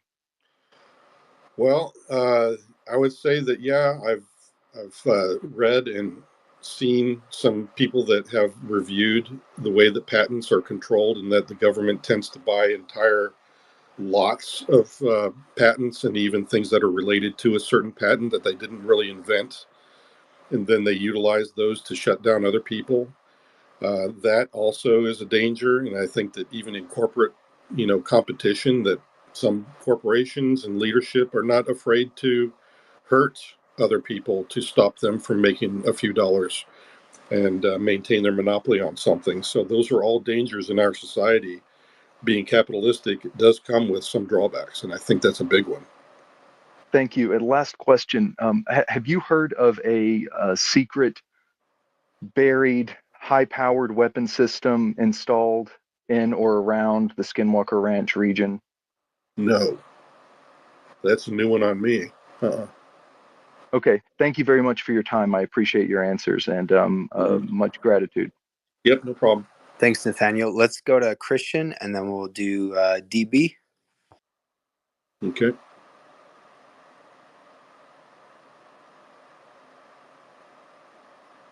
You there, Christian?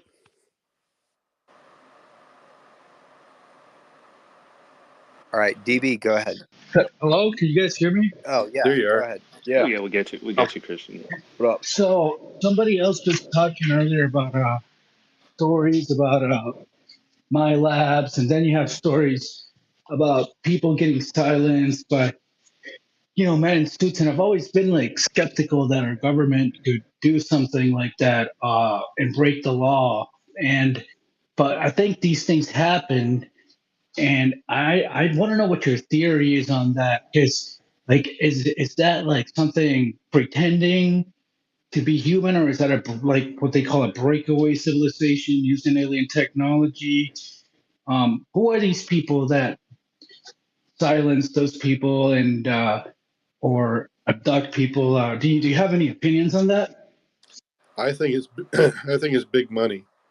Honestly, I think that the people that do get their hands on some of this technology are making a lot of money off of it, and they have the resources to squash other people's that are in competition. So I think it's big money that's to blame for that, not anything nefarious in particular from the program. Maybe there's some of the people in the program that might be snakes in the grass, but for the most part, most of the people I ran into in the program were good people, and there's very few people that really are worthy of jail time.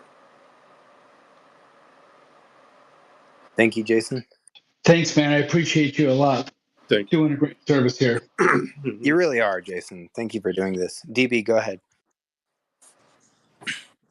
Hey, Jason. I actually don't really have any questions for you, but I just, I served in the government for some time, and I was stationed at China Lake, weapons Oh, testing facility out there.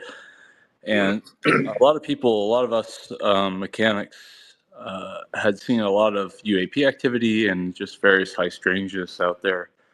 And what you're doing is really important because there's a lot of people who were scared to even discuss this kind of thing.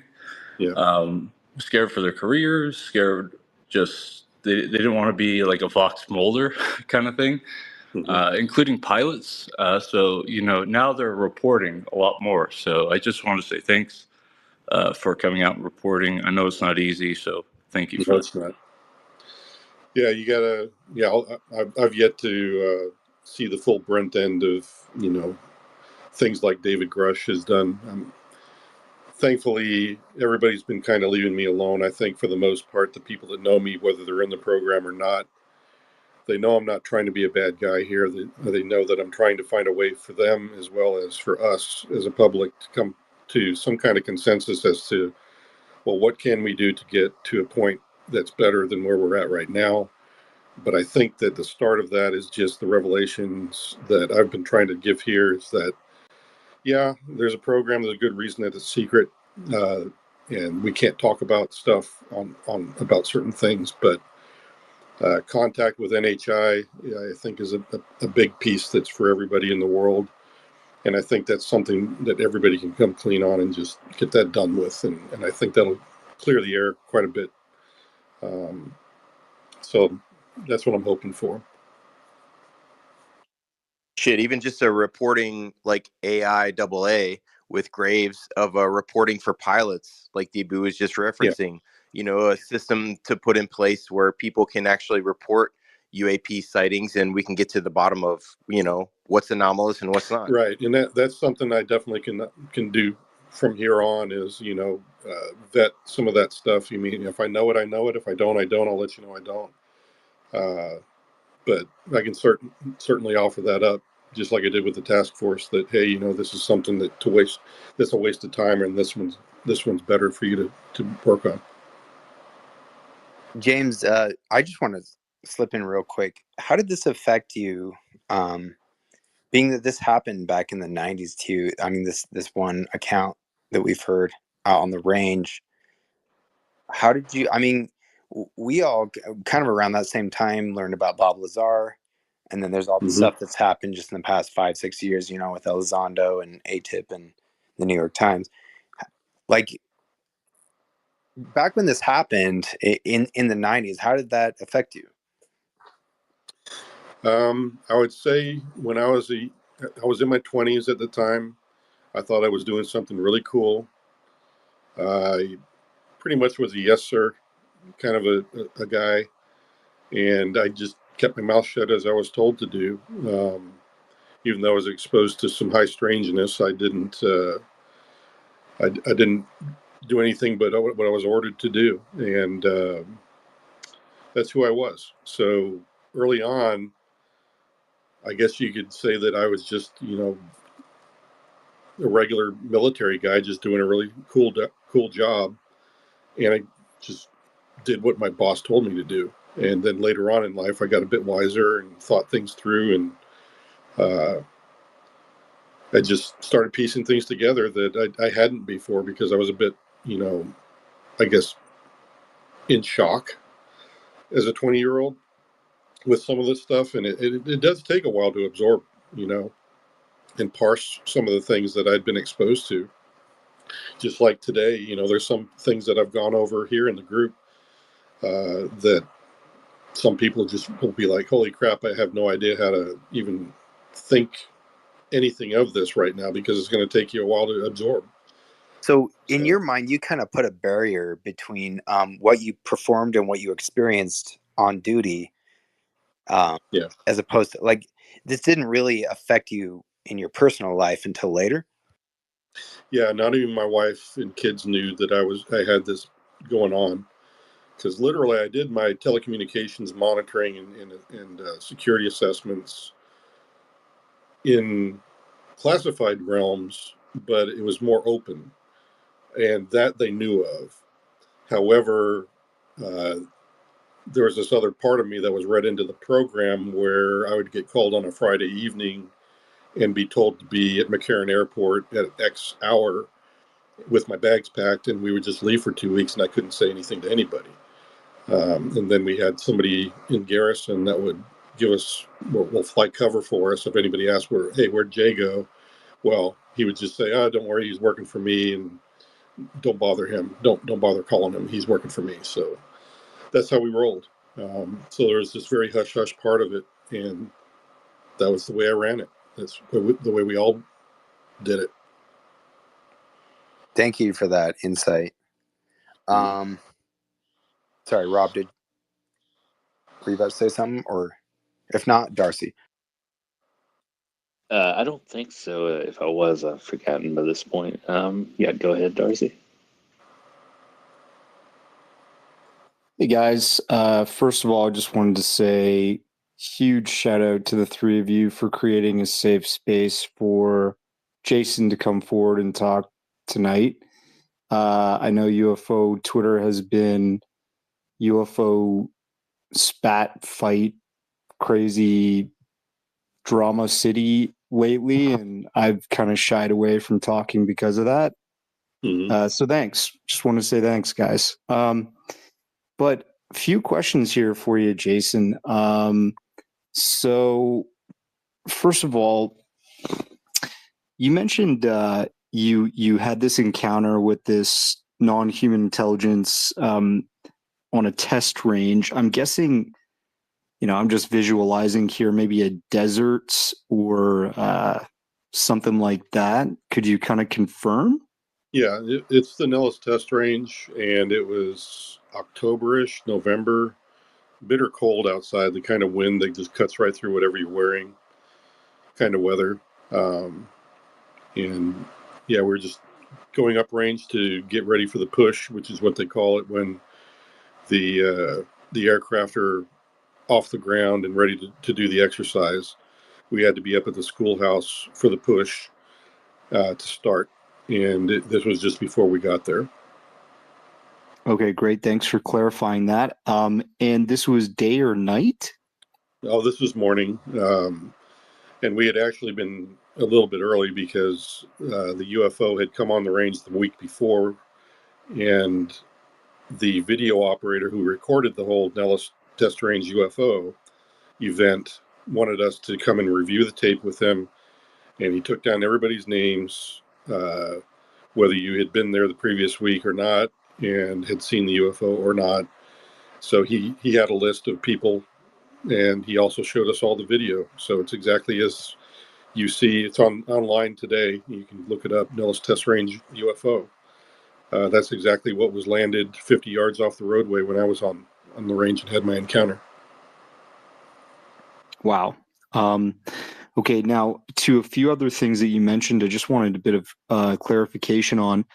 So, first of all, I've just been documenting stuff in the UFO phenomenon, sort of reality, for many years now, and I've kind of looked at testimony where people said that a lot of this stuff, like technology that's super exotic, or maybe non-human intelligence that are in agreement with us and working on programs with us.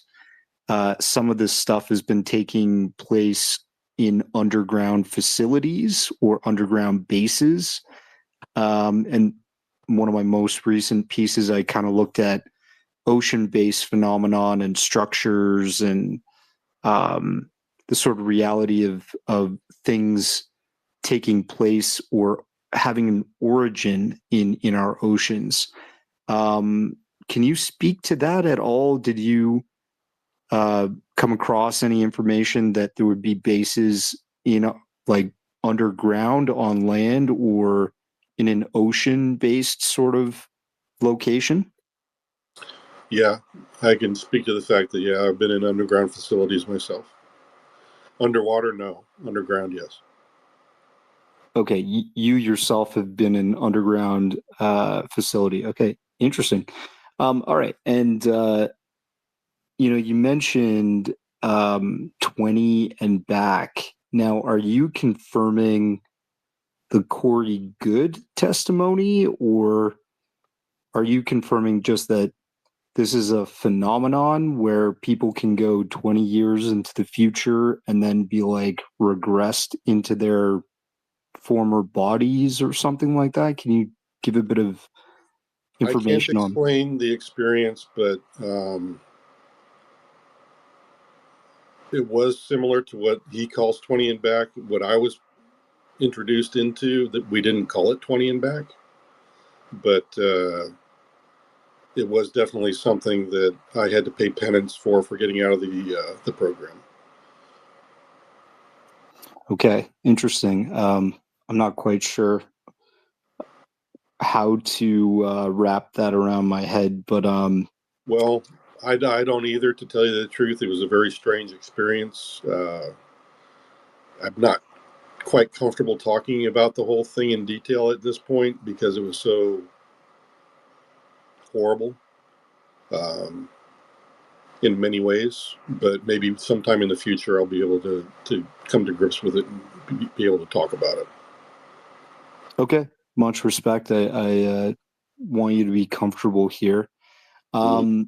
This next question, just regarding people that are speaking in the community, they're kind of leading people, I guess, the community astray. And I'm not saying you're trying to like advocate for their cancellation, but what's could you mention names or just stories that might be leading the community or the truth of this phenomenon in the wrong direction? Yeah, I agree. There are some people that are doing that, and that's why I felt like speaking up tonight. Is that the conversation was good. It seemed it was intellectual enough and logical enough, and I wanted to engage because I've gone through all the legal wickets to go public. I've been working on that for about a year and a half, like I was telling people earlier, and I felt like I wanted to engage because I was kind of listening to you guys and thinking, you know, I can add some context to this. And that's really what I feel like I need to be doing at this point, because all you guys deserve to know what I know is the truth and at least have a chance to understand it. If you don't want to believe me, fine. I'm good with that too. I've dealt with that many times. So that's all I'm here for, is just to try to get to that point. So honestly, trusting somebody is a personal choice. I mean, you got to look at my motivations. You got to look at the fact that I've been through Congress. They vetted me. I've been through Arrow. They vetted me. I've been through the ICIG. They vetted me. They know my credentials. They know I'm who I am. They know that I told the truth about where I've been and what I've seen. So anybody that's listening tonight, you should know that I have been through the wickets. I have gone through every legal means that I know how. And I would say, like, you're not going anywhere, right? Like, this is like your coming out party. Like, you're right. going to be here. You know what I'm Oh saying? yeah, Like, you're not this was fucking, my year. flash in the Yeah, pan. this Yeah. was my year to come forward to try to do the whole thing justice, and to also uh, strengthen everything that David has started, and Fravor and Lou Elizondo and Ryan Graves and um, Chris Mellon and Gary Nolan, all the great journalists, Corbell and Leslie Kane and everybody else that's been helping me along the way.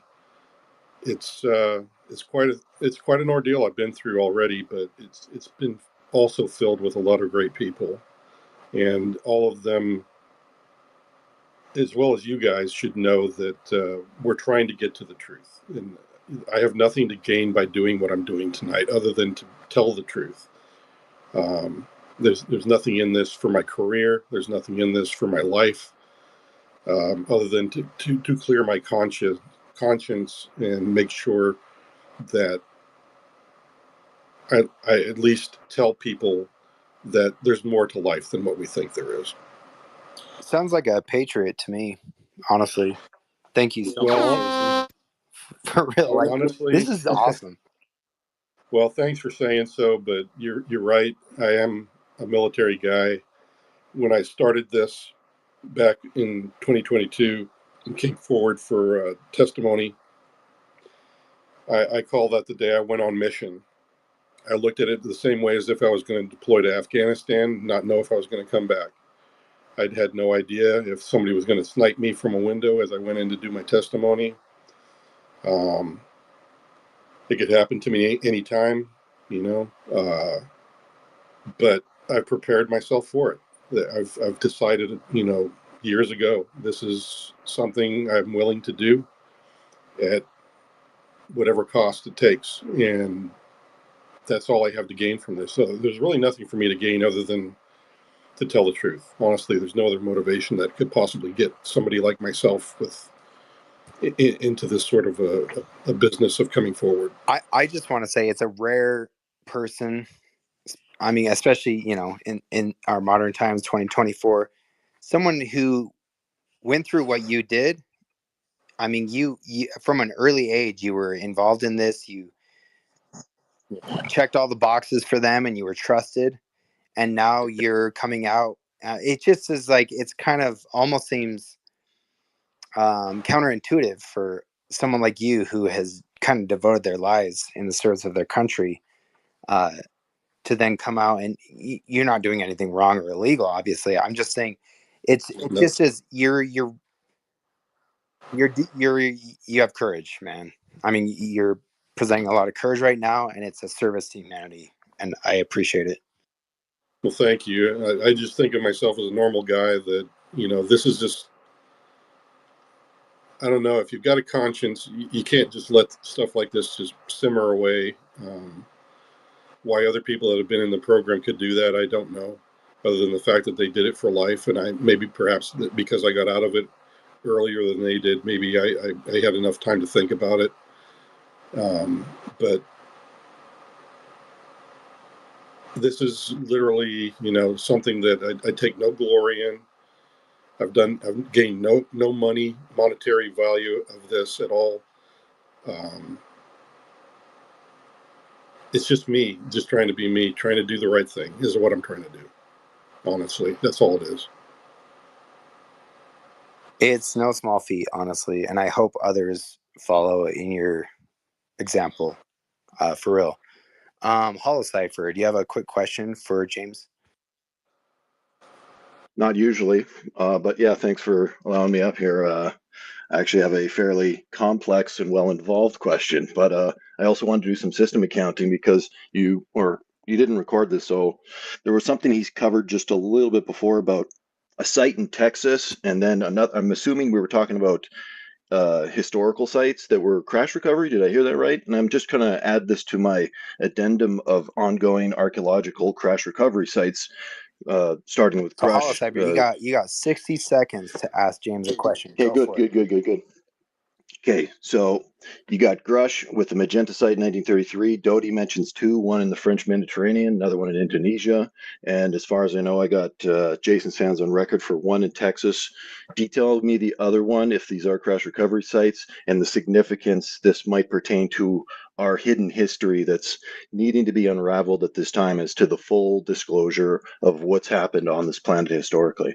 And I will take your answer. Thank you, sir. Mm-hmm. Yeah, the other ones I mentioned was the Central America, South America. I think it was Peru, and then Vietnam. yeah, Vietnam was the other one, Jay. yeah, Vietnam was the other. So all of those are places. I don't know the exact locations or geo coordinates or whatever. I wish I did, but I don't have that. But I think Is there any notion of dating with any of these sites that you know how far back they go? nah, not off the top of my head. I'd really have to think about it. I think. And any exposure to any of the other ancient sites that were co-facilitated by any of the mill labs, like such as the Antarctic base or anything like that? Those are outside of my program experience, but yes, I've read up on them, and yeah, some of it I believe, some of it I don't. Like the Nazis being down there, I don't think so. I think it's something else.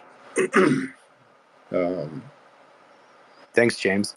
Al, go ahead. Wow. I'm a little nervous, but I just want to say I'm not part of the UFO community. I am part of the spiritual community, and I am a high vibration spirit. And Jason, wow, you are what this place needs. I will protect you any way I can by sending the spirit, if you know anything about spiritual, all that. And Thank you.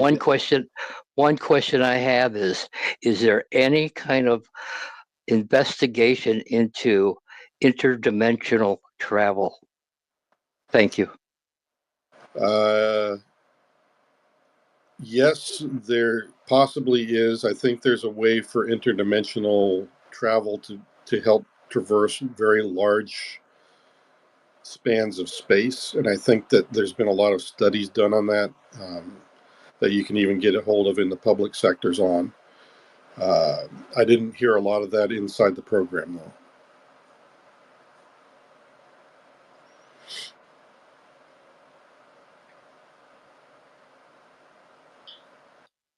Thank you, Jason. Let's see. The Juan. Let's go to the Juan, and then we'll go to Jiggy, and then Darcy. Cool, thank you. Yeah, my question is just regarding if Jason has ever heard of Dan Sherman. Dan Sherman of Project Preserve Destiny. The story is that he was responsible for telepathically interfacing with the Greys, part of that program called Project Preserve Destiny. Have you ever heard of that, Jason? Yeah, I think I have, because I do have some friends that are into that that kind of research. And yes, honestly, having been a recipient of telepathic communication, I believe that it's possible that somebody can have contact like that. So yeah, that's in the realm of possible in my book. Okay, but have you ever heard of that program itself? No, I have not. Okay. Okay, thank you. Mm-hmm. Thanks, Juan. Darcy, what's up? I think Jiggy was before me here. Oh, my bad. Jiggy, go for it. No worries, guys. Pleasure to be here. Epic Space. Thank you so much, Jason, for your bravery. No problem. So my question, the wider audience, we got to get more people out there, and the pushback on Grush has been, the lack of firsthand. At least that's the perception, because maybe he didn't have the Dobster approval. So you mentioned you did get that last month. So I Yes. didn't know if I could channel my inner Ross Coulthard and say, can you say, that you have seen or touched the craft? I think that's the litmus test a lot of people are looking for. I have seen it. I did not. Well, it's possible I touched it because, like I said, during my missing time, I was out. I was probably on board the craft when I remember seeing the schoolhouse from about 100 to 150 feet above the roof line.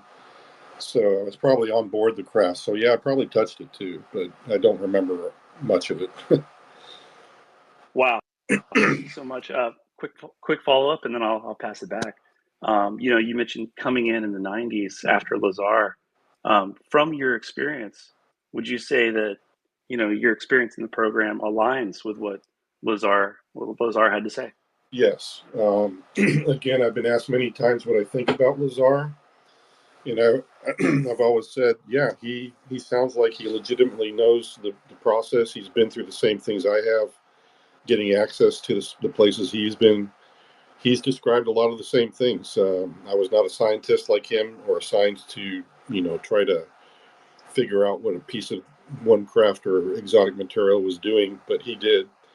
And for the most part, yeah, I'd say that, yeah, he's pretty legit in my book. Lazar is. So yeah, I came on the scene a little bit after that and didn't even know about him at all until later on. So there's him. I would say that Mr. Hall also. I think people are familiar with his video. He claimed to be the weatherman out at the site. I believe in his story as well. Incredible. Thank you. Amazing. Thanks, Jiggy. Let's go to Harbinger.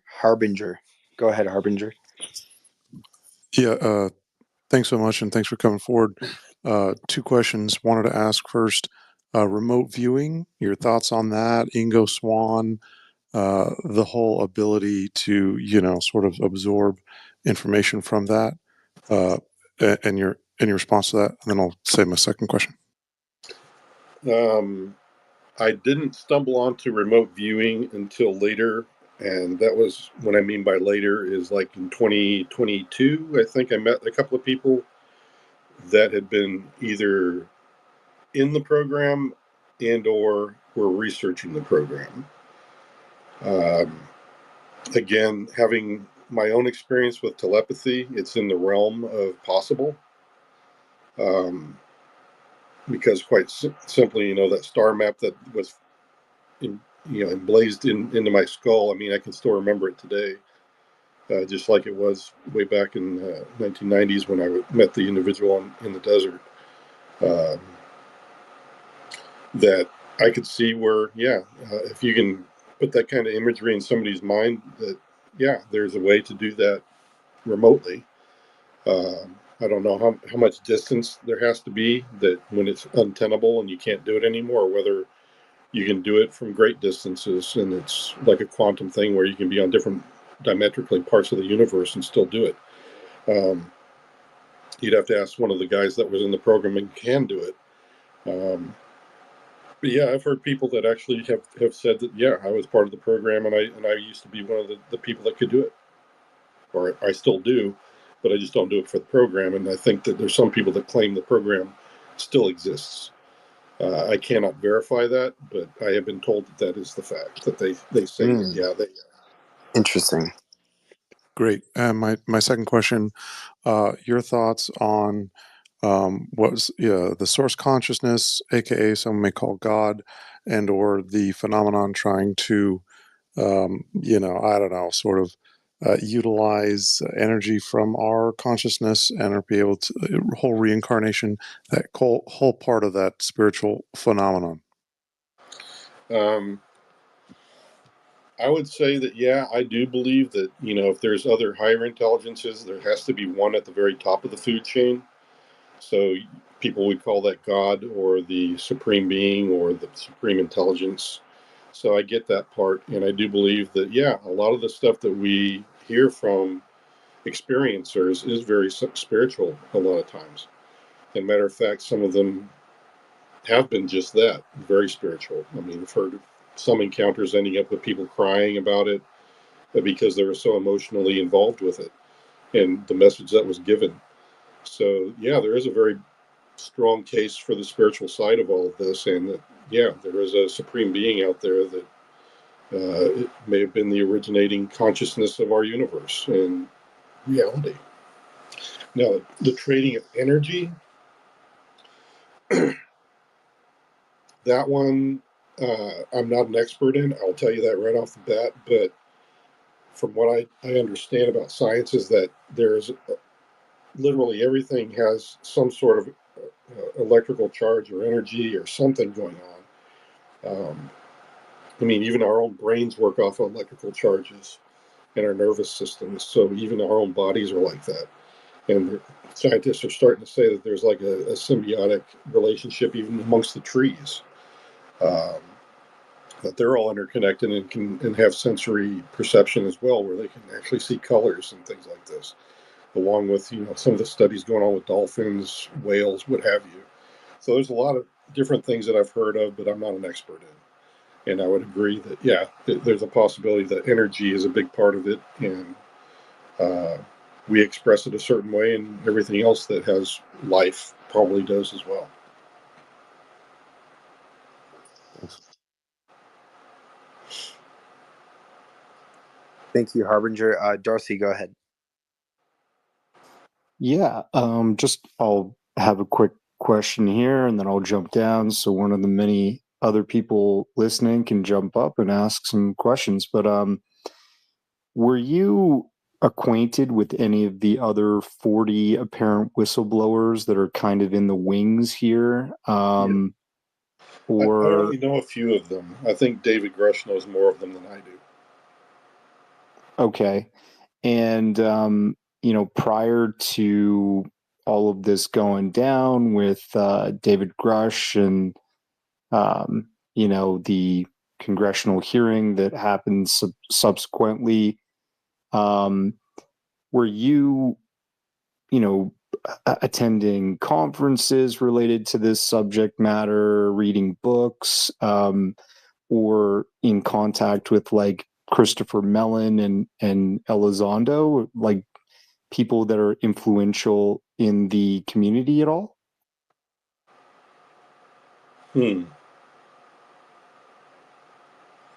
Well, yes. Well, of course, Lou is very influential, and a lot of the people I know are very influential, more so than I ever have been or probably will be. What in particular is there a part of the influence that you're concerned with?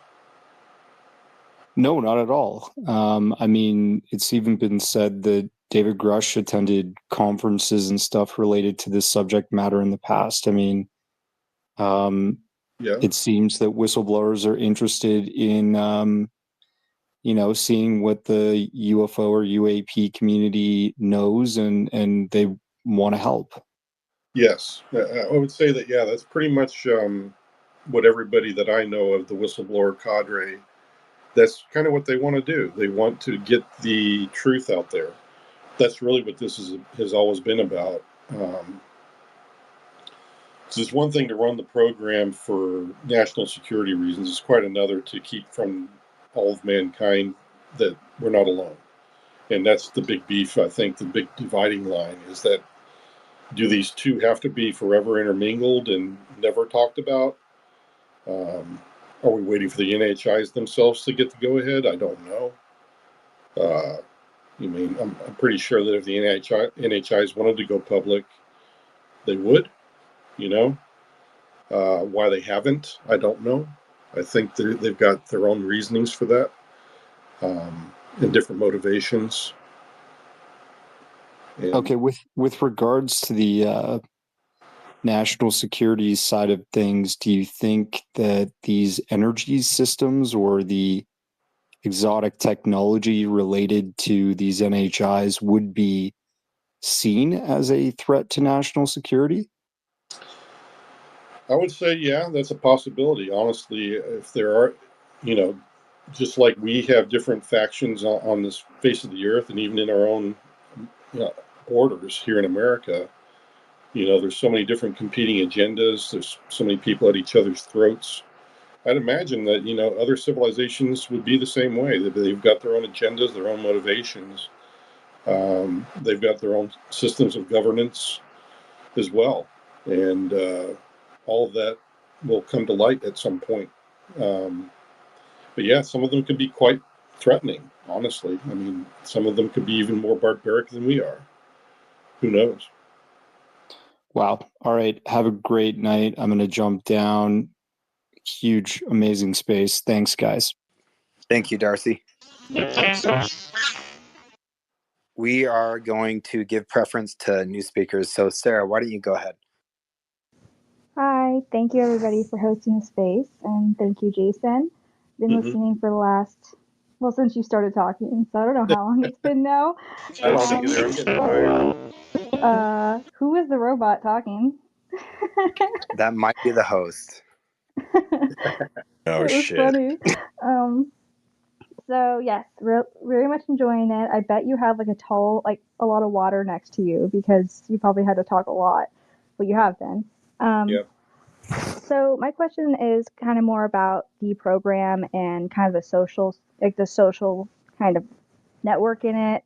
Nothing too detailed, but kind of just I'd like to get maybe your vibe on this. Like, would you say your peers were apathetic to disclosing this to the public? Besides, like, I know Grush wanted to, he said it. He's like, hey, I want to do this. And he followed through, right? He's awesome. And then shortly this year, you know, you're doing the same, following along. Would you say a majority of people in the program were just apathetic and didn't give a shit? No, I'd say that it was mainly just the culture that they were invited into. Just like any other workspace, there are certain things that you do and you do not do. And those expectations were pretty obvious at first. You know, you just keep quiet about it. And that's really what everybody did. Um, so it wasn't apathy. It was more just that's the way things were. I know the people that I know in the program are very good people, very conscientious. One of them would even, you know, go as far as when they finished off a 6-pack of Coke, would sit there with a pair of scissors and snip the plastic so that, you know, if it ever got out in the ocean, that it wouldn't kill wildlife. Um, so you could tell that that's the level of conscientiousness that the people have inside the program. So it's not apathy. I think it's more just the culture that keeps them quiet. And likewise, I may not even be coming forward right now if I was still in the program, because I'd still be part of that culture. And that's the other thing getting in the way, is that some of these people that are whistleblowers are still in the program. So they have a lot more to lose at this point because they don't have a safe landing strip to land on with their career, which is something I'm trying uh, to start a bit of a foundation that I've been working with. It's called Firsthand. We actually set up the website already, but we're trying to set up a fund to maybe encourage some people in the program to come forward and know that there's a person like myself that is willing to help them, you know, come forward and help them to get situated and and start a new life if they want to, because maybe they have the same concerns that I did. Maybe they just don't want to be part of it. They don't have any answers for themselves, just like I was. Because the biggest thing I've ever told anybody, even in Congress, was that this is scary for me. I don't know if I'm going to even have a life after this.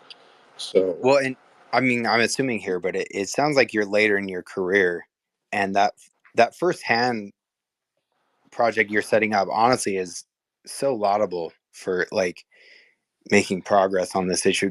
Do you have a URL for that? You said you set up a website for firsthand. yeah, yeah, it's kind of, it's not like a GoFundMe, but it's more like I can't remember what Bill told me it was about, but it's one where, you know, you can still contribute to it, and it would be used to help, you know, people like myself to come forward. But yeah, I can share that out to the group. Let me see if I can dig it out while we're talking. But Yeah, we got a lot of people here. We might as well give it some air. But Yeah. okay, if you want to do that later, you can. yeah, but apathy, I don't think that's the word I would use for it. I think it's more just culture and being told Okay. what to do.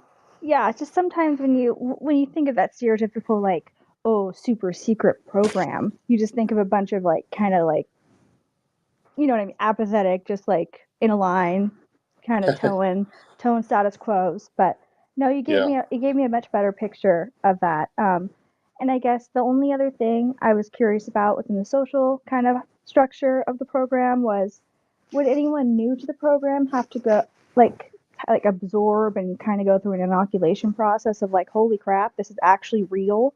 Like what? Um, Like were people like that coming in?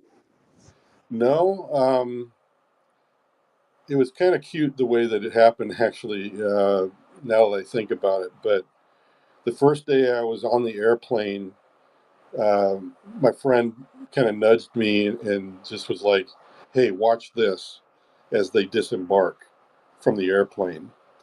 And it was the most orderly and civilized debarking of the airplane that I'd ever seen. Everybody was waiting on each other. Nobody, you know, was jumping up into the aisle and grabbing their stuff out of turn. And he said, this is why we're different in this program." And so there was all these little unspoken things I think, that really set the tone for the whole thing. But nobody was really told everything right out the gate. It's like they never told me what I'd be exposed to. All I was told is I was going to do some security assessments for the program. And I learned all the rest just by being on the missions. And the same thing's to be said about a lot of the scientists that I heard discussing what they were doing is that, yeah, sometimes they had nobody to talk to and they were just left to kind of figure it out on their own, just like I was. Thank you, Jason. We're going to go to Screen next and then Rich. Awesome. I appreciate it, y'all. And I apologize if this has already been asked. I've been trying to listen to the whole thing throughout the night, but it's been a lot. And please don't take this the wrong way either, because I've had my own experience that I'm not taking this off the table for it as well. But you mentioned that you tried to ask the other guys in the convoy or whatever, and they kind of ghosted you. Is there anything tangible from this stuff where like, how do we know this wasn't a conscious experience or something that happened in your head? Especially when you say the information is coming from like other people, you had to figure it out. Were you ever directly briefed on anything like that, or is there anything tangible from this? Thanks. Tangible, yeah, there were plenty of people, even from the week before, that had seen that UFO before I encountered it while it was landed. So there's a butt ton of people that were already on that list. And the video itself is there for everybody to see. So, yeah, there's tangible stuff there. I also know that the list itself of all the people's names that saw all that, that's floating around out there somewhere, whether it's in the media's hands or whether it's still on the range. I don't know. But somebody created that list and it's probably hanging out somewhere. Whoever finds it's going to have a gold mine because it has everybody's names on that. But tangible as to my experience in there, like I said, I've been fully vetted by everybody in the land, honestly, already. Congress, ICIG, Aero, they've all verified my background. So tangibly, you can tell you're talking to a guy that's probably had more scrutiny than most as to who I am. So all those are tangible. You can disagree with what I say, but that's what happened. I don't know how else to explain it. Um, and like I said, I can I can go on about all the things that are a proof of my doing it, but I've run into people that just can't accept it, and I can only go to a certain point where I tell people tangibly, this is who I am, this is what happened to me, and it's just really up to you to whether you want to believe it or not, and I'm fine with it either way. I mean, I understand if you don't want to believe. No, it's not that I don't believe it. I perfectly believe that you had an experience, and those things would be tangible of you having an experience, right? I mean, more along the lines of, did you have anything like to remember the alien by, or were any marks on you, things like that? Yeah, there's an ongoing joke with me and James Fox, who's doing the film right now, with my experience. But yeah, there's I think I'll mention that after the film is out. But yeah, I exchanged a piece of my Aperol with the guy that I was talking to. So and yeah, I was pretty cold for the rest of the day because I gave him my inner lining of my jacket because I thought he was freezing to death, honestly, so I handed it to him. So Okay, did he give you anything in return, or you just gave it to him?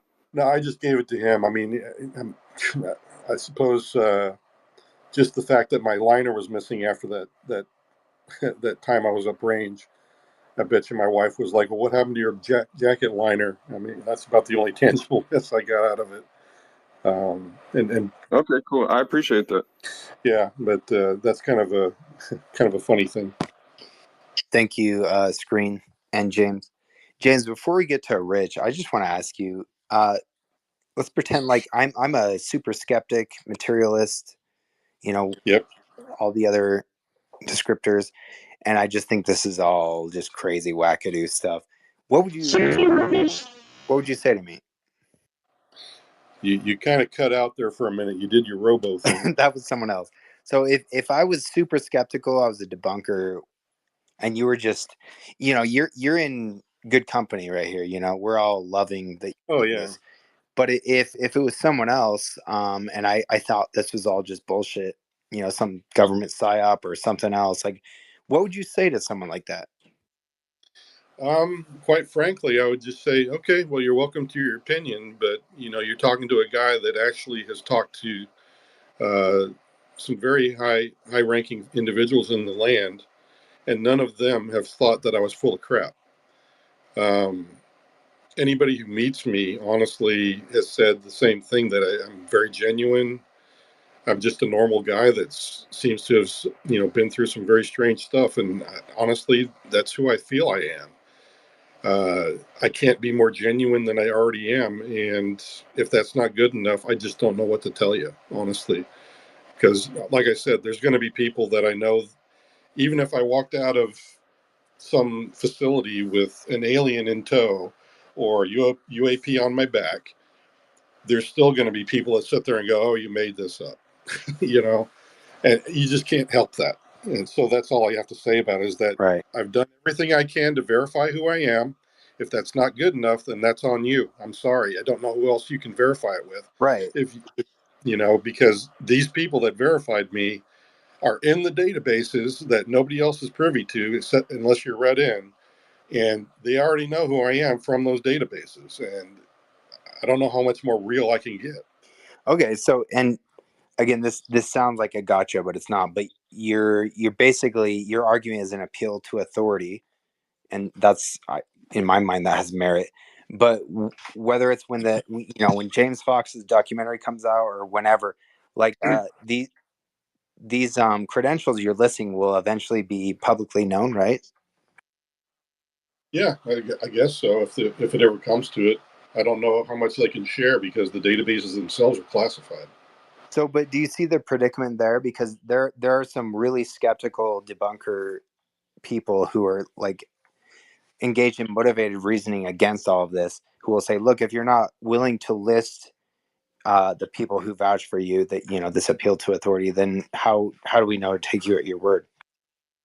Well, I guess I'd have to appeal to the Congress, Arrow, and ICIG who did the verifications, and say, hey, look, if you're okay with telling people you verified me, then go ahead and make that statement in my favor. That's all I can do.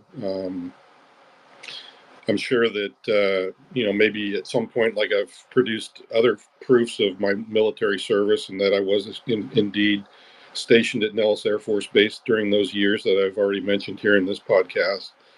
Those are unclassified. I could probably share those on a public forum or something at some point if I felt comfortable doing so. And at least that would show that, yeah, I was where I said I was during the years that I said I was. But that won't tell you that I was read into this or read into that. Um, so yeah, there's going to be a bit of disconnect there because those are classified databases. Well, and you're not purporting to be, nor do any of us, I think, expect you to be the smoking gun. All this, you're not capital D disclosure, but you are a stepping stone toward that, and I think we all appreciate that. So thank you for that answer. Yeah. Rich, go ahead. Thank you, and thank you, Jason. Are you aware of an amnesty agreement or a truth embargo forthcoming? Yes, that was something I discussed with Congress a number of times, that there needed to be an amnesty clause for people that want to come forward that are in the program, that they can have the same immunities as I have had, and that they also have a safe passage to come forward and be dealt with appropriately in classified settings if need be, and all that kind of stuff. I think that everybody deserves that, because they are performing a service for our country, and that they should be allowed to do things like whistleblow without any repercussions and have immunity from anybody who meant them harm. I also meant for the others as well. I'm sorry, for the others as well. Others as in other whistleblowers? No, the other beings. Oh, them. That. Them. Yep. Well, that's a whole different can of worms. I would say that, yeah, they're welcome to come anytime they want. I mean, honestly, my impression, just having had contact with one of them, I don't think they have a real compunction one way or the other, whether they want to come forward or not. I think it's mainly just, they're operating here on Earth for their own reasons. And for the time being, that they have their own reasons as to why they don't want to be public. They'd rather be private. And for me, I can imagine what maybe some of their motivations are, just like everybody else, that we're just not ready for that kind of contact, that it also exposes them to the dangers of people trying to politically use them as a ploy to get elected, or to steal their technologies, or to capture them and imprison them. Those are all real dangers that they've already maybe even had reality with, that, some people have done just that. Matter of fact, I remember hearing about a lot of different people that have encountered UFOs that took their shotgun out and started shooting at it, and stuff like that. We're a strange bunch. So I think those are all good motivations as to why these people might, if they're NHIs or want to come forward. I would like to think that our government would give them amnesty. I would give them amnesty. I mean, honestly, I would view them as a friend mainly. But there's some people that are just totally not accepting of any of that, and they would probably just lose their mind. Thank you. Rob, you sound like Optimus Prime. Yes, that was going on more much Jason, you can hear me, okay? Yes, we do realize that we are insignificant and live on planet Earth. Yep. Well, I tend to think that sometimes of my own self. Yep. I'm pretty insignificant when it comes down to it. I don't know what Rob just said. Rick Ford, go ahead. Thank you. Nice to talk to you, Jason. You're doing your country well. You're a patriot to the people. And my question to you,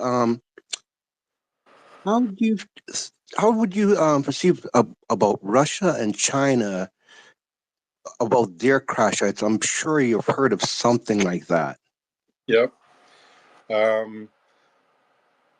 While I was in the program, I didn't hear of any interaction with either of those countries. I believe they would be just as interested in it as we are. I think I've heard China was standing up their own UAP program, and probably Russia has had that at one point or another because of some of the documents that got leaked out of their country once the Berlin Wall came down, and somebody came back to the United States with some of their UAP records. So I know that they've had a program as well. How successful those are, I really don't know. I would like to think that America's better at it than anybody else at this point. And I think that kind of rings true also for the NHIs, that perhaps they look more for societies like America that are not, I don't know how to put it, they're a little bit more free in being allowed to discuss these sorts of things, and to get to a place where people are not going to be shot and locked up in jail just for doing the things that they naturally do. Because in China, you could easily get in jail just for speaking badly about their own government, or Russia for that matter. And I think that's something that they need to think about, because, it's okay to let people speak their minds. I mean, that's what we do. We communicate. And if you can't accept other people's ideas, that's kind of on you as to whether you're acceptable to be part of that conversation, or you're accepting of it. Because, who wants to be in a conversation with somebody who's refusing to hear anybody else's side of the story. So that's all I have to say about China and Russia, is that they're probably going through some revelations in their own societies that may be hampering any UAP work and contact with NHIs, and they might be actually hurting themselves by being a bit too tyrannical in certain ways. Well said. Rick, did you have a follow-up? And if not, Rob, you sound like a robot. So,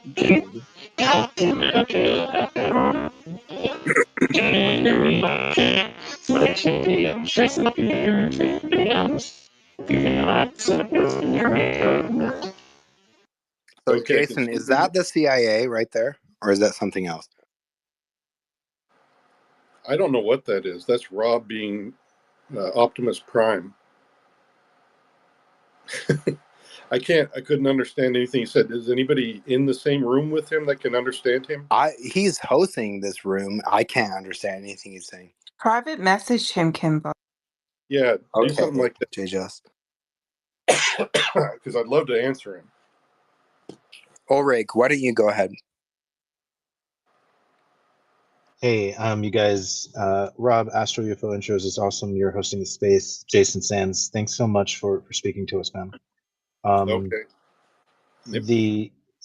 I mean, everybody is just, the mind is blown. I wanted to know, what can you tell us about basically this battle that we're watching split within the DoD and between the DoD and Congress as it relates to, and if you already answered this, then I have many other questions, but what is going on here where we're getting one message from Arrow saying that there's no real evidence of these things, especially if Arrow vetted you, then ICIG saying we need to investigate this more heavily, and then the Grush allegations implying contractors hiding their reverse engineering programs from the government itself.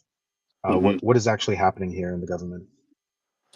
Okay. Well, first, let me make the announcement. I did send Rob, I sent you a direct message with that firsthand website that I'm trying to get started for other whistleblowers to come forward, as well as just to inform the public. I think that's the other charter we're trying to get started. Yeah, So, Rob, I'm sure we'll share that soon, okay. especially if it's that secondhand stuff, because that's so important. He did want me to tell you to check your DMs, Jason, but you can get to that maybe in a minute. How do I do that? Well, anyway, I'll do that here in a second. Let me answer this question first. So DoD and Congress, number one, I would say that, as I was saying earlier, they have all of the testimonies at their disposal. They have literally all of the information that we could possibly hand them as whistleblowers. I think also that cadre of whistleblowers is the largest and most credible that our nation has ever seen in Congress to date. All at one time having very similar concerns about this program. Now, the messaging between DoD and Congress, I think you can expect that DoD, certain parts of it are going to only be involved in that program. But if those program people are trying to influence things, I could probably guarantee you that it's not going to be one of letting all of this go public without a lot of fight. So I think it's safe to say that when DoD discusses this topic with Congress, there may be some taint to deal with, because they've been dealing with this program for many years, decades, and they have always dealt with it a certain way, which is to pretty much deny that it exists. And I think that's something they're comfortable with, and that's to be expected that they would continue in that vein. And I think that's the way that they are handling it with Congress. So you're talking to Congress. Also, they're coming to talk to congressmen and congresswomen that don't know the program, and it's easy to pull the wool over their eyes and make it seem like, oh yeah, sure, there's a program, but it reverse engineers only things from our adversaries. There's nothing about UFOs in it. There's nothing about NHIs in it. You know, it's easy to make that, and they could even walk you into some of the installations. People from the program could walk Congress people into those installations and hide everything that has to deal with NHIs and UAP. So even going to the facilities would be a problem. So this is a bigger problem that we're going to have to tackle, and it's going to be something we have to think through very thoroughly. And or DOD needs to just realize that people like myself, we're not looking to be adversarial about it. We're not looking to give away all the state secrets. We just want to get to a better place. And if you're willing to talk, then let's talk. Let's stop playing the old uh, hide the whatever from each other game, and hide the cheese or whatever you want to call it. So, Am I but speaking in English now? you are. And Jason, Yeah. you work Oh, for I've heard. you work for the program that Grush is speaking of, one that has contractor involvement. What, currently? No, I I mean, did. you did, yeah, you did, Yeah. and so Grush is alleging that there's embezzlement of funds involved in these Yes. programs. Yeah, and that's part of my concern as well. I mean, honestly, if I was put on the stand right now in front of Congress, I'd be telling them, all right, guys, you don't believe me. Well, where's all the freaking money? Did you answer that? Did Arrow answer that question for you? Oh, they didn't? How about ICIG? No, they didn't either. Okay, dudes, well, we're right back at square one, aren't we? And that's what Congress is going to have to get their heads wrapped around. And is it the contractors that are they hiding anything from the? All of you are like, we are going to stick to hands. So go ahead, Rick Ford. Yes, just recently, I was listening to a little presentation about something about England now. May want to talk with the U.S. on this same affairs because they have some stuff too in their background. Have you heard anything about that, Jason? I'm talking England's Parliament.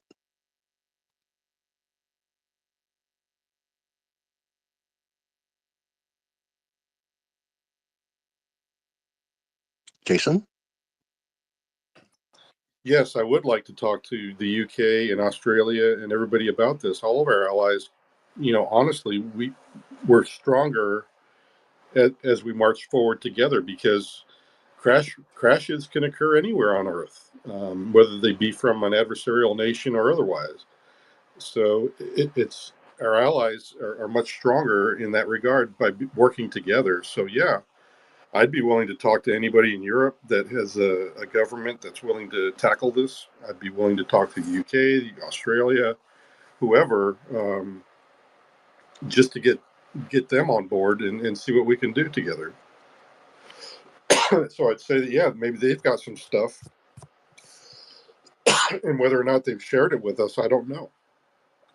We just haven't developed the program that far, or maybe we have and I'm not aware of it, because maybe that was something that came about after the 1990s when I was in the program. Maybe they've developed some really good friendships in that regard.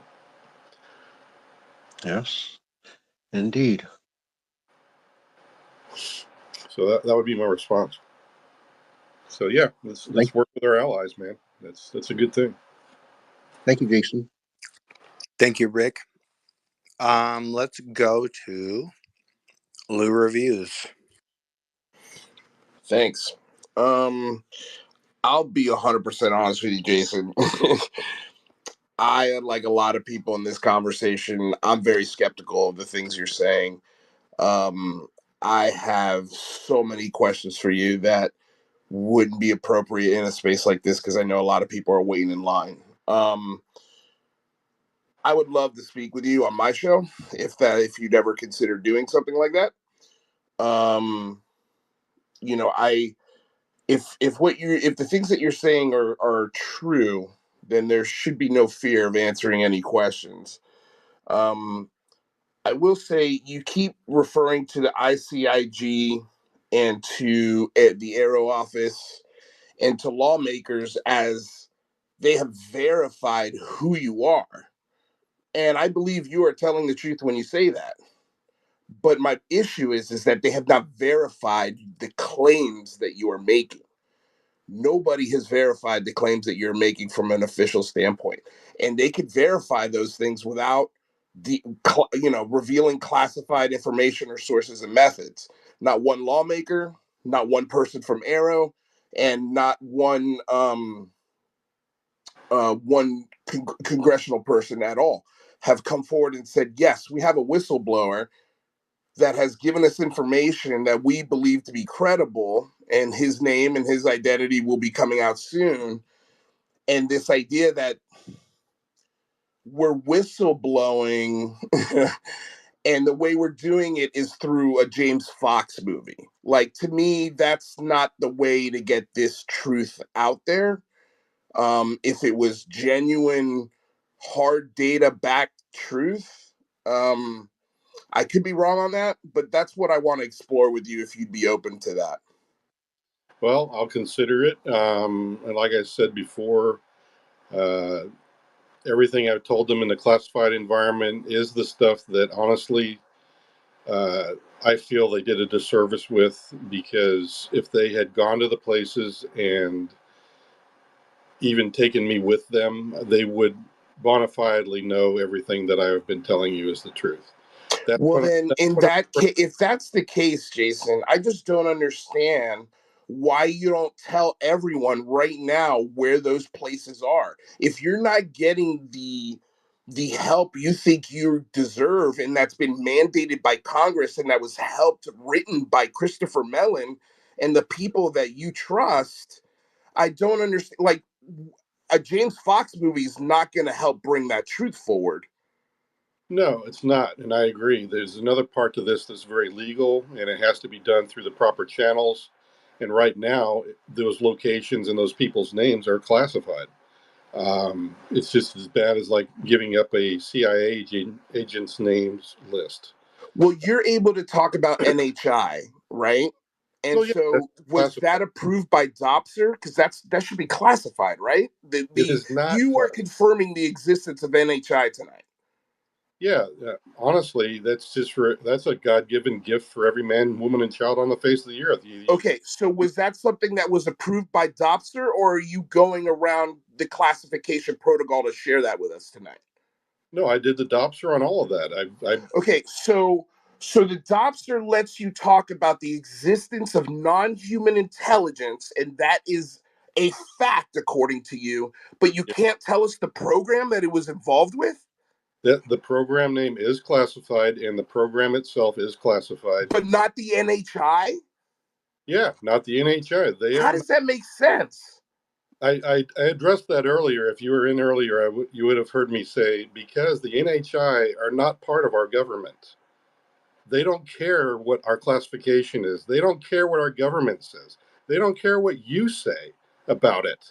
They don't play by our rules. They're NHI. All right, Lou tripped over his shoelaces. What's going on, Matt? And then we'll get to Rob and then JJ's. Some good questions. Jason, thanks a million times over again. If you're tired of hearing it yet, sorry. And it's a shot of adrenaline for everybody here. It's just real encouraging. And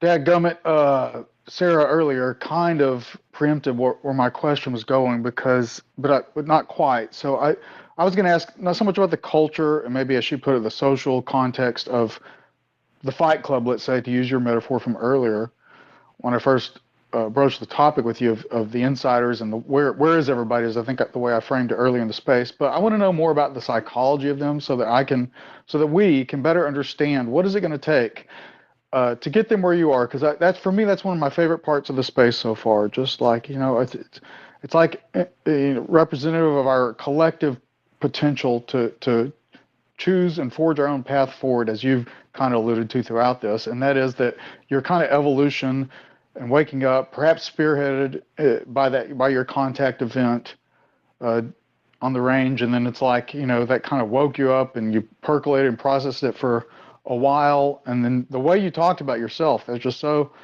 and the way it changed you, that was powerful, and that just, again, for me, and I think other people, if they don't know it, that compounds your credibility, infinitely, because, that's where we all need to go collectively. So I want to know, what does it take to get those other Fight Club members? What do they need to experience? So that's first part of my question. If you could say anything more about perhaps not just the culture, perhaps their psychology. Like, why are so many of them stuck where you were? Is it because they didn't have that experience like you did, or similar experience?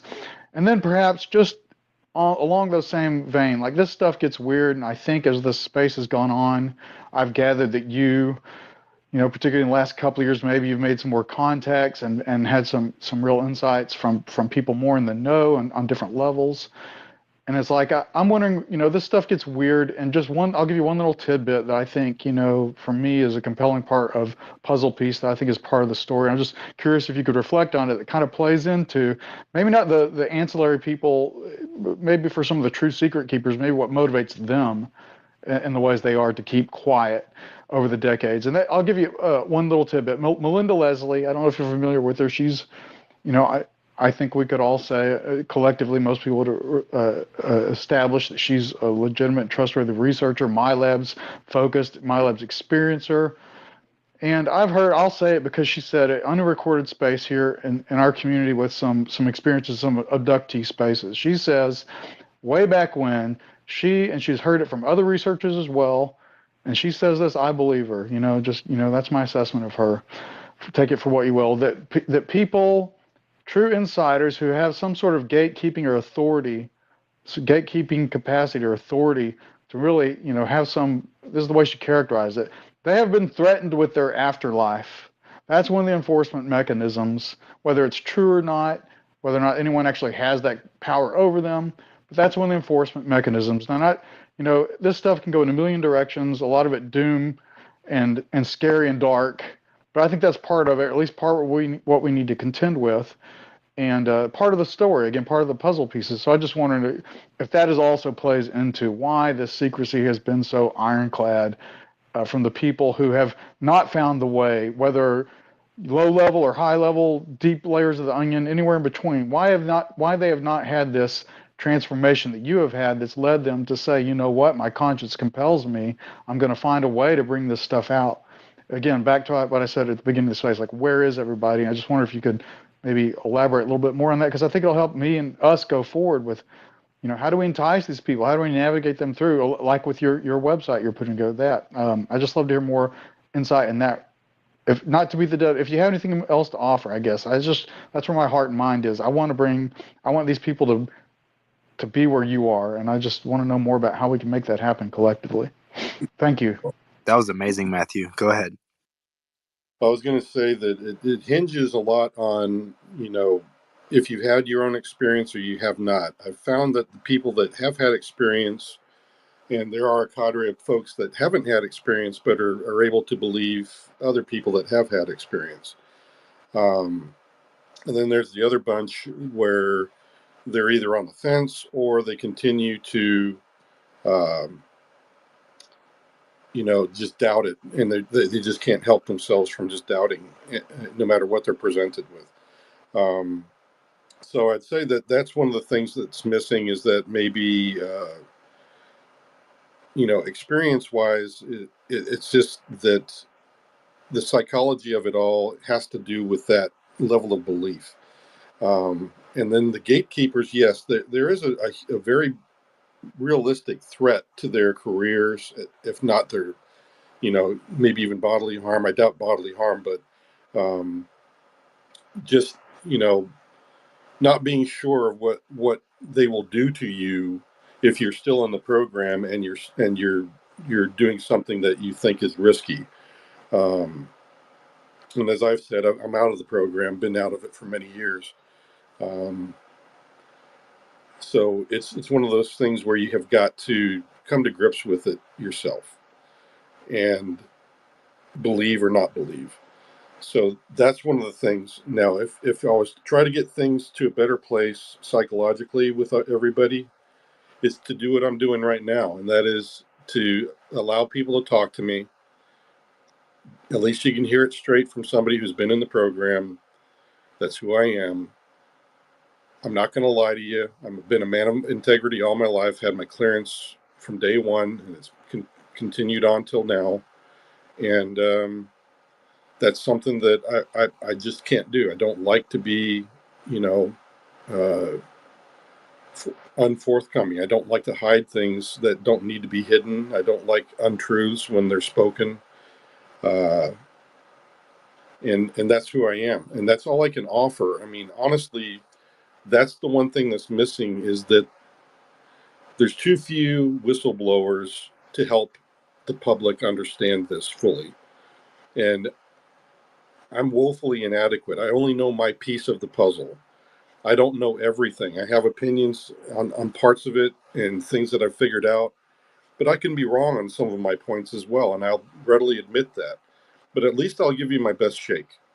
And that's all I can offer Congress. That's all I can offer you guys. That's all I can offer anybody is talk to me. And at least I'll give you a point of view that's from somebody who's actually been there and seen some stuff.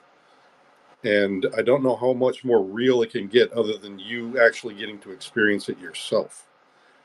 Because I think if everybody was exposed to it, then yeah, there'd be no problem. But even then, like I said, there'd still be a cadre of people that just would think it was a hallucination. So, It's not really something you can like translate to someone. Honestly, yeah. I don't think the government can even disclose the full Monty. It's not possible through language. Just my opinion. Yeah, I believe the same thing. It's just one of those things that because I've tried so many ways, I'm like, did I just not say it right and get something across? I don't know to this person, but it just has to do with the person receiving the information. I can believe you're lying or I can believe you're telling the truth. And it's really up to each individual to go with one way or the other. Well said. Well said. Jason, you're burning the midnight oil right now, and I'm getting tired. Yeah, I mean, just I want to be Yeah, respectful of same. your time. Rob's being a champ hosting this space, but we have a few more hands up. How much more time do you have, Jason? Yeah, let's take a few more questions and then I got to get some rest, man. Okay, so we're gonna preference the people who have not spoken yet. So, Rob the Great, we'll go with you, and then Zim. Hey, Jason, I just had a quick question. What are your thoughts about the Nazca mummies and I guess the Peru attacks that happened last year? Thanks. I find them intriguing, honestly. Some of the head structures I find interesting, but again, I'm not a biologist by any means, so I can't make those assessments. I do think that the bodies that they found in Peru are really interesting. I mean, they claim that they've had no kidding biologists and scientists looking at them, and they're verifying that they are biological, that they're not glued together or whatever. And I find that even more interesting. So, being an analyst, though, I'm still waiting for bona fide. Hey, let's have an exhibit with them in there, and really uh, have more people studying these bodies and mummies and stuff like that. Because I think at some point our science will get sophisticated enough to where we can make more assumptions about the DNA is actually human or not. And those just seems to be some of the sticking points right now is that people are still saying, oh, no, it's still just be a malformed human being and stuff like this. And it's the same thing like with the MH360 theorems and things like this. That there's so many arguments and counter arguments right now that it's hard for me to make a true statement. But I find it intriguing, and I'd like to think that maybe there's some evidence now that we actually do have some, more DNA to study. That'd be really cool to have that.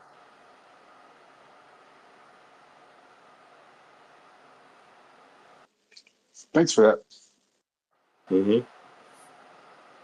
Zim, you're up. Hey, Jason, I missed some of the first hours of this, but thank you for coming forward. And question, I've had an experience that seems so real, and it was what people would describe the sleep paralysis thing. But There's a lot more tied to it. And considering your experience with the telepathy, is anything with the program tied to the sleep paralysis experiences, and is that considered something more of a reality than just a psychological phenomenon? I would say that just from my experience in the desert with that individual, that yeah, he literally, I thought he had kind of numbed my friends' minds that were still in the car while I was standing on the roadway with him. So I would say that yeah, he probably had them in a form of paralysis to where they couldn't function anymore. And yeah, so yeah, sleep paralysis might be a byproduct of exposure to that same sort of a thing in mind control. Thank you, Jason. Zim, did you have Hey, a follow up wait. before you go to the next person? Yeah, real quick too. Before we get to the other hands, we got Steve Sprague. He was wanting to ask a few questions and he can't raise his hand.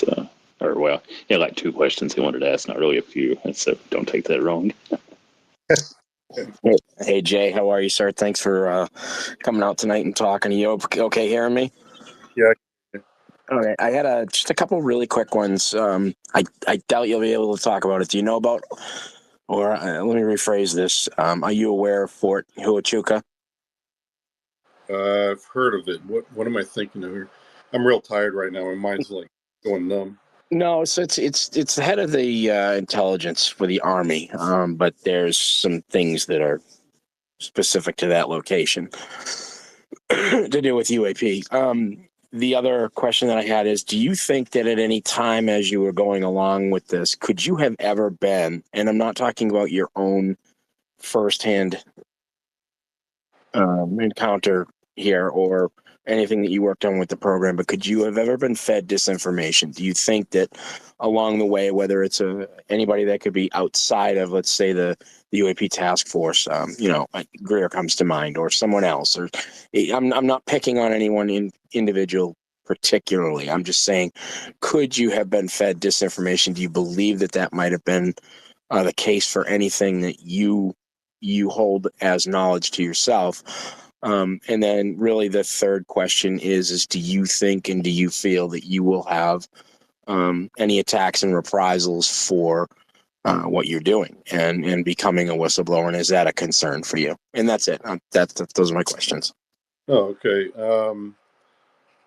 As for folks influencing me, like I've said before, I don't really read much on UAP unless one of my friends throws me a link and says, "Hey, look at this" or "Look at that," and then I might give some opinions on it. But even though I know Greer and other folks that are out there, yes, they've surprised me with some of the stuff they know, and I haven't experienced some of the things that they have said. And I can verify that some of the things they say is true, but not all of it. Like I said, I only know a piece of the puzzle. So in that regard, did it influence anything I have seen or heard? I highly doubt it, especially when I was on mission, because it would be a complete waste of thousands and thousands of dollars to have me and my team go someplace for an assessment and then waste time trying to feed me false information the whole way through, or to try to influence me and my team, because that would seem kind of weird to only have like 4 people right into your program, have them doing security inspections for you, and then feeding them a line of BS that is totally unproductive. I don't think that would be, that doesn't make sound logic to me. Now, as for reprisals, no, I've done everything I possibly can to be on the up and up with all of this. I've kept the classified stuff out of our conversation tonight. The only thing I've been willing to talk about is the culture within the program and the existence of NHI, and that's totally unclassified.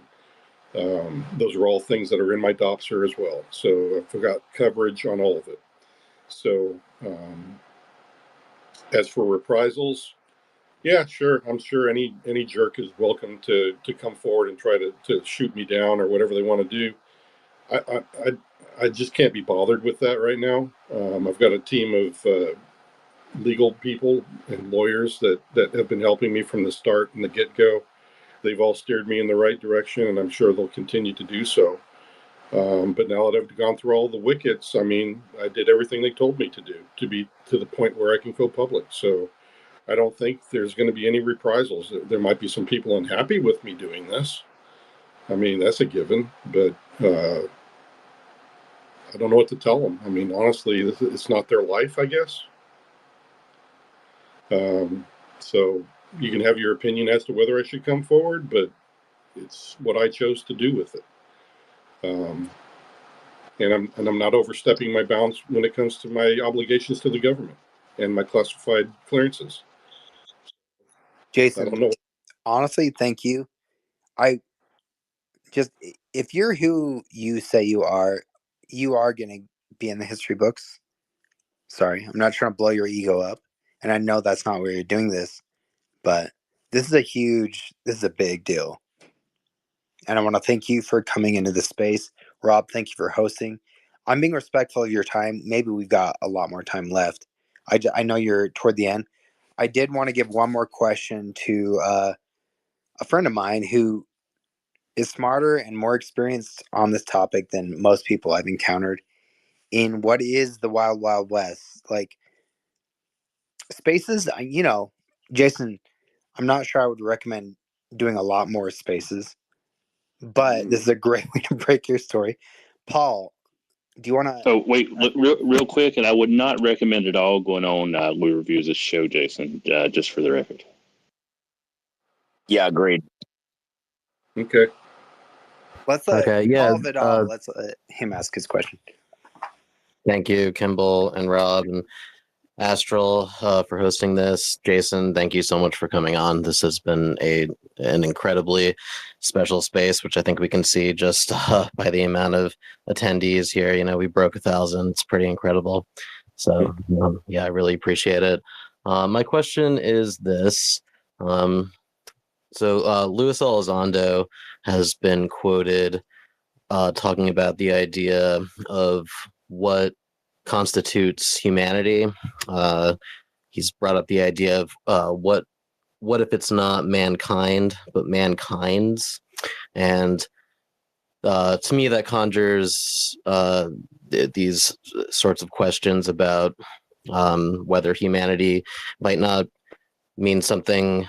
It might not be just about highly evolved primates, but something deeper, something to do with our sentience, our consciousness, our souls, or whatever. So my question is, what do you think constitutes humanity? And moreover, do you think that the NHI, and I know you've addressed this a little bit prior, I've been listening for the past few hours, but do you think that the NHI might have had any role in the ancient past or recent past in terms of the development of our sentience as human beings, or experimentation with our genetic makeup, or some type of artificial selection? Thank you. Yeah, it has nothing to do with my exposure in the program, but in my opinion, after being exposed to all the stuff and the strangeness, I did go read up on some things, just light reading kind of stuff about ancient history. I have read through the Bible from front to back. And yeah, it seems to be, even the Mahabharata mentions the same sorts of things, that there has been an influence, at least, with mankind for a very long time. If you're to take the eyewitness reports and even the shards of the Bible and the manuscripts that we have available from ancient times, where eyewitnesses, in these books mentioning, beings and vehicles or other things that are quite inexplicably like what we would consider UAP activity and NHI activity. So I would say in that regard, yes, there has been some influence. And if you take the other parts of the stories within those manuscripts from ancient history, um, they describe some of the harsh treatment of our kind. And I think I think you're also referencing like Anunnaki and things like this. I did read up a little bit on that, not a lot, but just that how they had created a race to work for them in the mines or whatever they wanted to get the gold or whatever they were going after. So if those are true, then yeah, we've been manipulated even in DNA. The Bible also describes how the giants came about was because the fallen angels or the Watchers had been taking wives of mankind, and the offspring became giants. So you have all these really strange things that are hard to wrap your head around. I don't know how much of it to believe myself. Um, all I can say is that when you ask about our soul and who are we supposed to be, I think that is the one thing that is unique to us, honestly. I think each one of us would agree that we feel like we're individuals, that we're each unique, that we each have a different skill set. There's literally no identical twin. You get close to people that are like you, but there's always differences. And I think that speaks well of, you know, if there is an everlasting life after this, that learning who you are is more important than anything else in this life. And stop wasting time trying to seek after, you know, frivolous things. And just learn who you're supposed to be, first of all, and then be that person. Is like I said earlier in the show. That's really what I think being in contact with your very soul is about, because I think that's who you are in if there is an afterlife, that's who you're going to be as well. I mean, that's the shard of intelligence and life that you were created to be. So I would say that yeah, it has a lot of meaning in your soul to learn who you are, and I think that if anybody could be that in life here on Earth, it kind of makes them one of those people that kind of has an impact in your life, and be that great or small. I mean, some people are just good friends and they can change somebody's life for the better, and other people can be really famous and affect millions of people. It just depends on whether you latch into what you're supposed to be doing at the time. And I think that's the important thing, is just knowing who you're supposed to be. That's beautiful. Thank you, Jason. I think What do you mean you've by done that, a Jason? Like, so the average person, who they're supposed to be, do you mean like what they could become, or who they actually, Yeah. like, they have an identity that's to be discovered? Well, I think that's kind of it. As you grow, it's like when I was young. I guess I can use my own life as an example. I loved to draw, and I became an artist. In my teen years, my dad played guitar, and he taught me how, and I liked to play guitar with my friends, and I learned how to do that. I'm also a good teacher. I found out that I fell into that by accident because my wife got ill, and I had to move out of my technical job and career, and I had to take a teaching job. I ended up loving it. Never knew I'd be good at it. Um, and But the more I did the teaching, the more I realized, that really matched my life. That really matched my experience to be kind of a teacher, a mentor for people. Um, and that's kind of who I am. So I feel like I'm in touch more with who I am by being a teacher. When I express myself in my artwork, or playing guitar for my friends and loved ones or whatever, all of those things have an impact. And then, being able to speak well, of other people all the time. I always try to leave somebody with a smile. That's who I am. I don't like having dark conversations and arguments with folks. I like to leave people smiling, because I just don't see any reason to be sitting there bagging on somebody night and day just because you feel one way or another. I mean, it's one thing for me to disagree with you, and I'll let you know, but it's quite another for me to natter on about how I disagree with you. I mean, that's what I think the travesty is, but that's all part of learning to know who you are and becoming more in tune with those gifts that you've been given and what are you good at. Kind kind of sad when you just waste away, like when you know you could be a better father and you're good at being a good father and you know you can be, but then you refuse to do so because you want to do video gaming. You know, that's a struggle for some folks. You know, there's all sorts of things that distract us from being who we are, and that's what I'm getting at. I love that. Can I just say, it's so amazing how by getting to know ourselves better, by getting to know our nature, by getting to know thyself, that we learn what really matters, and then through serving others, like you're talking about, we also get to know ourselves better. It's this kind of like circular process of growth, and so I just really love what you just said. And my only follow-up question is simply, has your work in the program affected you in this way in terms of spiritual growth and your outlook on reality? And if so, how so? Thank you. Yes, it did affect me. When you're confronted with any sort of a experience that really shakes you, it becomes a profound moment, whether it's, you know, serving in Afghanistan and facing down the enemy and losing a friend, losing a loved one. Sometimes, you know, good things as well, like getting married, having your first child, or having your first great relationship with somebody that you love dearly. Um, all of these things have an impact in us in a profound way. And sometimes, you know, when you're good or bad or indifferent, yeah, I would say that the program did that to me.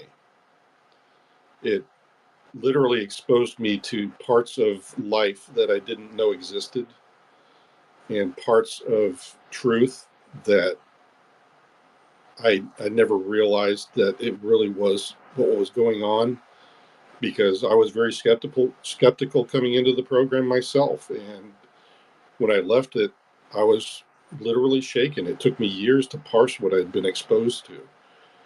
But after I came to grips with it, I was pretty all right with it. And I was like, wow, it really taught me a lot about myself. It really taught me not to believe everything that's around me, but just to experience it for my own and make my judgment call by meeting somebody or engaging in learning about somebody or something that I didn't know before. And I'm much more open-minded towards those things. So I think I was kind of like a closed circuit when I went in, and came out an open mind at the end. And that's how it affected me. I can Hey, relate to Jason, that. Thanks again. you said there you were an artist. I was wondering if you had ever drawn any pictures of the nature. Yeah, I actually did. I posted those also in the forum that I spoke of earlier. And Hey, can you DM me that link? Yeah, I'll have to send that off to you. But I think that I've got it on my hard drive somewhere. Thanks, Jason. Yeah, I can do that. Okay, so I'm freaking tired. All right, let's. Jason, thank you Yeah, so you much for wanna? doing this. Yes. Mm-hmm. Well, thank you for all listening. I appreciate all the the good questions. I hope I answered them, and just I'm glad that I've been treated very well, and I appreciate that, and I appreciate everybody's respect. For those of you that I know were listening or and are still skeptical, I get it. I was skeptical too, so I totally understand where you're coming from as well. And all I can say is that there's more people like me. I'm not the only whistleblower. There's a lot of other people that have come out. Um, I'm not sure. I've not been told of everything that's going on in Congress. I'm sure if I'm given another opportunity to talk to the congressmen and women, I will ask them, why are you taking this stance now that you've been exposed to so many whistleblower testimonies? And I'll try to get some of those answers, and maybe I'll address those in another podcast or something later on in the line. But right now, I don't have a good firm answer because I don't know what was told to them in the classified environment up there. Well, and one of the things I love Yeah, about you, this been a. Jason, is that when you don't have definite answers, you don't give them, and that's a big green flag for me. I'm sorry, Rob. Go ahead. Yeah, this has been awesome, Jason. Thank you for your time, and hopefully, when you do get those answers, you'll keep me in mind. So, Yep. Well, we'll see what we can do. Like I said, I'll keep pushing. I'm on mission, man. I've been on mission since years ago. I'm not going to quit. I need to continue with this. I'm not going to be a jerk about it either. I'll try to keep everybody's interests in mind, to include those in the program and those in Congress and Pentagon, whatever. I'm not trying to hurt anybody. I just want to get to a better place. how many followers do you start this day out at, Jason? You got like 653 now. So, No, they're popping up. I'll have to count them up in a bit, but I don't know. oh yeah, mine's blown up today too. This has None of been a that hell of a matters. space. Obviously, Rob's making a Rad, yeah, joke. for Doesn't sure. Fuck matter. But baller count. Rad. honestly, Jason, just take it in stride. You're doing God's work. Like honestly, you're going to be in the history books probably. Even if it's just a little blip, like this is a big step. So thank you so much for not just coming in these spaces, but doing what you're doing for real. Yeah, I think the application is not counting how many followers right now. It just says 20 plus. So I have no idea, but I'm looking through. There's a lot of stuff. You're right. This went bigger. I was so surprised to hear it went up to 1,000. All right, Dave Scott, I may be crashing your way. It'll be for a short period of time. If I do, though, brother, I can't promise you much. I'm dead. It's been nearly 12 hours. This has been going on total. So, and God, we've been here with Jason for what, at least 6 to 8. Yeah, we got to leave something to talk about later too. So we're good. Thank you, Jason. Thank you, Rob. Yep. Yeah, thanks, guys. Thanks, everybody. Yep. Thank you, and good night, and sleep well, everybody. Great job, man. Good night, guys. Love you guys. Thanks, Sam. Later, guys. All right, bye. Peace.